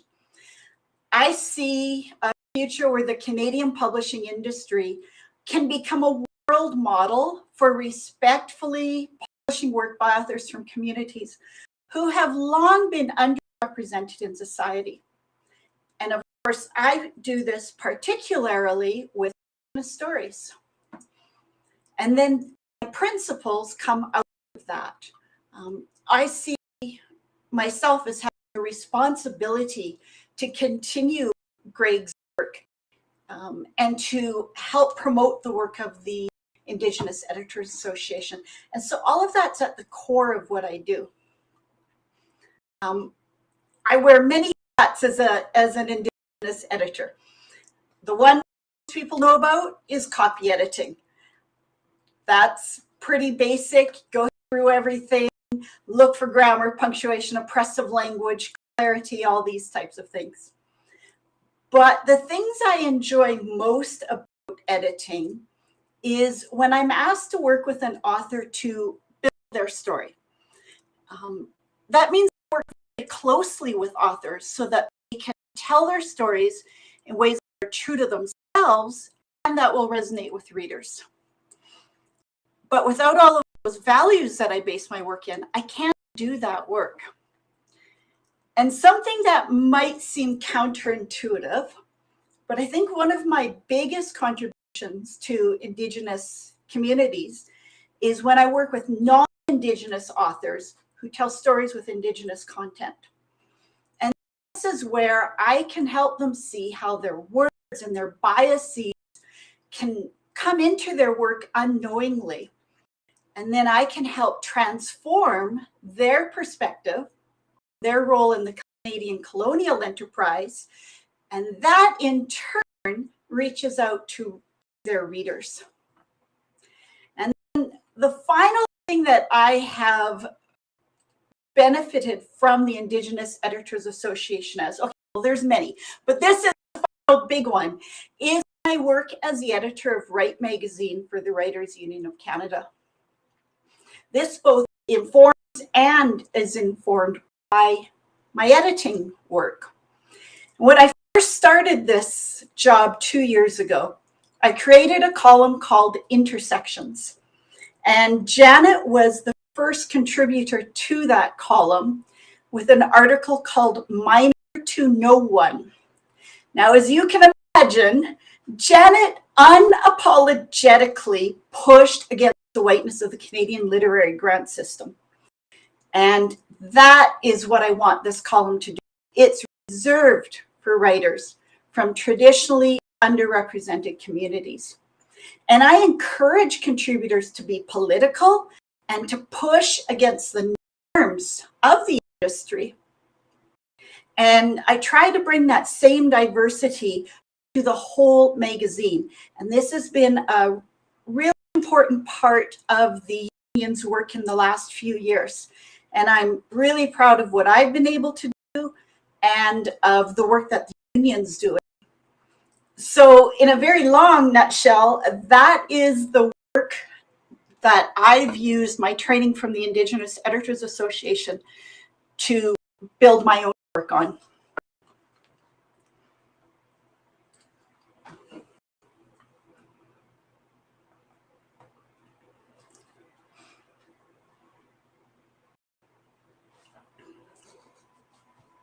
Yeah, and it's very, very important work. I mean, the work of editing and also just being an advocate in the role that you have with Write magazine, which had, you know, a national readership, and it was a space where we very, very seldomly saw Indigenous voices represented in that that newsletter or that publication or the journal, because it was, correct me if I'm wrong, that was the Writers Union of Canada newsletter or journal, and until they had someone from the inside advocate for Indigenous voices to be included in that journal, we didn't see them. And so, Rhonda, that's the huge role that you played in helping our voices reach new ears and new eyes. So I really want to thank you for that. We also have Sandra Samat, who is representing goodminds.com, joining us remotely from Treaty 1 territory in Winnipeg. So we're going to bring in Sandra. And Sandra, if you would, please let us know all of the wonderful services, resources, and materials that one can access through goodminds.com, please. Miigwech, Janet, can you hear me? All of the wonderful services,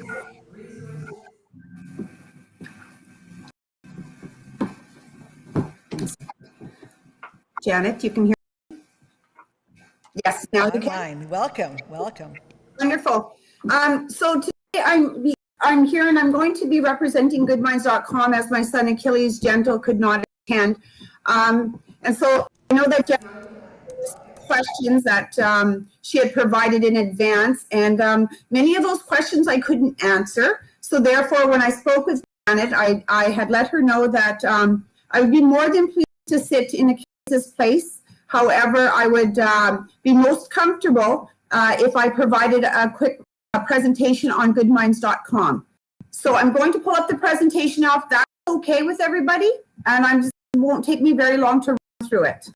All right, let me go ahead.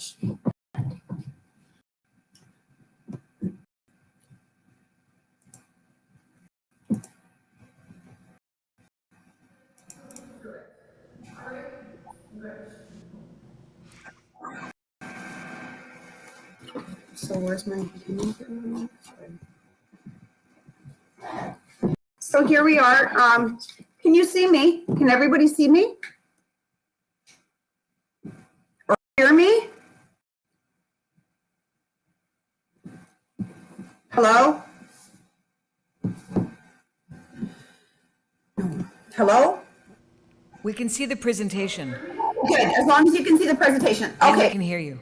All right, perfect. So goodminds.com, where we're located, 188 Mohawk Street. Bonjour, Anine, goodminds.com, Indigenous cause.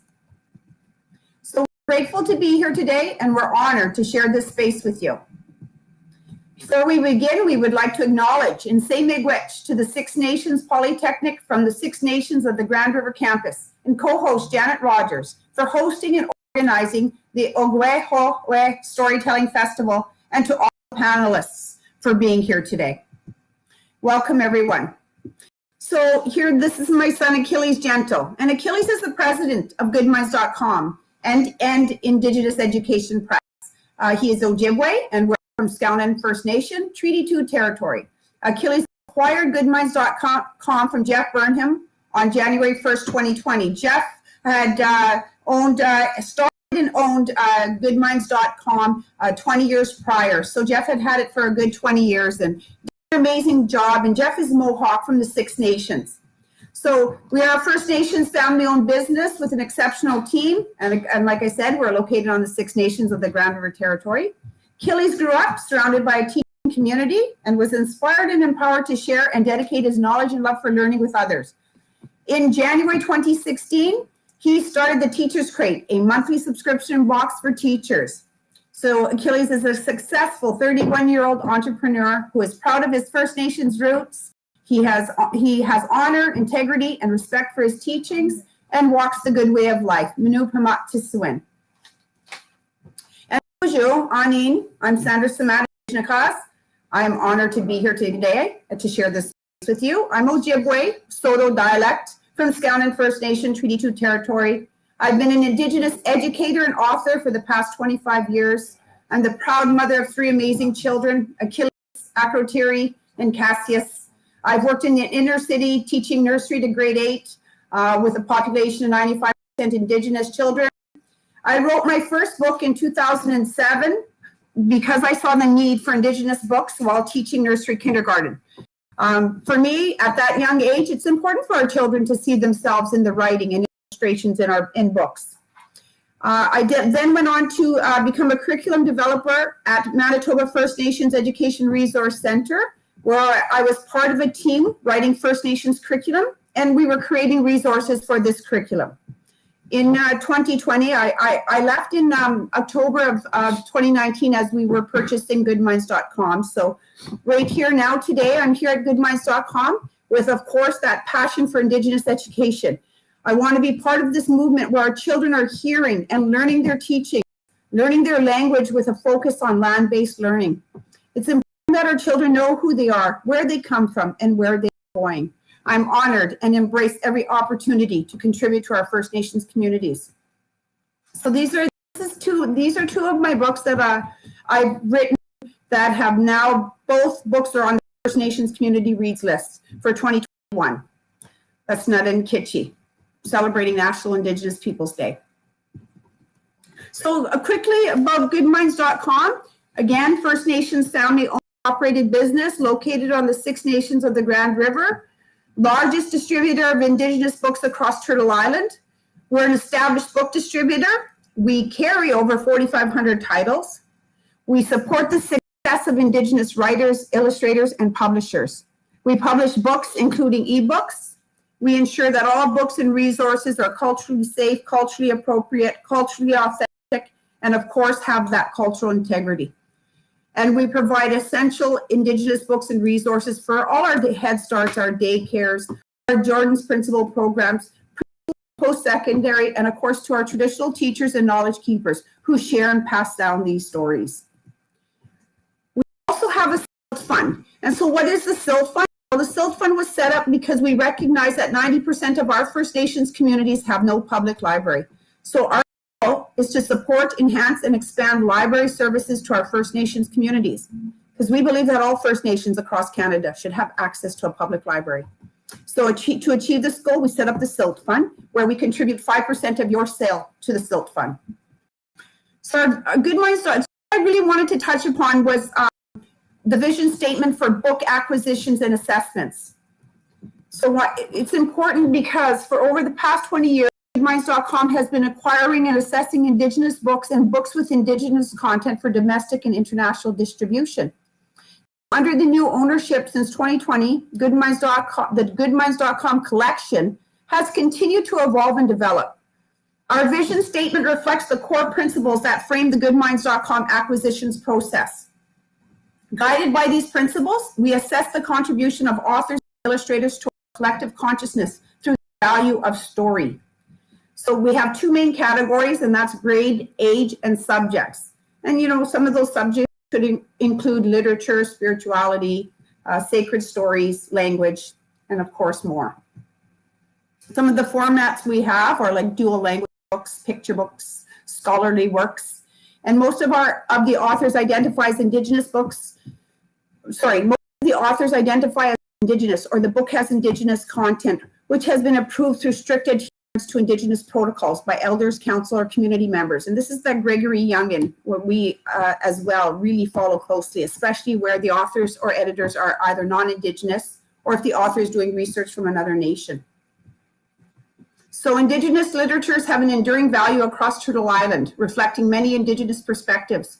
We know that these books reflect us as a peoples, our worldview, our teachings, and our place in creation. It is critical for First Nations, Métis, Inuit students to develop strong cultural identities, to be connected to their land, stories, and history, to their relationship with their nations, and to the world around them, and to the cultural values and practices of their nations.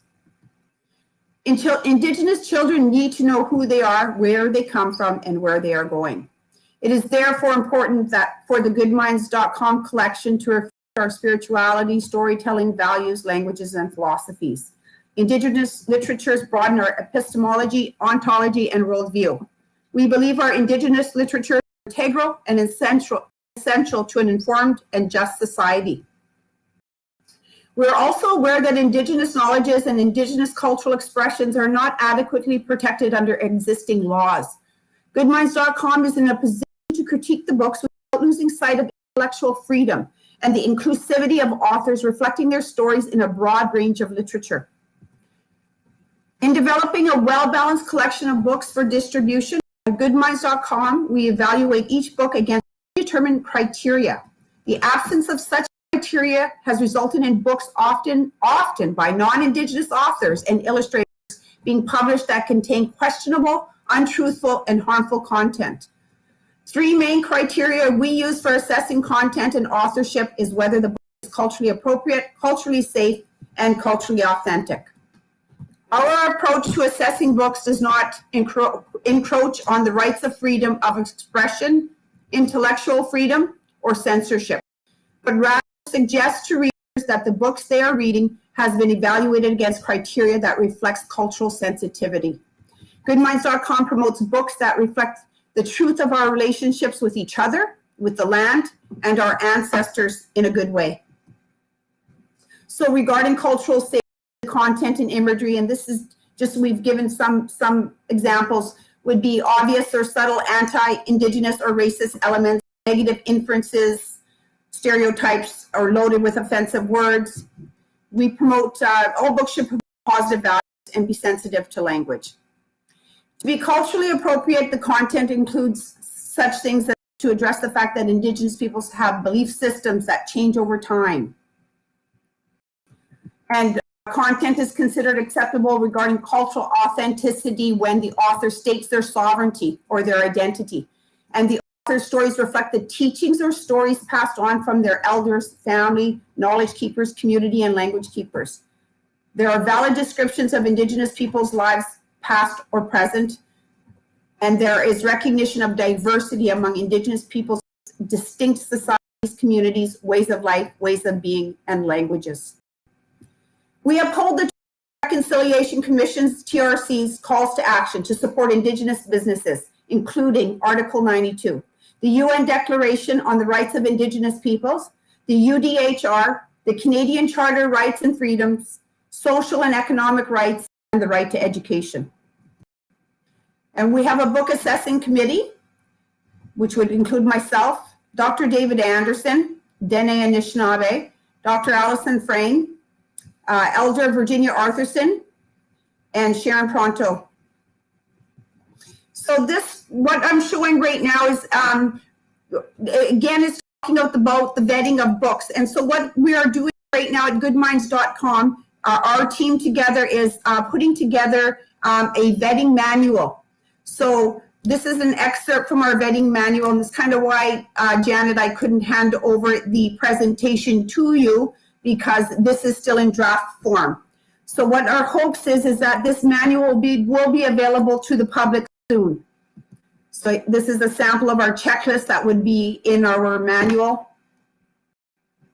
So we're just working on that now. And here are some books published by Indigenous Education Press. So we have a few books and coming soon, some of the books we have coming soon.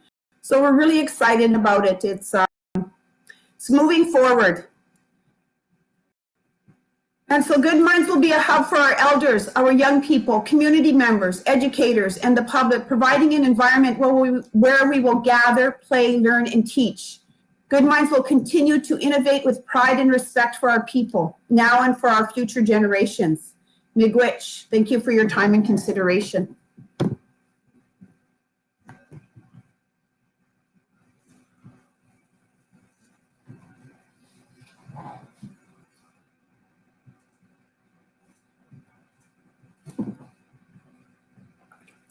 Sandra, that was wonderful. Thank you so much. There's so much information there, and it's almost like I don't know where to begin, but I do want to begin because I really have to make note of the fact that I personally really appreciate the fact that you are being so thoughtful, so careful, and paying so much attention to the vetting process. And maybe that's a question that I want to pose to all of our presenters in this panel in particular, is because we have seen how damaging non-native writers writing native content can be, and that misinformation that can then be shared in an incorrect way, or the content itself is incorrect. So, but that's, that's a whole other conference in itself. I'm very, very sure of that.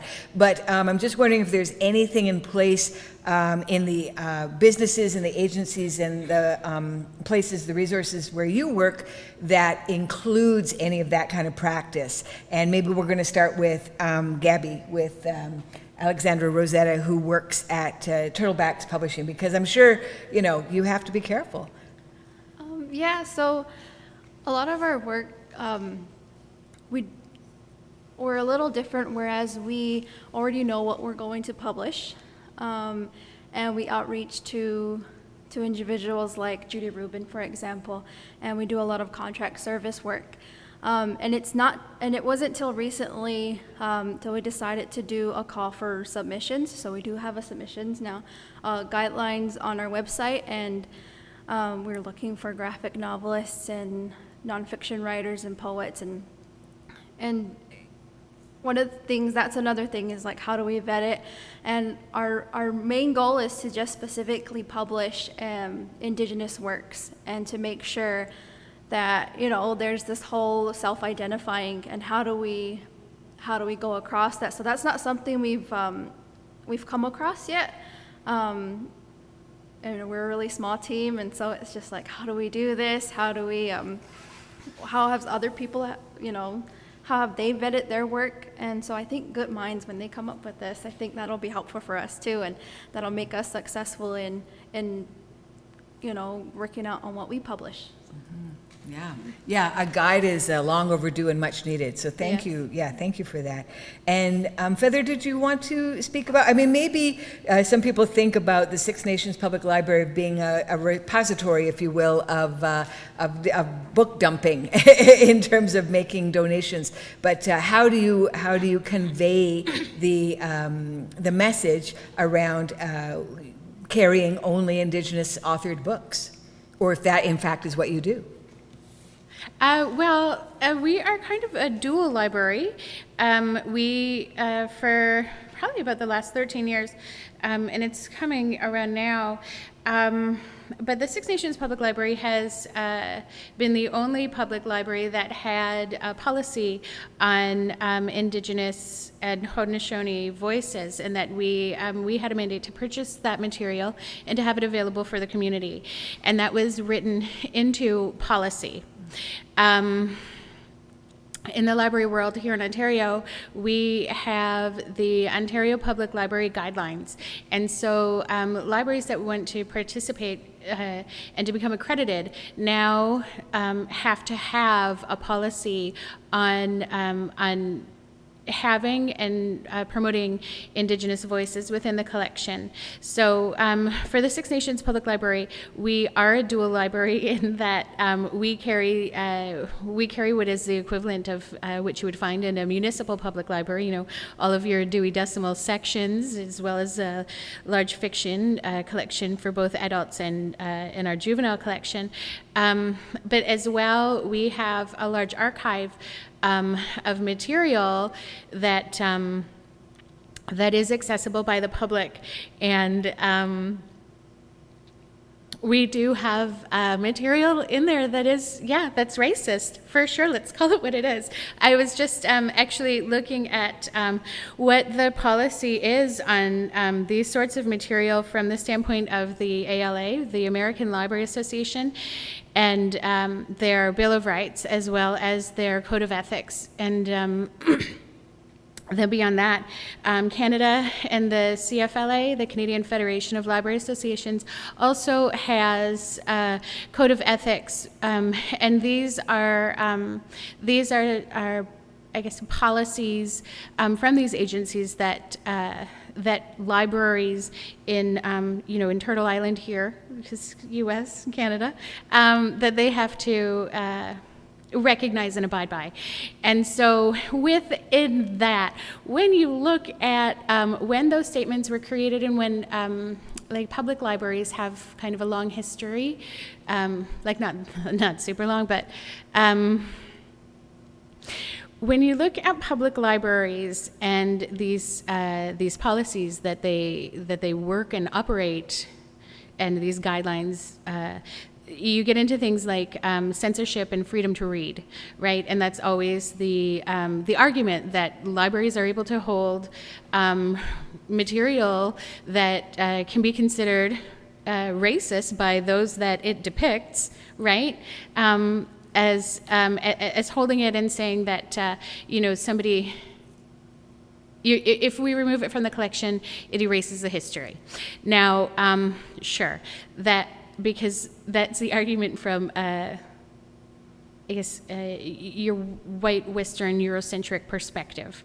And now, when you are not part of that collection or that population, and you are a member of the Indigenous community, or if you're Black or a person of color, from these communities, as well as people with that are differently abled, get depicted in different ways that are harmful, and that when those materials are readily available, they become it perpetuates those stereotypes, right? And that's really what we want to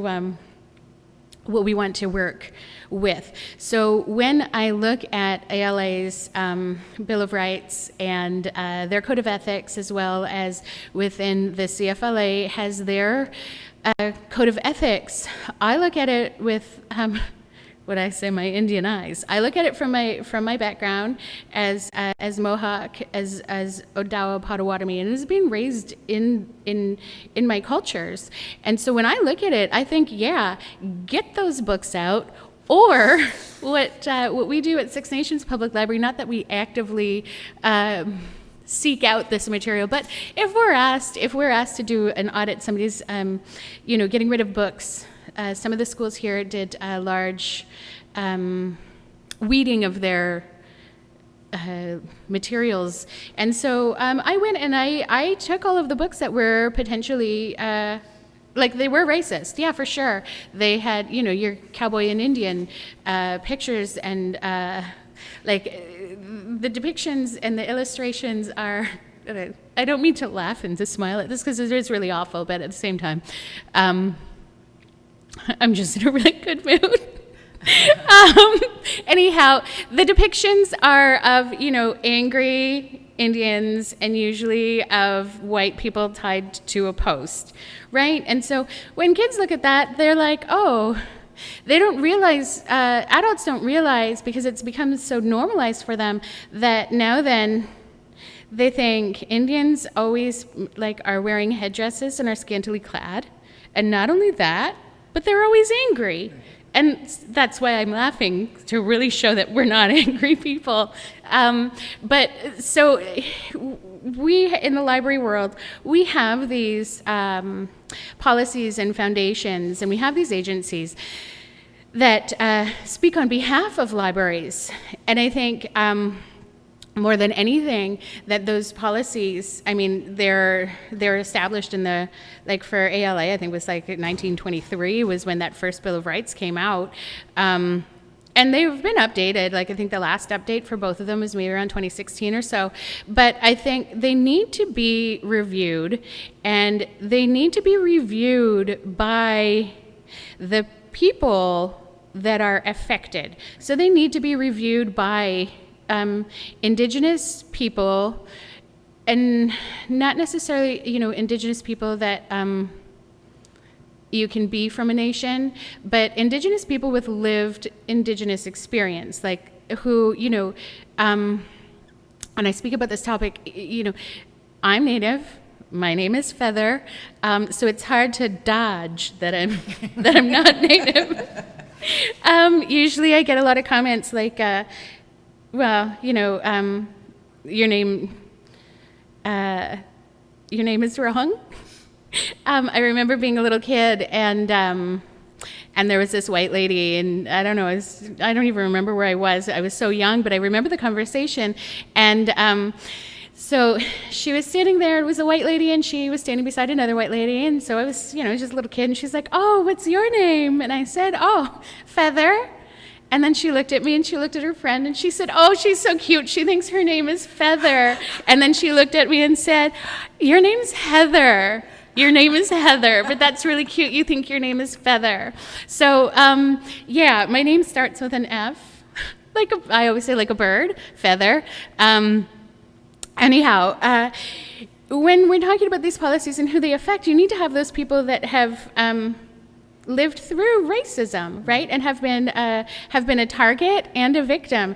And so that is most important. We need to have these voices that that will change the way that these major organizations like the ALA, like the CFLA, and then beyond that, the IFLA, the International Federation of Library Associations, and how they perceive, IFLA is very good because they're so respectful of that there's so many different nations throughout the world, but especially here in Turtle Island, the Indigenous voices need to be promoted, and I think through things like this festival that it's increasing awareness, but these major policies that all of the libraries kind of fall back on and say, "Oh, we can keep this racist material because of freedom to read, because we have a mandate to freedom to read, or the freedom to express." But when you look at it and you look at the damaging effects, what is the balance? What is better? Is it better that people have the freedom to be racist? Or should we look at it and approach it from as being anti-racist, right? Because there's a huge difference. And there's that book by Ibram on how to be an anti-racist. And I think that those are the lens and that's the view that we need to look at all of these policies through, is to say, if it's racist, even just a little bit, like it's still racist, right? So, sorry, because Janet's laughing and I'm having a good time here. But yeah, it's a heavy topic, but that's where we come from. So for the Six Nations Public Library specifically, we do have these books and these titles, but they're kept in the archive collection, and they're kept in a separate collection, and they're accessible. But any material in the archives is accessible by the public, but you have to ask and you have to make an appointment, and somebody has to be in that room with you. And so typically it's usually me, and I sit in the room because there's a lot of questions about the material we have in there. And especially when they want to access that material that is, well, yeah, it's racist. It's not like borderline, it's totally. Then I sit and I explain why this material is here and why it's racist. So they have that opportunity to have a dialogue, and we can have a greater conversation than just expecting adults to explain racist collections to children, because if those adults don't understand that it's racist, then again, those stereotypes and those damaging messages are being perpetuated and promoted to children.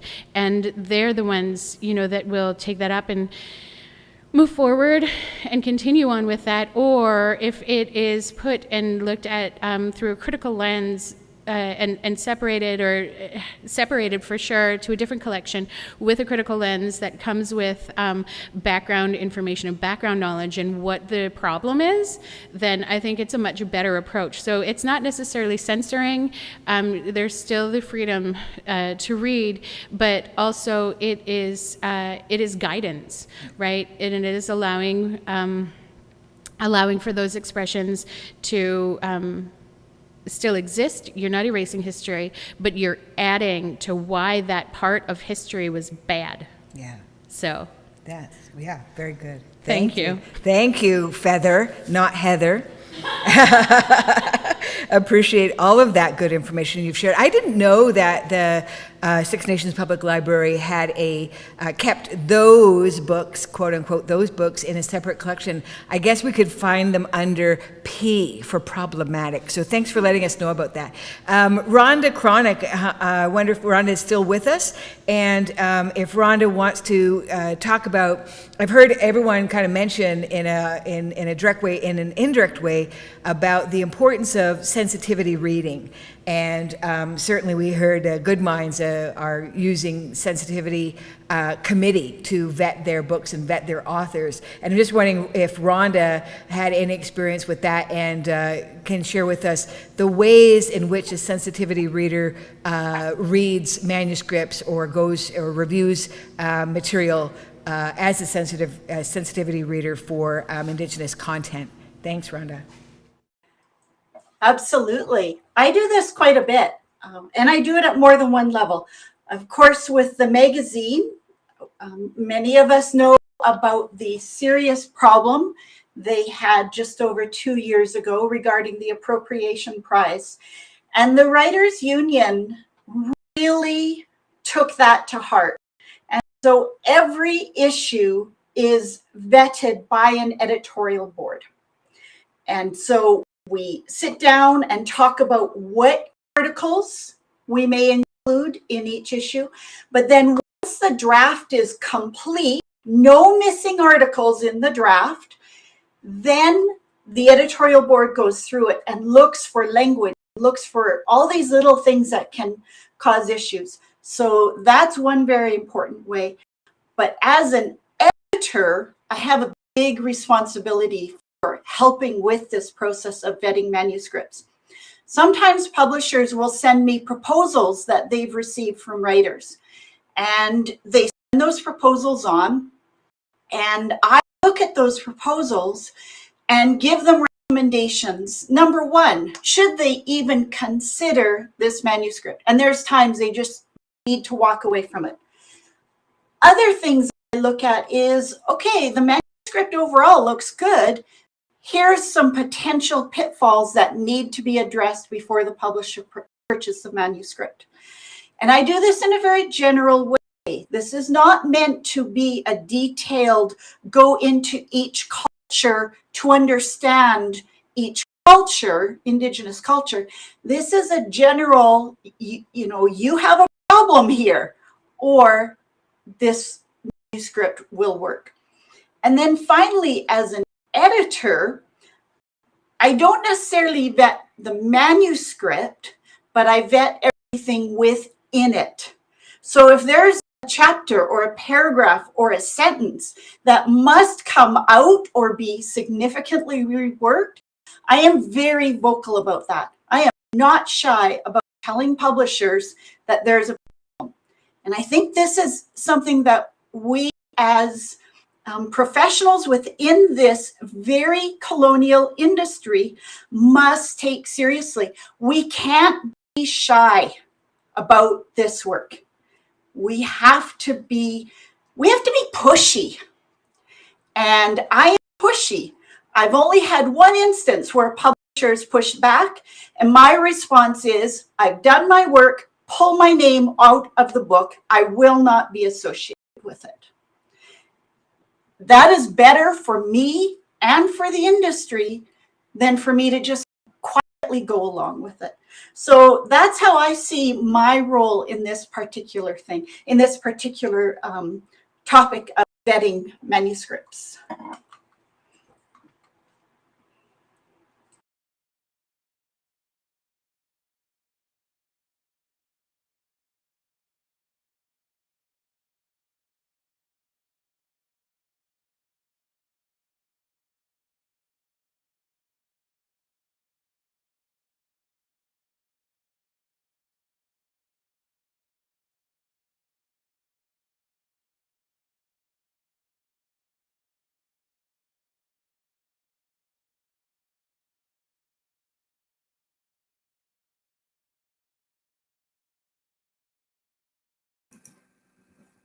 Can you hear them, Rhonda? I can't hear anybody. I can't hear anybody.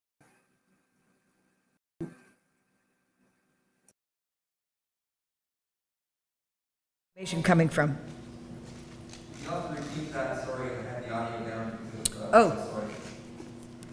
Oh, can't hear. Oh, so what should I be doing? Pose the question again? Oh, okay. Sorry, Sandra. Now, can you hear me? I think we're connected now. Okay. This is. I really appreciate what you're doing in terms of creating a publication around cultural sensitivity and also vetting for authenticity. I think that this is a really well overdue necessary resource. And I just wonder if you could just let us know a little bit more about that. Like, how is that being created? Have you got a committee of people you're producing that with, and how is that going on? Yes, hi Janet. Necessary resource. I did, I had the names of the list of people up on the screen. It was in the presentation. So the list of people, those are the people that are working together to create this manual. I hope that helps. So I got like Dr. Allison Frame, Dr. David Anderson. We might bring on board Dr. Betty Linkslag, but that's still, we have contacted her. We have an elder, which is Virginia Arthurson, she's Cree, and we do have some, we wanted to get the Métis perspective. I know we're missing, and we're looking for somebody from the Inuit community, so that's something we would like to have as well. And that, and still it's in draft stages, like I said. We're hoping we're hoping for about 6 months to have something almost ready to go to print. So it's not going to be very in-depth, but that's good. Miigwech.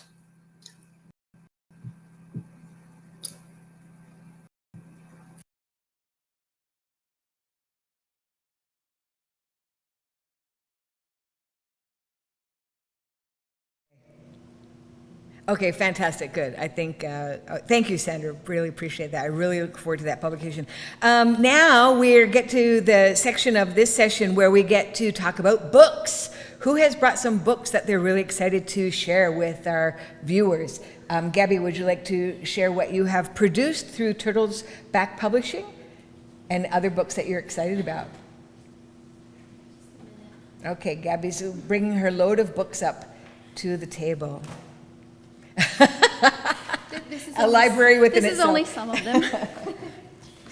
So, one of the main ones I really want to talk about is our biggest publication. So in the past, we've always published curriculum and resources, always focused towards our adult learners. And last year, we had, in 2019 actually, we had 2 young writers, Brenner Jacobs and Brendan Bomberry, who were hired as student workers to do a small 10-pager lacrosse resource, which ended up turning into this massive book. And it's 450 plus pages, full color illustrations, and it took a while to do. This is our first largest publication for Turtles Back Publishing, and it's a compilation of interviews from lacrosse greats, not only from Six Nations, but all across Ontario, Canada, non-native lacrosse players from the US and as well as Europe. And it focuses a lot on the mind, body, and spirit and intellectual benefits of lacrosse. And it's a great read. You don't have to read it in order. You just flip it and you read a story. And the neat thing is it has children's interviews in there and elders' interviews. And it just really brings forward the passion of lacrosse and brings together like the whole meaning of My Big Family, that lacrosse isn't just a game, but it's brought a lot to a person and to an individual. So, and it also won the winner of the 2019 Indie Book Award. And so that's a great success for us.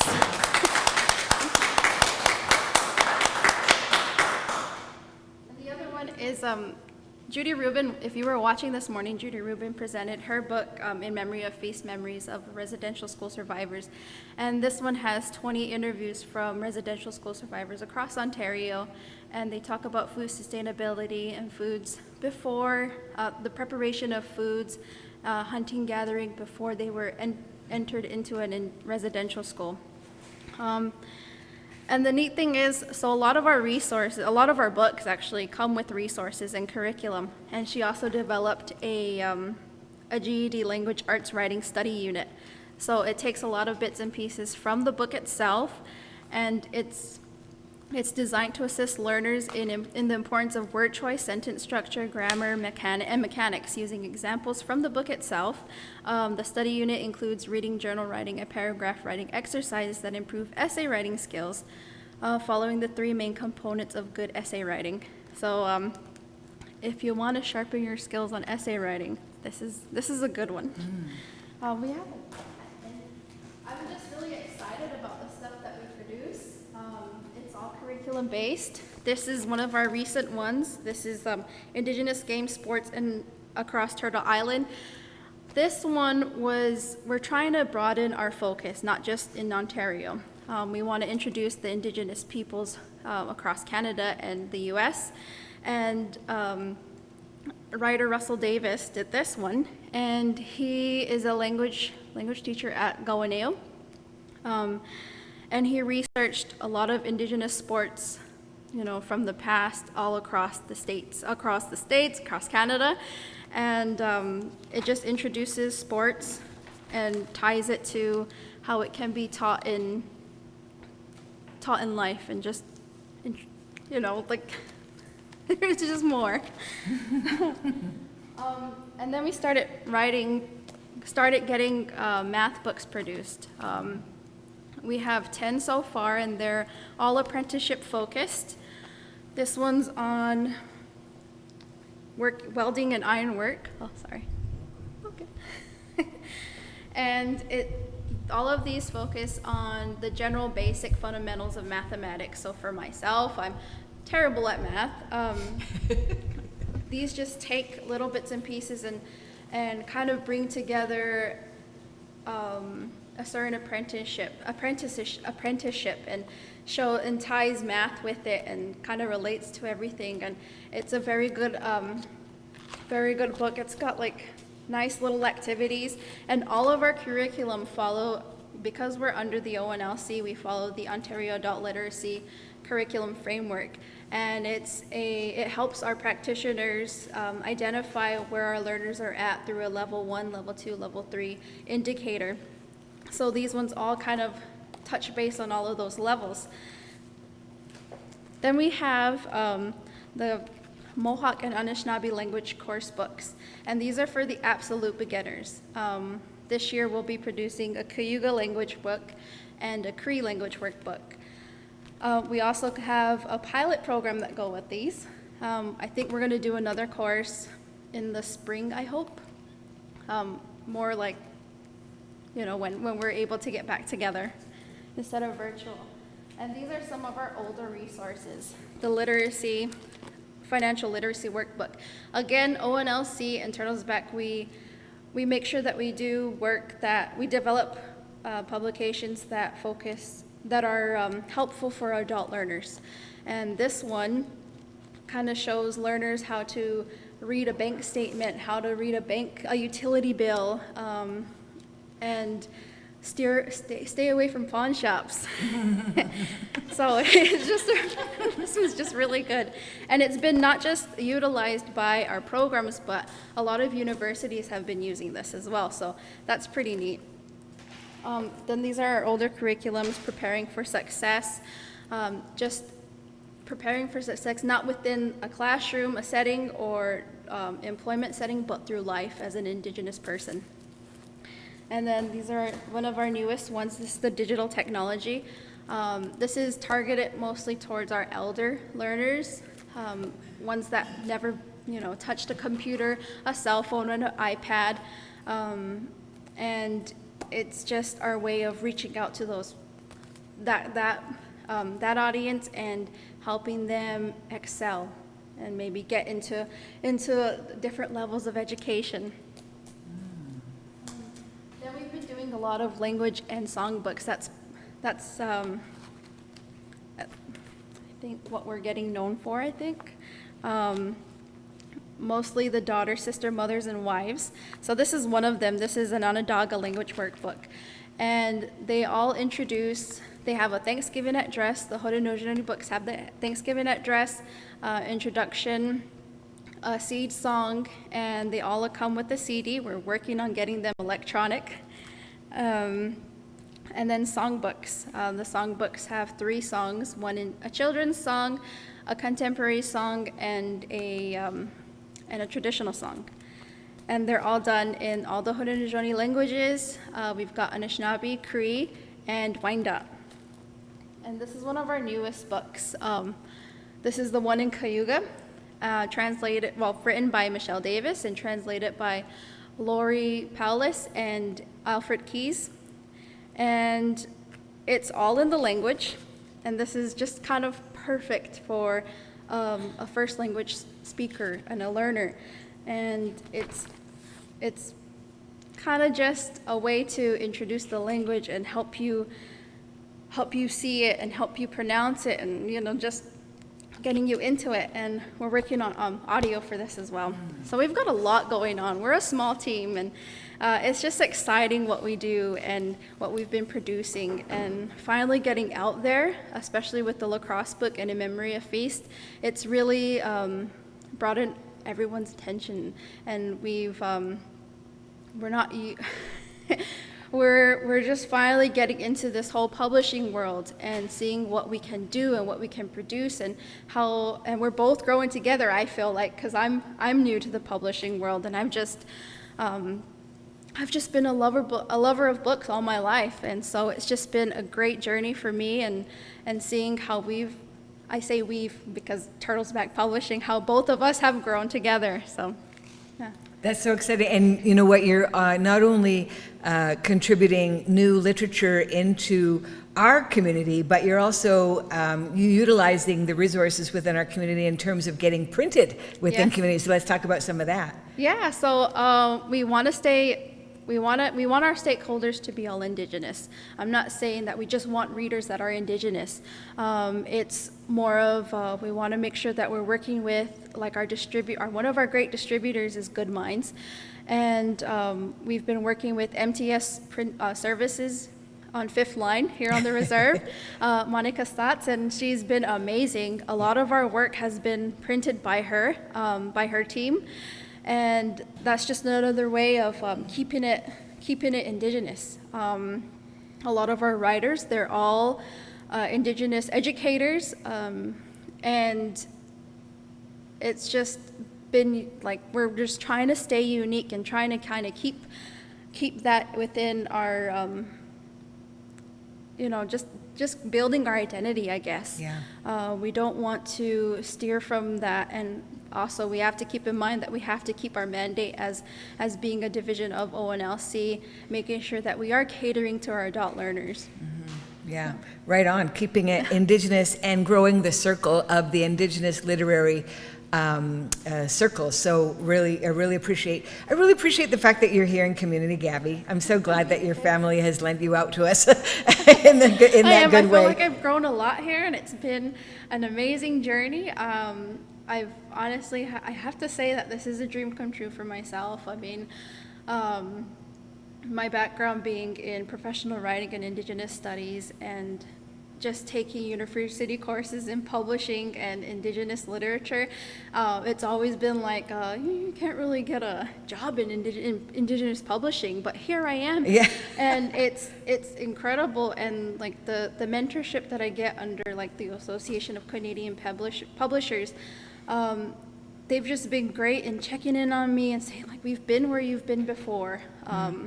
Don't be scared to ask for help. And it's just incredible. Every day I'm learning something new, and it's just mind-blowing of like the Indigenous literary world and all our writers and artists, and it's like, what else can we do? And like it's endless. It's so a very exciting time because we are defining it by doing it, and you're certainly doing it. So thank you so much, Gabby. Right on. I know Feather has brought a number of books that she wants to share, and I think this is a good time to do that now, Feather, if you don't mind. Not from the P section of the library, not from the problematic section, from the righteous section of the library. That's a different presentation. It's a different Oprah show. Okay, here we go. Here we go, everyone.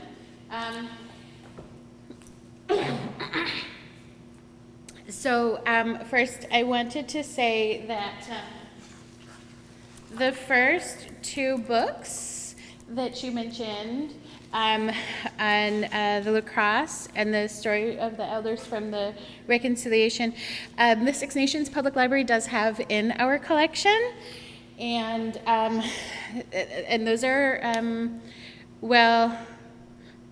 those will be coming up available for loan. They're not available for loan right yet. They're going. I'm reading them.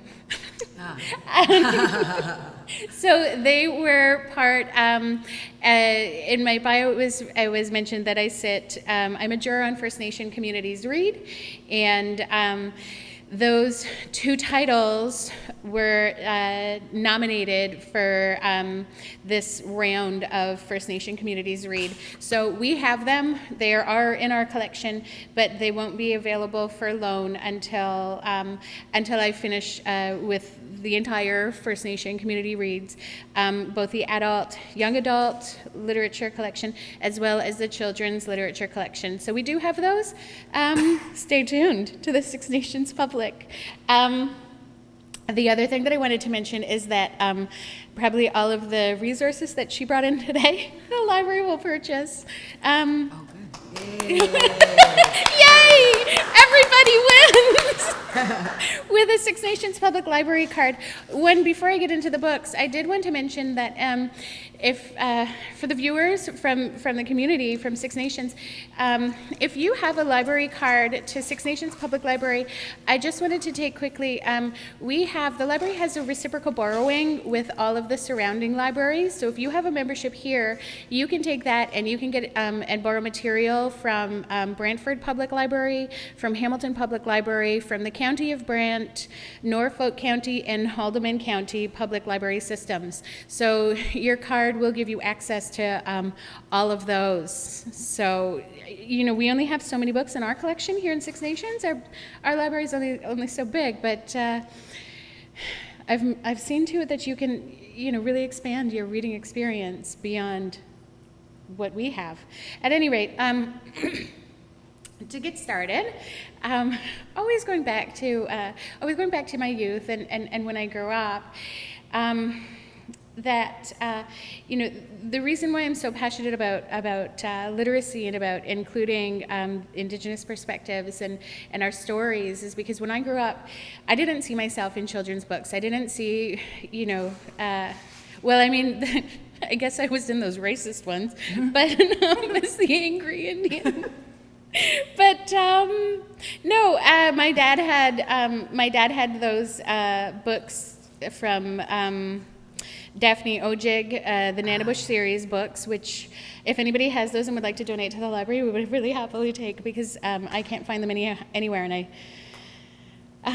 I'd like to have them here.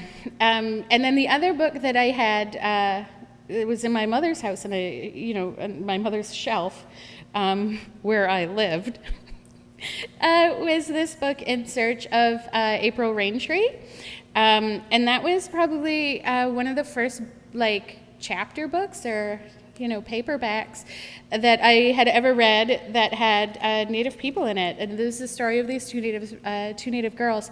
It is by Beatrice Colleton, but her name is now, I think, Moisener. So you can find that. It's been re-released not too long ago, pretty recently. Ooh, 10 minutes. That's fine. That's fine. I'll sing us out. Take us home. Okay, so honestly, I only have a tiny little bit of books because, well, I have an entire library, not here at the Six Nations, but also at my house. So, right? Okay. The library had just run a couple of series of our book clubs, which Janet had mentioned earlier, and some of those books that we read, they were all local authors, and we will continue to seek out and read, but the very, very, very first book of the entire thing was, again, on that theme of lacrosse, but that really is our game. So it's so important and integral in our lives. But this one by Delby Powless, Medicine Game, I read it maybe in about 2 days. I would have just sat there all day reading it, but honestly, I think I had to feed my kids and do some stuff like that, so I couldn't just sit and read. But it's so well written. It's such an interesting story. It gives you a completely different perspective and understanding of lacrosse, of the players, but also, and I spoke with Delby about this too, is we talk about how some of our friends, they're not Native, and their non-Native people are so fascinated by the reserve and what goes on, and if they're allowed on the reserve and what it's like, and so it's such a foreign concept to people who are not, who have never grown up on a reserve or have never been here, or to people to, I guess, the Canadians, the reserve is just mind-boggling. Because when you're on the reserve, it's not really that mind-boggling. But at any rate, we talked about it, and so this kind of gives you a little taste of reserve life. So usually when I do these presentations, and talking about books and Indigenous voices, it's always for a non-Native audience, and so that's kind of the the perspective that I always move on with, but also to promote our local authors. So W. Paulus, again, available at the Six Nations Public. And yeah, this is actually the copy that circulates. So that's good. Okay, then the other ones, like if you're looking for, sort of our Haudenosaunee spiritual teachings, and you need that sort of, like, you're a little bit lost spiritually, and you need to stop the wandering a little bit, and you need a little bit more grounding and just kind of help that way. As you can see, my copy is really has a lot of tags on it.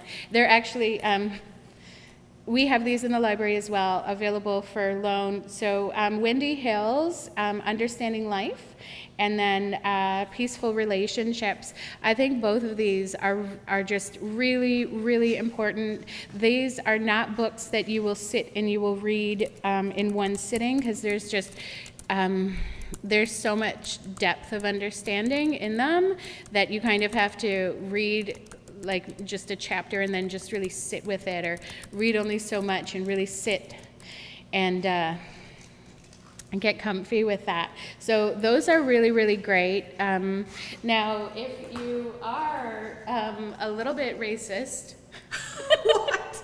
This book, Peace Pipe Dreams, The Truth About Lies About Indians. See, I got everybody's attention with that. Right. But this book by Daryl Dennis is really good. It's a fun, like it's fun, like I'm fun. It's a fun and it's a light. It's a fun and light approach to really heavy topics. So his writing is kind of takes the stereotype that you see and that you understand, and he unfolds it and lets you know how that is a stereotype and why it's a stereotype and where it comes from, and it gives you and it clarifies those stereotypes in like a really fun and easy way. And actually, he was this title was one of the First Nation Community Reads selected titles for a couple of years ago. So that's a really good one. Again, all of these books that I show you today are available from the Six Nations Public Library. So if you are looking at more of the Indigenous experience, then I would recommend the Chelsea Vowell's Indigenous Rights, A Guide to First Nations, Métis, and Inuit Issues in Canada. This is a series of 31 essays, and it's told through 5 categories, like terminology of relationships, culture and identity, myth-busting, state violence, and land, learning, law, and treaties. So Chelsea is, she's a lawyer, and so, they have a lot of, in the library world, she has all of her citations after each article, and so, or after each essay, and so that's really good. So that's kind of a nice pair with Peace Pipe Dreams as well as the Indigenous Rights, because you have like the light and fun, and then you kind of have like a more serious approach.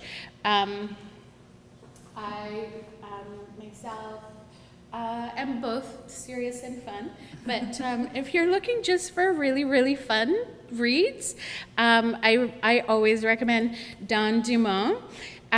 She too is a lawyer, but her books are really fun. So I just brought Glass Beads, but there's Nobody Cries at Bingo, and oh gosh, now I'm on the spot, there's a third one there, but they're all really, I mean, they're fiction, right? But they're all really light and uplifting and fun, and also give you kind of a deeper, if you want to look at it as from an analytical perspective, it gives you a deeper understanding of Indigenous people and our perspectives and things like that. But from as an Indigenous person, it's just pretty fun reading.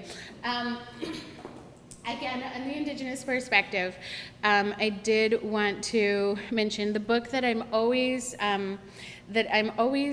suggesting that people read, and it's God, it's an awful, awful, horrible, wretched book, but so well written.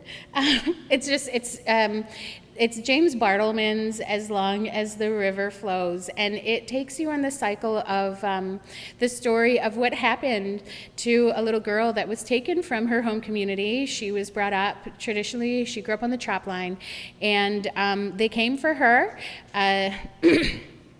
And she was in far northern Ontario, and they came for her. They put her. The priest came and into the black there, and put her on an airplane, and then off she went. And so when she's in that airplane, she really believes that she's dead. She thought that she died, and it was.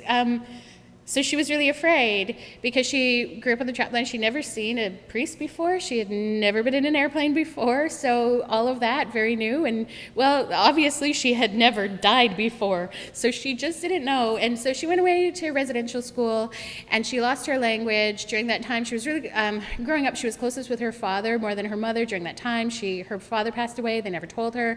She went back to her whole home community, and she had lost her language. So her mother didn't speak any English, and anyhow, it just tells the story of her life in all of the different stages, and it gives you a deeper understanding of the effect of residential school on a single individual person.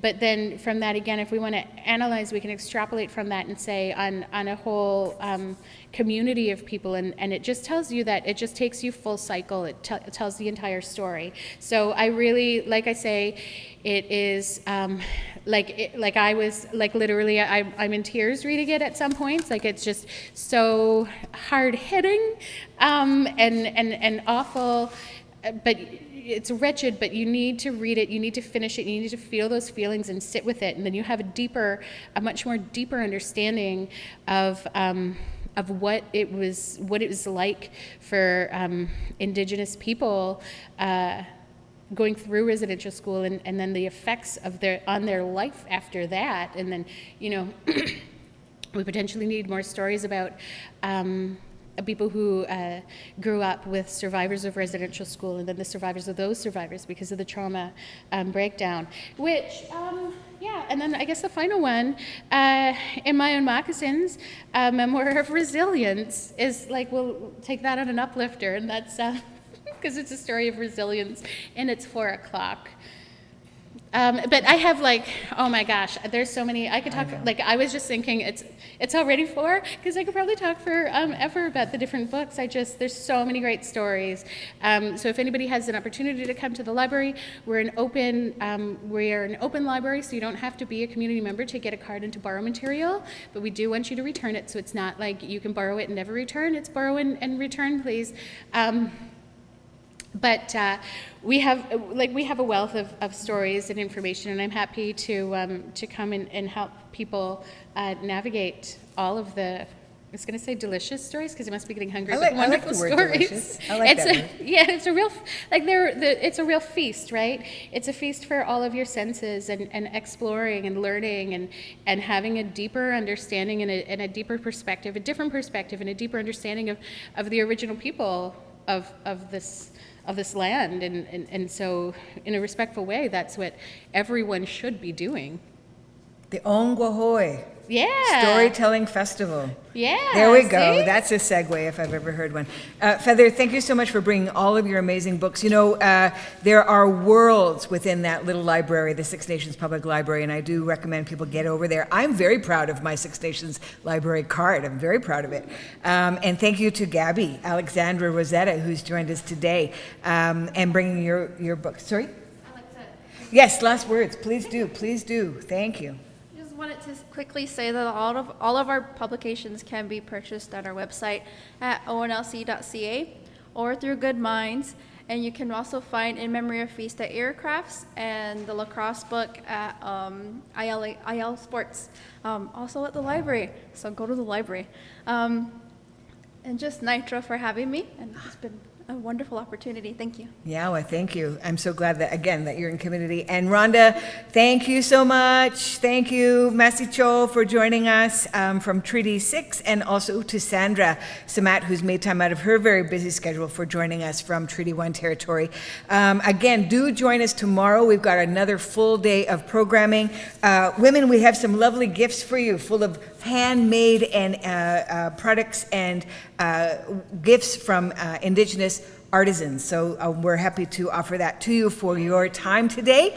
And again, tomorrow we are starting the day off with traditional stories and stories from our origins, and then we move into children's literature. I bet that's going to be a very full session, people interested in children's literature, and then we're going to round out the day with some storytellers in film. So some filmmakers are joining us in that session, and then we're going to have, again, some music breaks for your listening pleasure. But for now, again, I just want to say Nyawago for joining us, everybody. It's been a wonderful day.